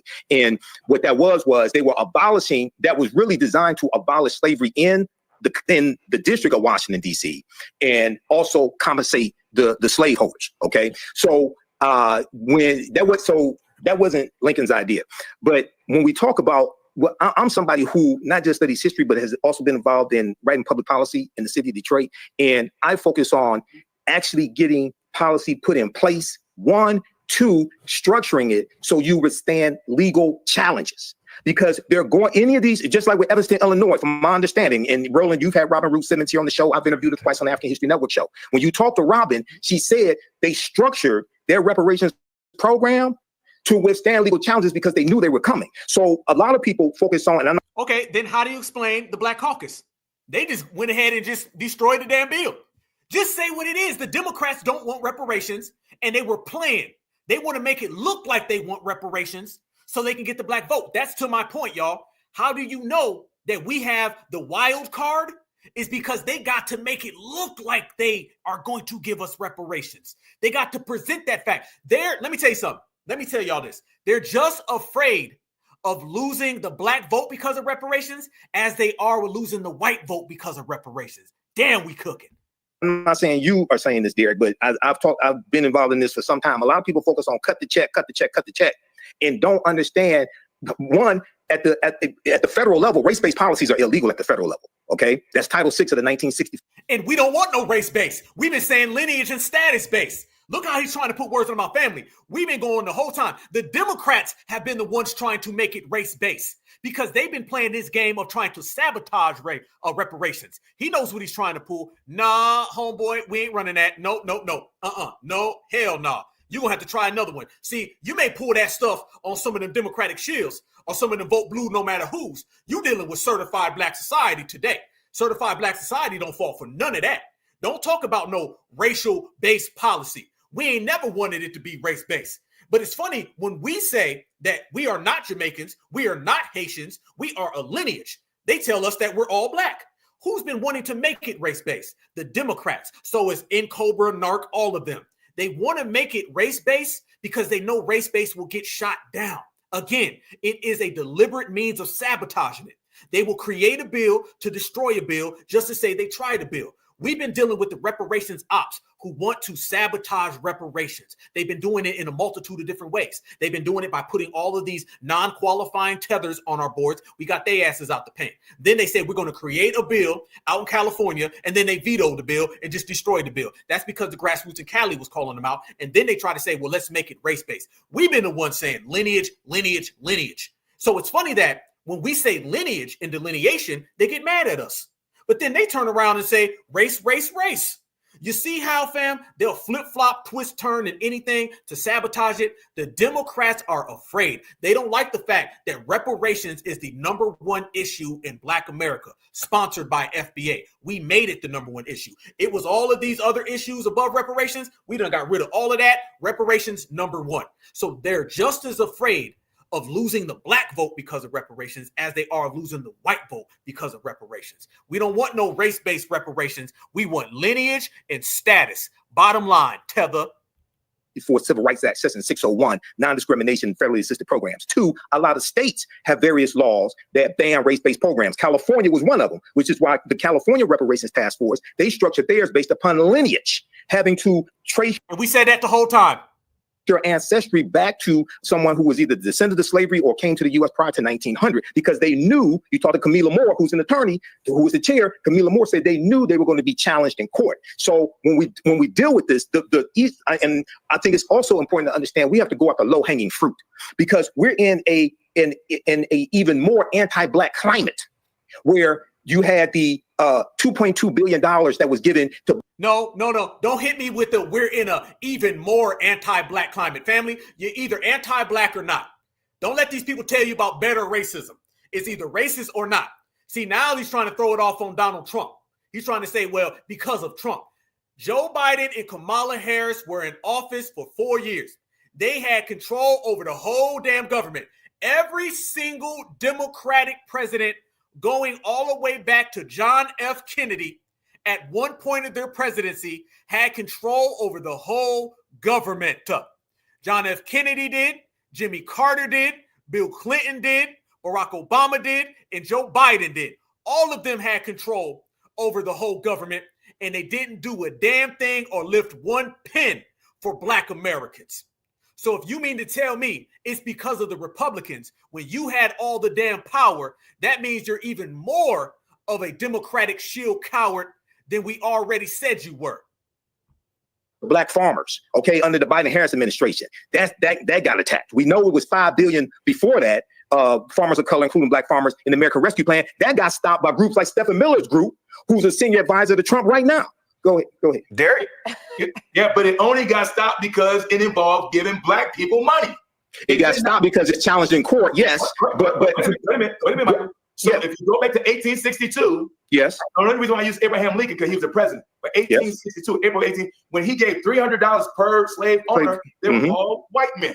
No, there's about six black slave owners in Washington, D.C. that also filed petitions, and they got reparations as well. Go ahead. And what that mean? And he tried to make it look like it's a good thing. There he goes talking about Zaddy. Ooh, Zaddy gave 6 Black folk now. Ooh, there's 6 of them. Get the hell out of here. Hold on. But majority of the population, correct, $300 per slave were white European men. And then they turned around 4 months later, Congress said, hey, we're going to give you land too. So if you're a white European man, we're going to give you 160 acres. The only thing the Homestead Act. Only thing you need to do, that's right, the Homestead Act. Only thing you need to do is live on this land, use this land, till this land, and you got 160 acres. Pay the taxes. With about $5. But that 160 acres amassed to 271 million acres of land in the United States. Yeah, and they gave away land for 124 years up until 1976. I teach this history. I'm familiar with it. The Homestead. No, I don't give a damn. See, fam, you got to be careful of these folks. That great car does that stuff. They run around all damn day long and they just throw out things, and they think just because they can recite some anti-Black history that they always, quite frankly, are never accurate on, that makes them some type of master. I said this years ago. I said this about ADOS. Be careful of people throwing around a bunch of numbers. They're just trying to confuse you. Reparations ain't that damn deep. I want cash payment reparations for foundational Black Americans based on the debt that is owed by the United States government. Give me my money. The demographics, my dear friend, they were white men. Of course. And so if the court of law is going to say you can't give money to Black people, but you turn around right now, if they pass this tax cut, this tax bill, the top 1%, what's the number of population of the ethnicity and race of the top 1%? Probably 90% white. No, I understand that. But when we talk about legal challenges, Morgan, do you want any part of this? Well, here's what I would say is the fundamental thing is if we're in a position now, to me, is if we're in a position where we have only one Black governor in the entire United States of America, and he's not even willing, because I consider a study defining economic harm for Maryland as pretty low-hanging fruit. If you're not willing to support that, God help us. But here's the thing, right? Here's the thing. Studies. Us, who is this lady, by the way? Do y'all even know who she is? Who is this woman? She's talking about us. I don't know who she is. I don't know who she is. And by the way, that's why we are delineating, because notice she started off talking about Wes Moore and saying the first Black governor. The first Black ain't ever done nothing for Black people. We put that term to rest. This is why you do not need to have any non-qualifiable shields talking about reparations. Fam, Think about our reparations conversations and how smooth they go, and listen to all of this gibberish and babble. Listen to all of this gibberish and babble, family. They have no idea what they're talking about. They're not qualified. They're swinging and missing. They're striking out because none of them have onus on getting foundational Black Americans reparations money. I question who these people are, to be honest with you. Yes, this looks like a tether right here. This is who this looks like, family. Absolutely. I don't believe nothing they're saying. They're still throwing around terms like equity. We got rid of that. They're still talking about people of color. We got rid of that. They're running around here talking about first Black. We got rid of that. None of that will or has ever served us. Like, what have we been talking and about? Studies and actually implementing law are two, that implementing law that implementing policies that are beneficial. And actually, this man sounded like Roland. Listen to him out here stuttering, fam. Michael, wait a minute, policies that are beneficial. And actually, Michael, wait a minute, Michael, hold on. Yeah. All across the country, cities, counties, school boards, they've done disparity studies. Yes, harm reports, things like that. First, to show for when it comes to contracts, and then created a program based upon the study. So to Morgan's point, what's the big deal with a study going forward? Well, as the governor, you still do the things you say you're doing. Why can't two things happen at one time? Well, look how Roland now, fam. This is what I'm saying about these people. Y'all see now how Roland's trying to act grassroots? Y'all see this, right? Y'all see how Roland now is trying to look like the reparations advocate? You remember Roland was the main one saying, y'all going out there to that damn little Tariq Nasheed rally. It ain't gonna mean nothing. Y'all didn't want to vote for Joe Biden. Remember that now. Now look how Roland is trying to make it look like he's pro-reparations. Roland has been the most anti-reparations person ever. And on this panel now, he's trying to get grassroots credentials. This is what Roland's doing. Roland's trying to get grassroots credentials and pretend that he's some type of reparations activist and he's the voice of reason so he can try to win over some Black votes here or there. That's what Roland's trying to do. If he don't get out of here, Roland, we see all through that. I see through that whole pound cake that you talking about, partner. Nice try. Remember, we don't need to get reparations. Roland said we shouldn't even have an anti-Black hate crime bill. Remember, Roland goes against every policy that is specific to foundational Black Americans because Roland's Haitian. Roland's people are getting their TPS revoked and sent home to Haiti, and now he's trying to act like he's certified. You counterfeit. Big difference. As I said, I'm all for repairing the damage of a legacy of slavery, Jim Crow segregation, things like this. What I would do is focus on, if you want to study something, I would focus on studying the present day structural inequities, study the laws and policies that created those structural inequities, that created the harm, and trace that back to slavery. I personally, and I've said this repeatedly over and over again, I would not put the term reparations on anything that you actually want to get past. Damn. Quiet part out loud. Damn.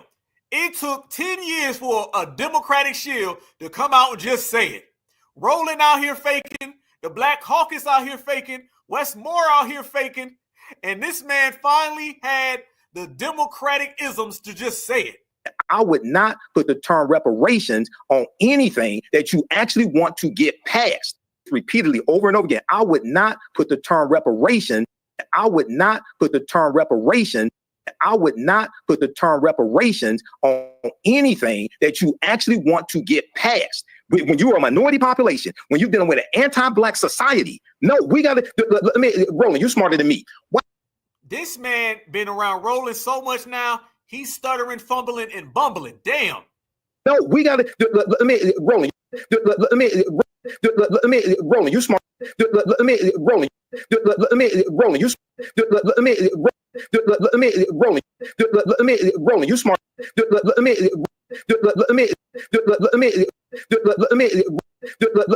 Roland, you smarter than me. Shut the hell up. And my damn Nikes over here are smarter than you, partner. Get the hell out of here. Go on out the way. Roland, get out. Checkmate. Family, we can't have any of these people running around here speaking on our reparations because you get this. And I don't need no dips when I'm talking about my cash payments. Okay, so take your bips and your and your da-da-da-da-das and get the hell up out the way and let some foundational Black Americans step up and get the work done. And that's what we're doing, y'all. We're getting the work done. You know you are fraudulent when you are out stuttering rolling. When you done beat more than Mr. Beat Roland Martin. I ain't got time for beat reparations. I got time for cash reparations. And they ain't got no money, so things ain't too damn sunny. And all that beep, that is not funny. So we are going to be out here putting in extra overtime to get our reparations bill, because you notice what they're doing, you guys. They're having everybody good cop, bad cop. You know, overt, covert. You feel me? This is what they're trying to do with reparations, fam. Yeah. He said, that's all folks. He said, that's all friends. He said, that's all buddies. And they can all get the hell of my reparations claim, because it's FBA, ABK all goddamn day, and we don't care what they got to say. See, in this generation, we don't mind what their words are. We know what they're going to do. We know what they're going to speak, and it's irrelevant. See, not listening, not paying attention to people who are not qualified, verified, or certified, it's easy to do, too easy. And that's what we're doing. We're not paying them no never mind. And they don't like that. They want to get foundational Black Americans to listen. They want to get foundational Black Americans on board. They want to get foundational Black Americans say, how do you feel about it? And we just don't. See, this FBA train has been going 100 miles an hour, and we're all on it. And we on that, doing our thing, focused, energetic, being very strong, persevering, striving, surviving, making things happen. And anybody who's getting in the way of the train tracks, y'all know the two choices they got: get out the way or get rolled over. And everybody out there doesn't like the fact that foundational Black Americans have been doing that. And foundational Black Americans have been making it happen in overtime. But speaking of that, we talk about these tethers, right? And we talk about how things ain't really good. Family, you may not want to talk about reparations. They may not want to admit it. And they just basically said what we already know. The Democrats don't want reparations, and good, because quite frankly, I don't want their reparations in the first place. I know, based on an indication of demonstrations of behavior, the Democrat reparations are trash. Again, I denounce any reparations that is not sponsored by foundational Black Americans. If it ain't from us, I don't want it. Point blank. And we are running anybody out of the paint who doesn't have a reparations plan. We've made reparations the number one thing in the Black community. And that was a picture perfect, wonderful, amazing thing for us to do. Because with reparations is power. With reparations is energy. And now we've put them in a spot where they're pigeonholed. Either you're going to lose the W vote by denouncing and vetoing reparations, or you're going to lose the W vote by giving us reparations, or you're going to lose our vote by vetoing it. So they have no choice to go. And Wes Moore, foundational Black Americans, we are already on him. He don't understand. There ain't no way to go, because it seems like the only place to go for him is down. Y'all look at this right here. Hot off the goddamn press. Hot off the press. Poll. Governor Moore's approval slips as majority of Marylanders believe state heading in the wrong direction. Eyes of bees, damn.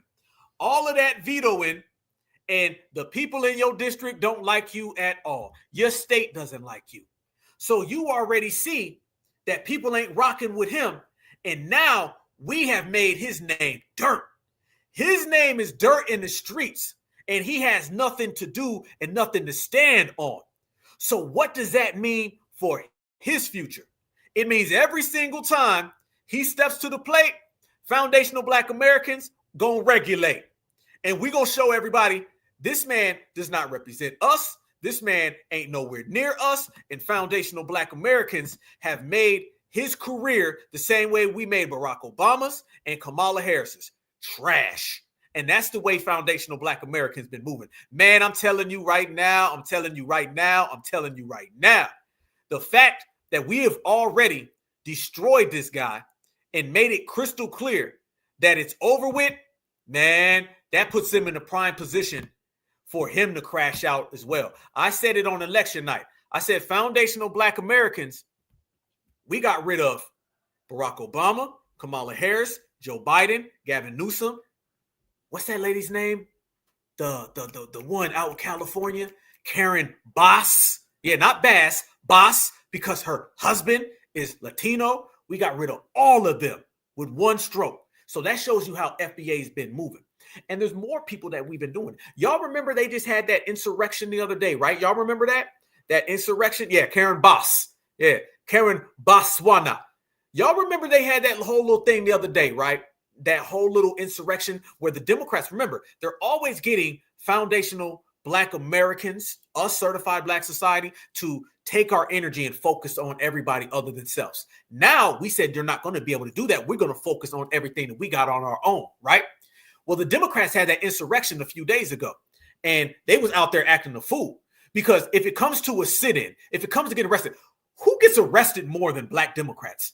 Nobody else has anybody get arrested more than Black Democrats. Yeah, Karen Bass, she Mexican herself, okay? So again, you're dealing with tethercrats from the East Coast, from the West Coast, California, New Jersey, Maryland, it don't matter. But one thing that they all have in common is that FBA on that damn trail. So the fact that Democrats are still crashing out, still having sit-ins, and running up on ICE facility and doing everything. Notice, fam, since Donald Trump became president, you've seen less and less of all the W Democrats. You've seen more and more of all the Black Democrats, because the W Democrats use the Black Democrats as a human shield. Think about it, y'all. You've seen Jasmine Crockett. You've seen Ayanna Pressley. You've seen Wes Moore. And then you turn around and you see Ras Baraka. You've seen that LaMonica chick who just got charged for running up on ICE. You don't see that. What was that guy's name? Al Green, who crashed out at the damn Democratic thing, or Donald Trump's little speech. He crashed out. You don't see the W Democrats no more. Now what they're doing is bringing in every one of their Black Democrats, because what is the job of a Black Democrat is to keep foundational Black Americans stalled and to keep all of the W Democrats nice and clean. Well, let me tell y'all something. News just broke today that when they try to crash out and do that little insurrection out there in New Jersey at the ICE facility, yep. Well, now they said, okay, that was real nice and dandy, but we're going to go ahead and start charging some people. And now the charges have came in. Check this out. Moments ago, the interim U.S. Attorney for the District of New Jersey, Alina Habba, announced that the charges against Newark Mayor Ras Baraka have been dismissed, quote, for the sake of moving forward. Baraka had been arrested and charged with trespassing outside an ICE detention facility earlier this month. But Habba says she is charging Democratic Congresswoman LaMonica McIver of New Jersey. Ha ha! Yeah, you thought you was going to run up in the ICE facility and put your hands on an ICE agent. LaMonica McIver of New Jersey, quote, with violation of Title 18, United States Code Section 111A1 for assaulting, impeding, and interfering with law enforcement. This is a statement from Representative McIver. Earlier this month, I joined my colleagues to inspect the treatment of ICE detainees at Delaney Hall in my district. We were fulfilling our lawful oversight responsibilities, as members of Congress have done many times before, and our visit should have been peaceful and short. Instead, ICE agents created an unnecessary and unsafe confrontation when they chose to arrest Mayor Baraka. The charges against me are purely political. They mischaracterize and distort my actions and are meant to criminalize and deter legislative oversight. This administration will never stop me from working for the people in our district and standing up for what is right. I am thankful for the outpouring of support I have received, and I look forward to the truth being laid out clearly in court. Ain't no goddamn truth that need to get laid out in court. You done got laid out because you try to lay out an ICE agent, fam. Nobody feels sorry for her. And man, did that charge come quick? Them charges came fast, didn't they? Fam, see, they've been trying to get foundational Black Americans to do all this crashing out for these illegals. We said no. So they had to go out and do some crashing out for illegals. That's what they had to go do. They had to truly go get some people to crash out for illegals, and foundational Black Americans didn't do a damn thing. And they got her clear as day on camera. And they said they was going to charge her, and I'll be damned if they didn't charge that woman. Look at this, fam. How's she going to get around these charges? Look at her. Boom.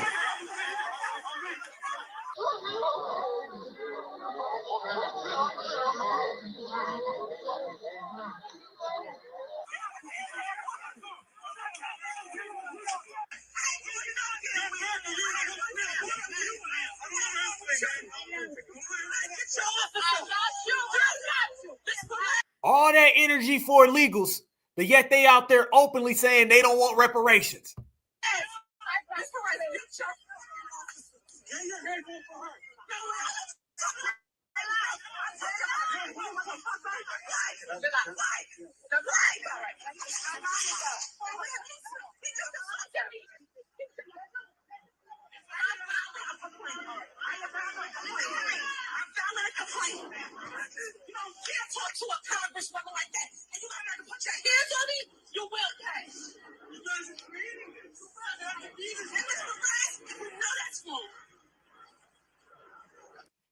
Tell me how that cell block look. Tell me how that look. She about to be locked up with Akon.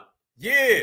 So they're going to go ahead and charge her up. She's already been charged, family. Everybody knows that was happening. We all broke that. We talked about it. And it just goes to show you again, the Black Democrats have crashed completely out. I mean, they've crashed out so bad. Nobody takes them serious. And that's why we've gotten rid of them. All of them right there. There she goes right there. And we knew it was going to happen. That was an insurrection. So family, what you have here is that you have the Black Democrats being investigated. A lot of them are coming up on charges. She literally got charged. They try to plan an insurrection. That got stopped. They immediately put that on her. The Black Democrat is the laughing stock of the political world. That's why it is very, very keen that we have separated ourselves from them. I never thought that I would actually get to the point as a child where we would have to say these things, but we're here saying them things. We need and we have to delineate from all Black politicians. That's just what it is. We need to go ahead and hit a reset, fam. A reset on all Black politicians because, quite frankly, they just make us look bad. All right. Check this out. This is Secretary Kristi Noem, who I actually met in Savannah, Georgia. After a thorough review of the video footage of Delaney Hall and a full investigation from Homeland Security, the U.S. Attorney for the District of New Jersey has made the determination to charge Congresswoman LaMonica McCleaver for assaulting, resisting, and impeding law enforcement officers. No one is above the law. If any person, regardless of political party, influence, or status, assaults a law enforcement officer, as we witnessed Congresswoman McCleaver do, you will be prosecuted to the fullest extent of the law. We thank our brave ICE law enforcement officers for their service to this great nation. Tom Homan and all of them said this was going to happen. Remember, y'all, when they were out here making those open threats and they were out here saying all these things that they were going to do, now you see what ended up happening, fam. This is what it is. You can see that clearly, the Democrats have crashed out to the point where everything is on the table. The Republicans essentially, fam, are prosecuting the Democrats. I never thought I would see this day, but it's here. They're being prosecuted. The Democrats are being prosecuted right now by the other political party. That is crazy if you think about it. But this is what I mean when I say we have to delineate and separate from Black politicians. It's time that we hit a reset, all right? The misrepresentation of the Black Democrats has been so bad for us politically, for our political health. Remember, I say that white Republicans fight white Democrats over white Democrats, white version of Black people. They are the misrepresentation. Everybody thinks that they represent us.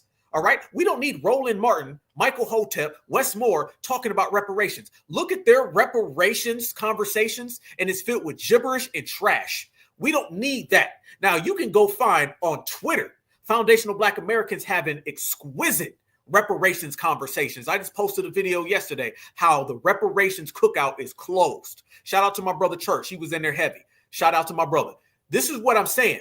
Brothers and sisters who aren't even politicians have better reparations plans than the Black Democrats. Brothers and sisters have crafted better anti-Black American hate crime bills than the Black Democrats. It's always about misleadership, misdirection, and they always are giving us these fake leaders. So it's time that we cancel all Black Democrats, all Black Republicans. None of these people talk for us. We've got all the evidence. We're not going to sit here for 3 years and try to come up with a plan. They're done. They've had their chance. It's over. It's time we bring in new politicians with new energy who are on code. It's time that we just blow up the whole damn thing politically, figuratively, because at the end of the day, they have not served us, and we're just going to have to move forward with new people.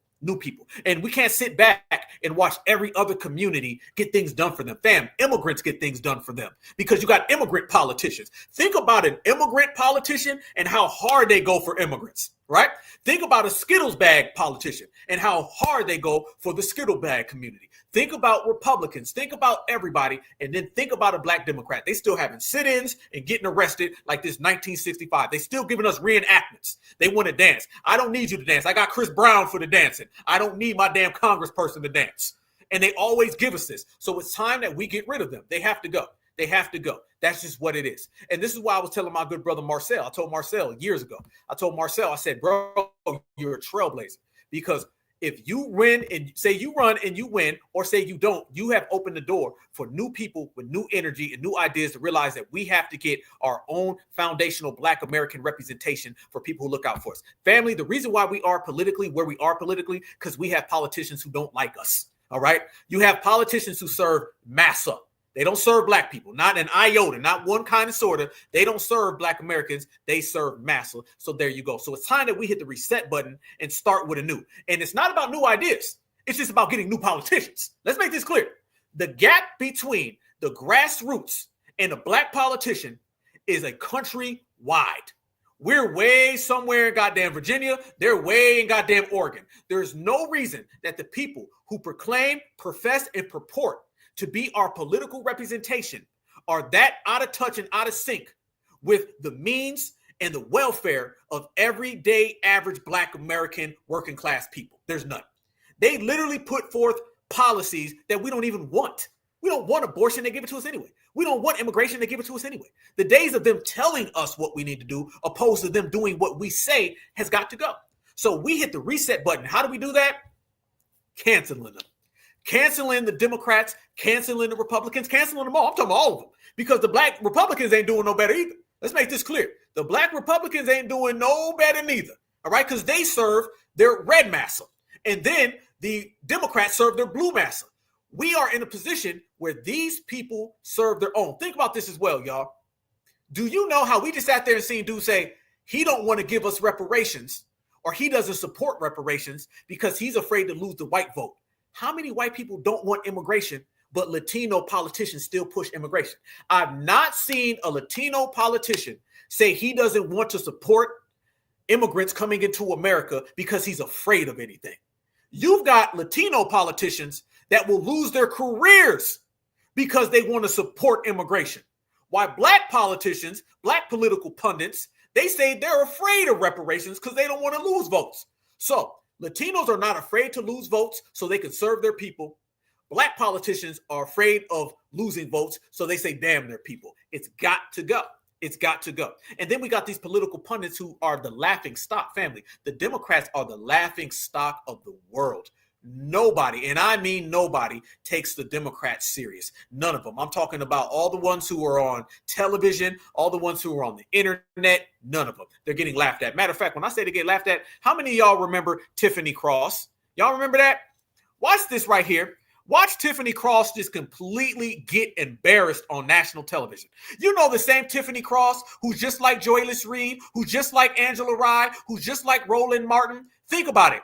All Democratic politicians have been arrested, and all Democratic pundits on TV have been fired. You see why we have canceled all them? Watch this.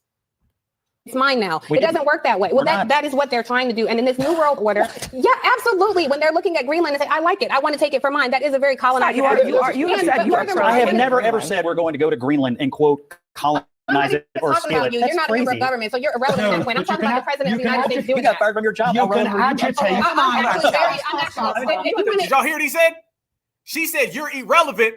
And then he said, well, you got fired from your job. Look at him. This man just dissed her. Look at him. He's smiling. Look at her.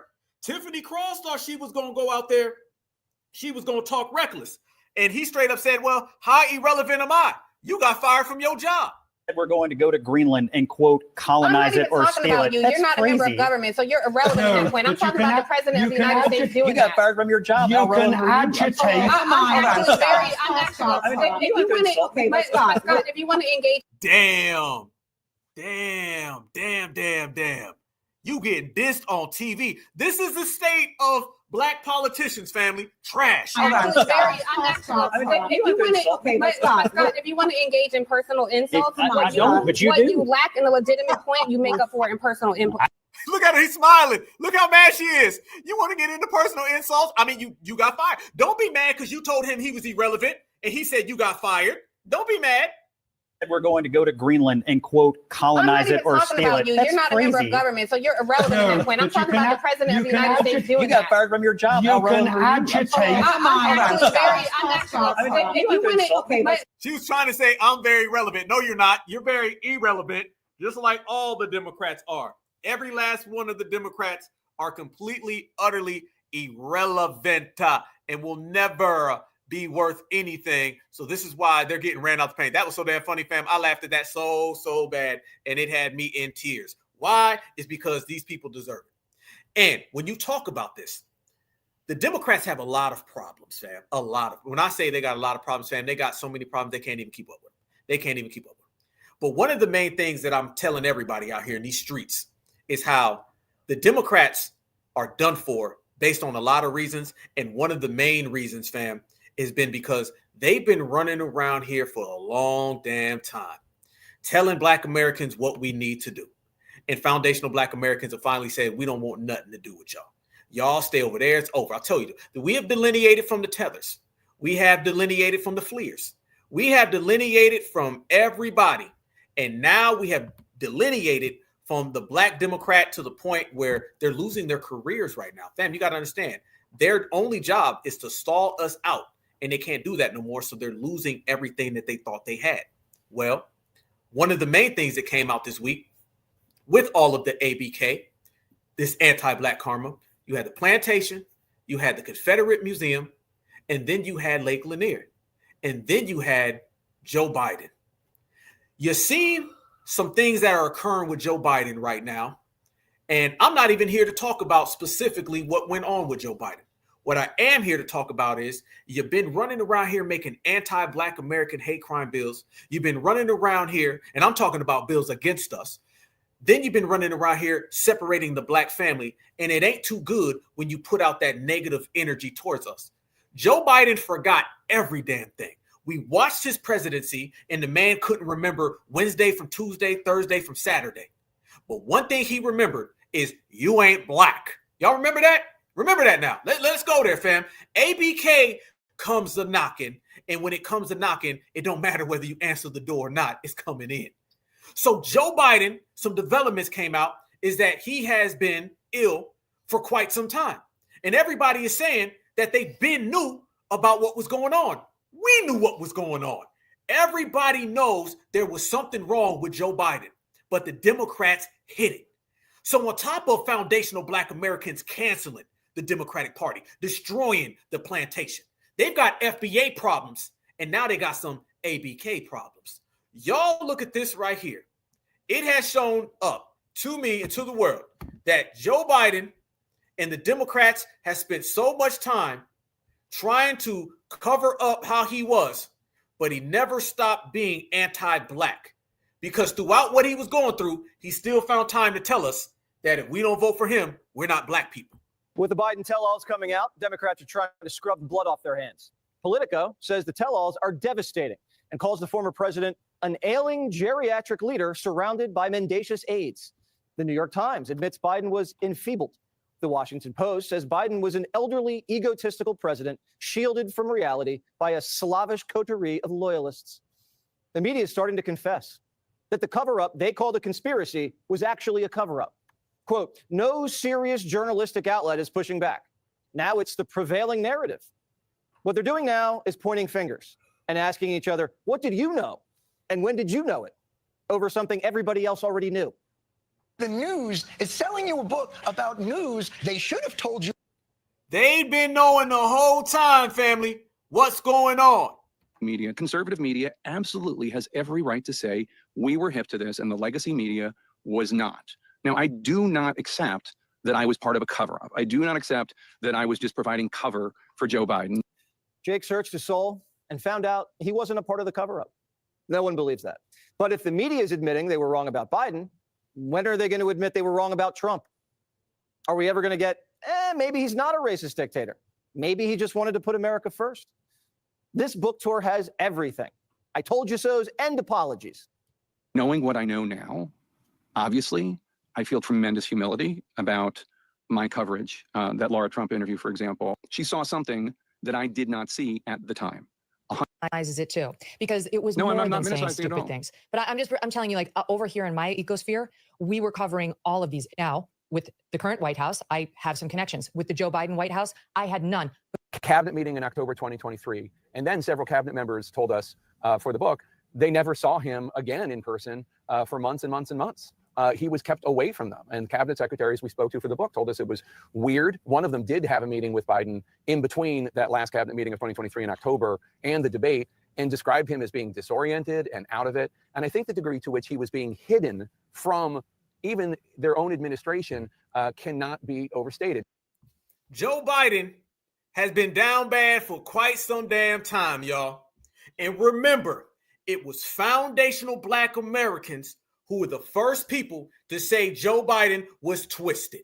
Because we seen the way that he was running around here saying you ain't Black. And we seen the way he was stuttering and fumbling and bumbling. And now it's came out that Joe Biden has been diagnosed with an illness. Now, the fact that they're trying to come around and say, oh, that's not the case, we knew it was the case. The whole damn time we knew it was the case. No matter what they say, no matter what they do, foundational Black Americans always bring the truth.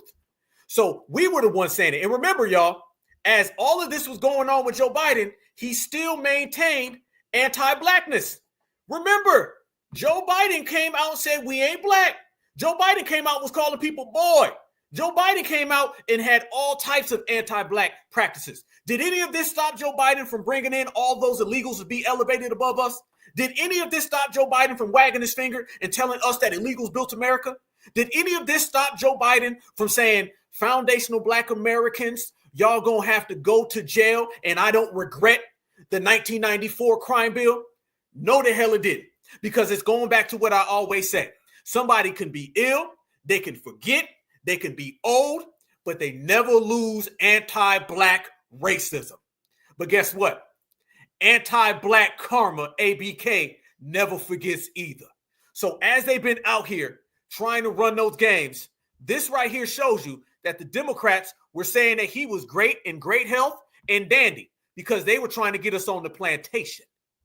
And mentally, do you think to continue on even after 2024? Don, you're asking me this question. Oh my gosh, he's the president of the United States. You know, I can't even keep up with him. The most difficult part about a meeting with President Biden is preparing for it because he is sharp, intensely probing, and detail-oriented and focused. I can testify because I've been working very closely with this president for the past 2 years. I've been knowing him for 30 years. And I'm telling you, this guy's tough. He's smart. He's on his game. Joe Biden. I've been dealing with Biden on different events that have happened since he's been president. He's come down to Florida after hurricanes, and I could tell that he wasn't all there. And it's gotten a lot worse in the last year and a half.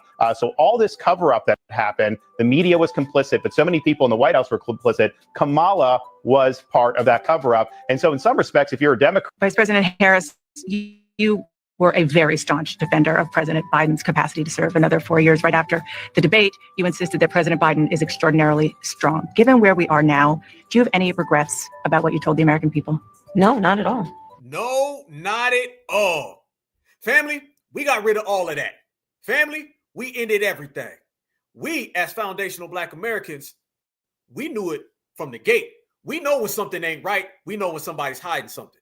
So the Democrats have Doge. They got the U.S. aid. They're getting investigated every day. They're getting arrested. They're crashing out for illegals. And now this is one of the biggest cover-ups out there. It's all documented. Everybody sees it. Everyone knows it. They were running around here saying how great Joe Biden was. Family, can you believe that a man at that age in that state who clearly was going through some things, they were trying to tell us should be the leader of Black America?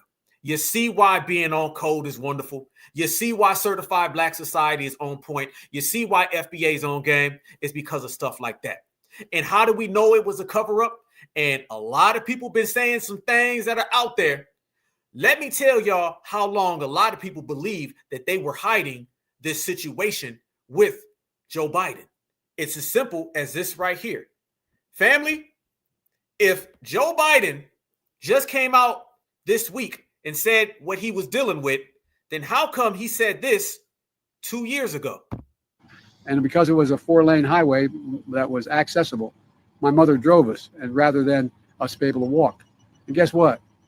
The first frost, you know what was happening? You had to put on your windshield wipers to get literally the oil slick off the window.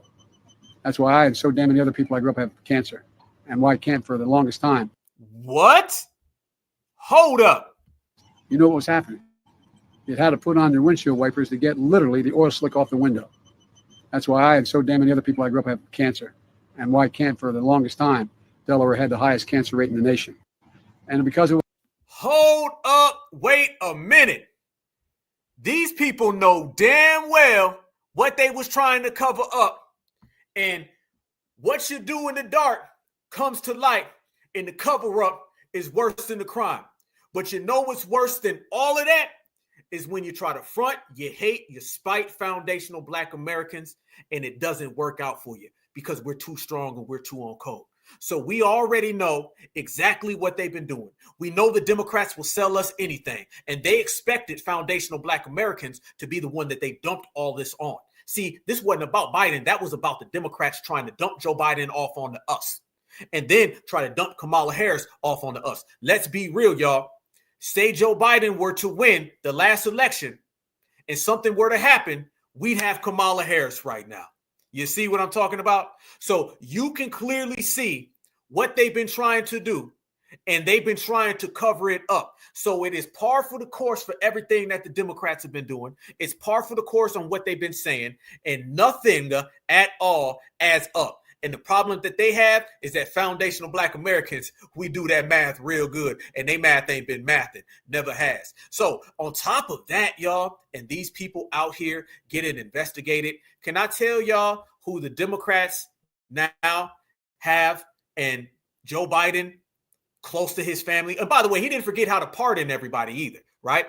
So let me tell y'all this as well. And I want y'all to remember, the 1994 crime bill split the Black family up. That cost lives. That ruined a hell of a lot of lives. That ruined parents, fathers, mothers. And if you ever want to remember the legacy of anti-Blackness from Joe Biden, beyond the eulogies for the Triple K members, beyond all of that, go watch the 1994 crime bill, and he openly states, this is the crime bill sponsored by Joe Biden, and this is for Black people.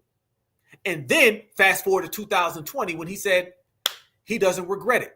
And then remember that the Black Democratic shills were trying to call him Uncle Joe.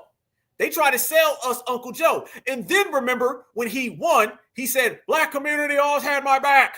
And then he turned around and said, you ain't Black, illegals built America. So when you say illegals built America, and foundational Black American ancestors are standing on business right now, I don't think our foundational Black American ancestors who built this country, I don't think they liked when Joe Biden said that. The same way they didn't like the plantation, the same way they don't like people swimming in Lake Lanier, and the same way they don't like Confederate museums. I'm just saying, I'm just telling. And the Democrats, as they're being prosecuted because they are the laughing stock of the world, and all of the Black Democrats are going to jail, getting fired, and being completely destroyed. On top of all of that, there's somebody else that the Republicans say they might be bringing up charges on. You already seen that LaMonica chick. She is getting charged and perhaps going to jail. Now you're seeing someone else who might be going to jail because the Republicans put this out today. Y'all say hello to the next individual that the Republicans are going to try to put charges on. And I ain't lying. Y'all say hello to Jill Biden. Yes, yes, yes, yes. They are throwing around the fact that Jill Biden might be getting charged very soon. You ask why they might charge Jill Biden, and I'm going to tell you why, my certified family. They're saying that Jill Biden may get charged because of elderly abuse, saying that she was complicit in a lot of the things that were going on with Joe that she knew about as well. Yes, and if y'all remember, there were reports that Jill Biden was damn near the president of the United States because she was doing a lot of work during when Joe would disappear or fall asleep. Don't put it past this Democratic plantation. Y'all remember when they rolled out Jimmy Carter, who was literally 3 weeks away from passing and was almost 100, if not, was he 100? And they tried to tell us that Jimmy Carter went to go vote. If you think Jimmy Carter, who is damn near in a vegetable state, went to go vote, you crazy. And if you think that Joe Biden was in any type of means to be a functioning president, you double crazy. But now a Trump official says Jill Biden could be charged with elder abuse as more scathing details about Joe's health and his decline emerge. Damn. When you think you've seen it all, you see more.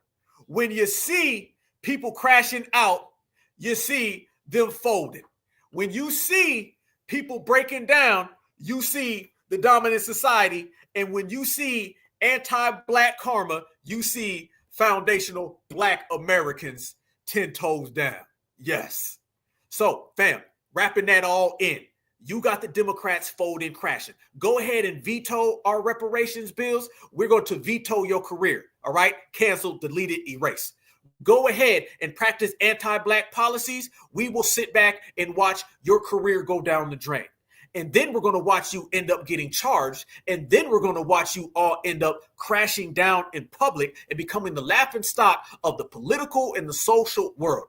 Translation, foundational Black Americans run this, and what we say goes, because we FBA and we say so. And we are the only social political force that matters. Everybody else is just behind us in traffic, and we ain't looking back.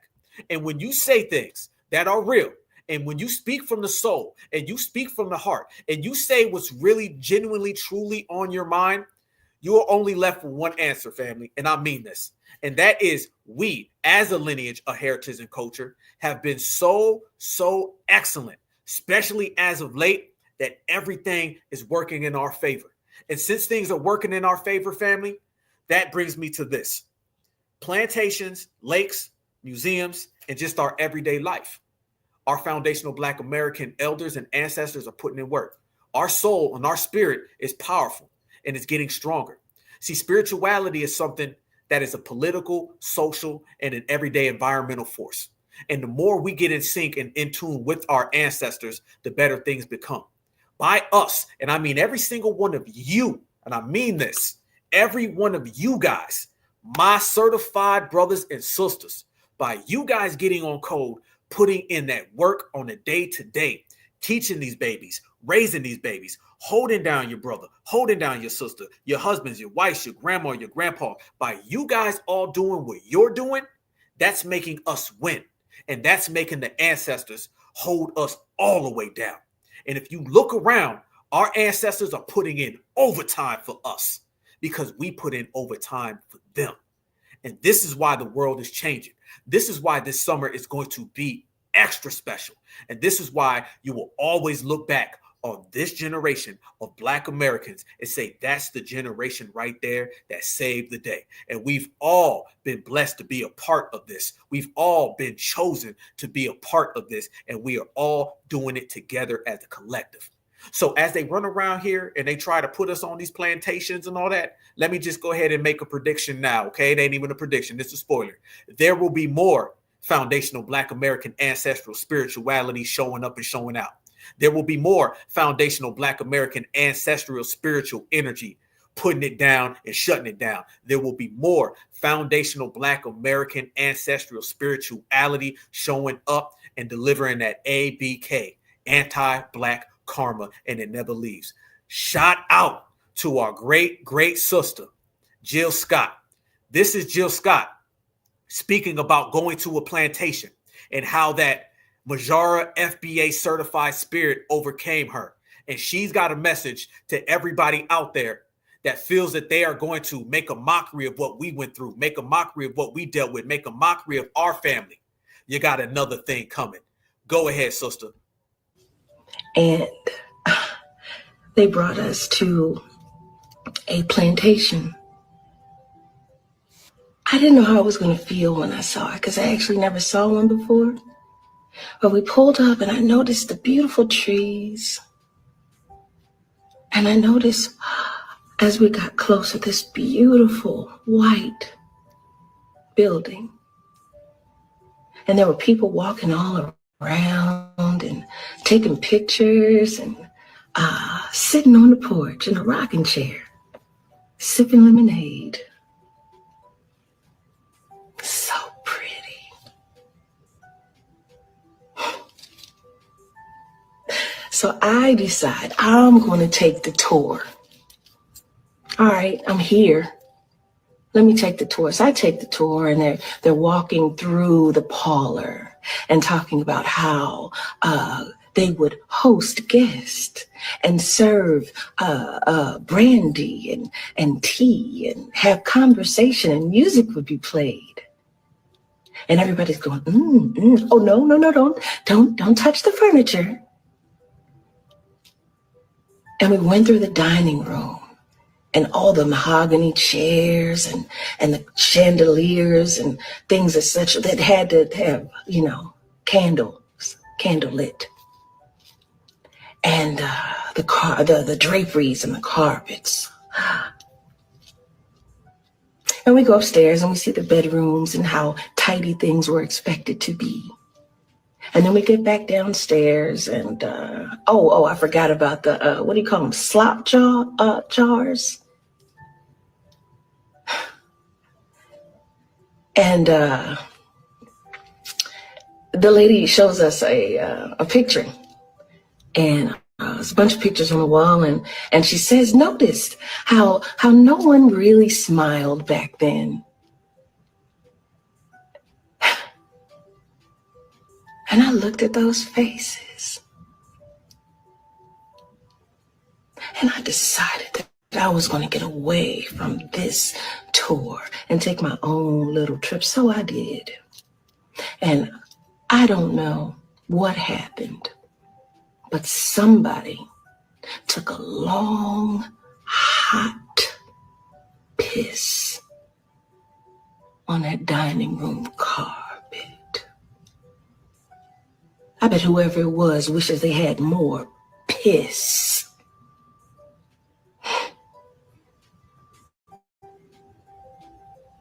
They make these places into bed and breakfasts that people come from around the world to stay in. They offered me the slave quarters.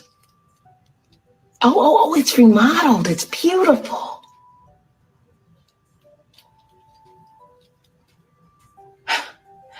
I bet you wouldn't be going to no bed and breakfast at Auschwitz. Chew on that.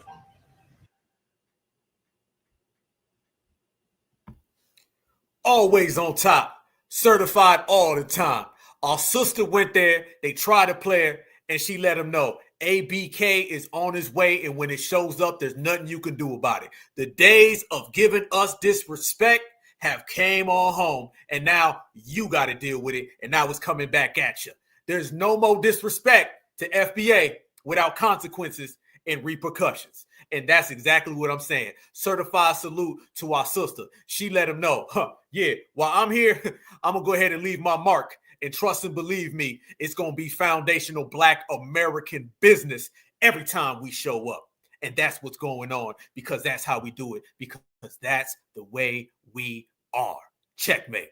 Certified salute, family. It has been a lovely, extra special broadcast. This is one for the ages. This is the classic episode, you guys. And we in here representing strong. You know what it is. I love you guys with a passion. I love our ancestors. I love our family. I love our lineage. I love our heritage. I love all of my sisters. I love all of my brothers. I love all the grandmas, all the grandpas, all the kids, all the nieces, all the nephews. I love our neighborhoods. I love our blocks. I love our wards. I love our districts. And I love our people, because we the best, and to the rest, there ain't no contest, family. That's how we coming with it. I appreciate y'all. My sister Stephanie Parker, much love and respect. I hear that you have your son graduating soon, so certified salute to you, young king. Do your thing and keep showing them the FBA way. Much love and respect, man. I can't wait to catch you guys again, fam. We on one. I told y'all, we dropped something yesterday. We're going to drop something again on Thursday, back again on Friday. 4 times the charm with us, fam. So it's going to be continuing.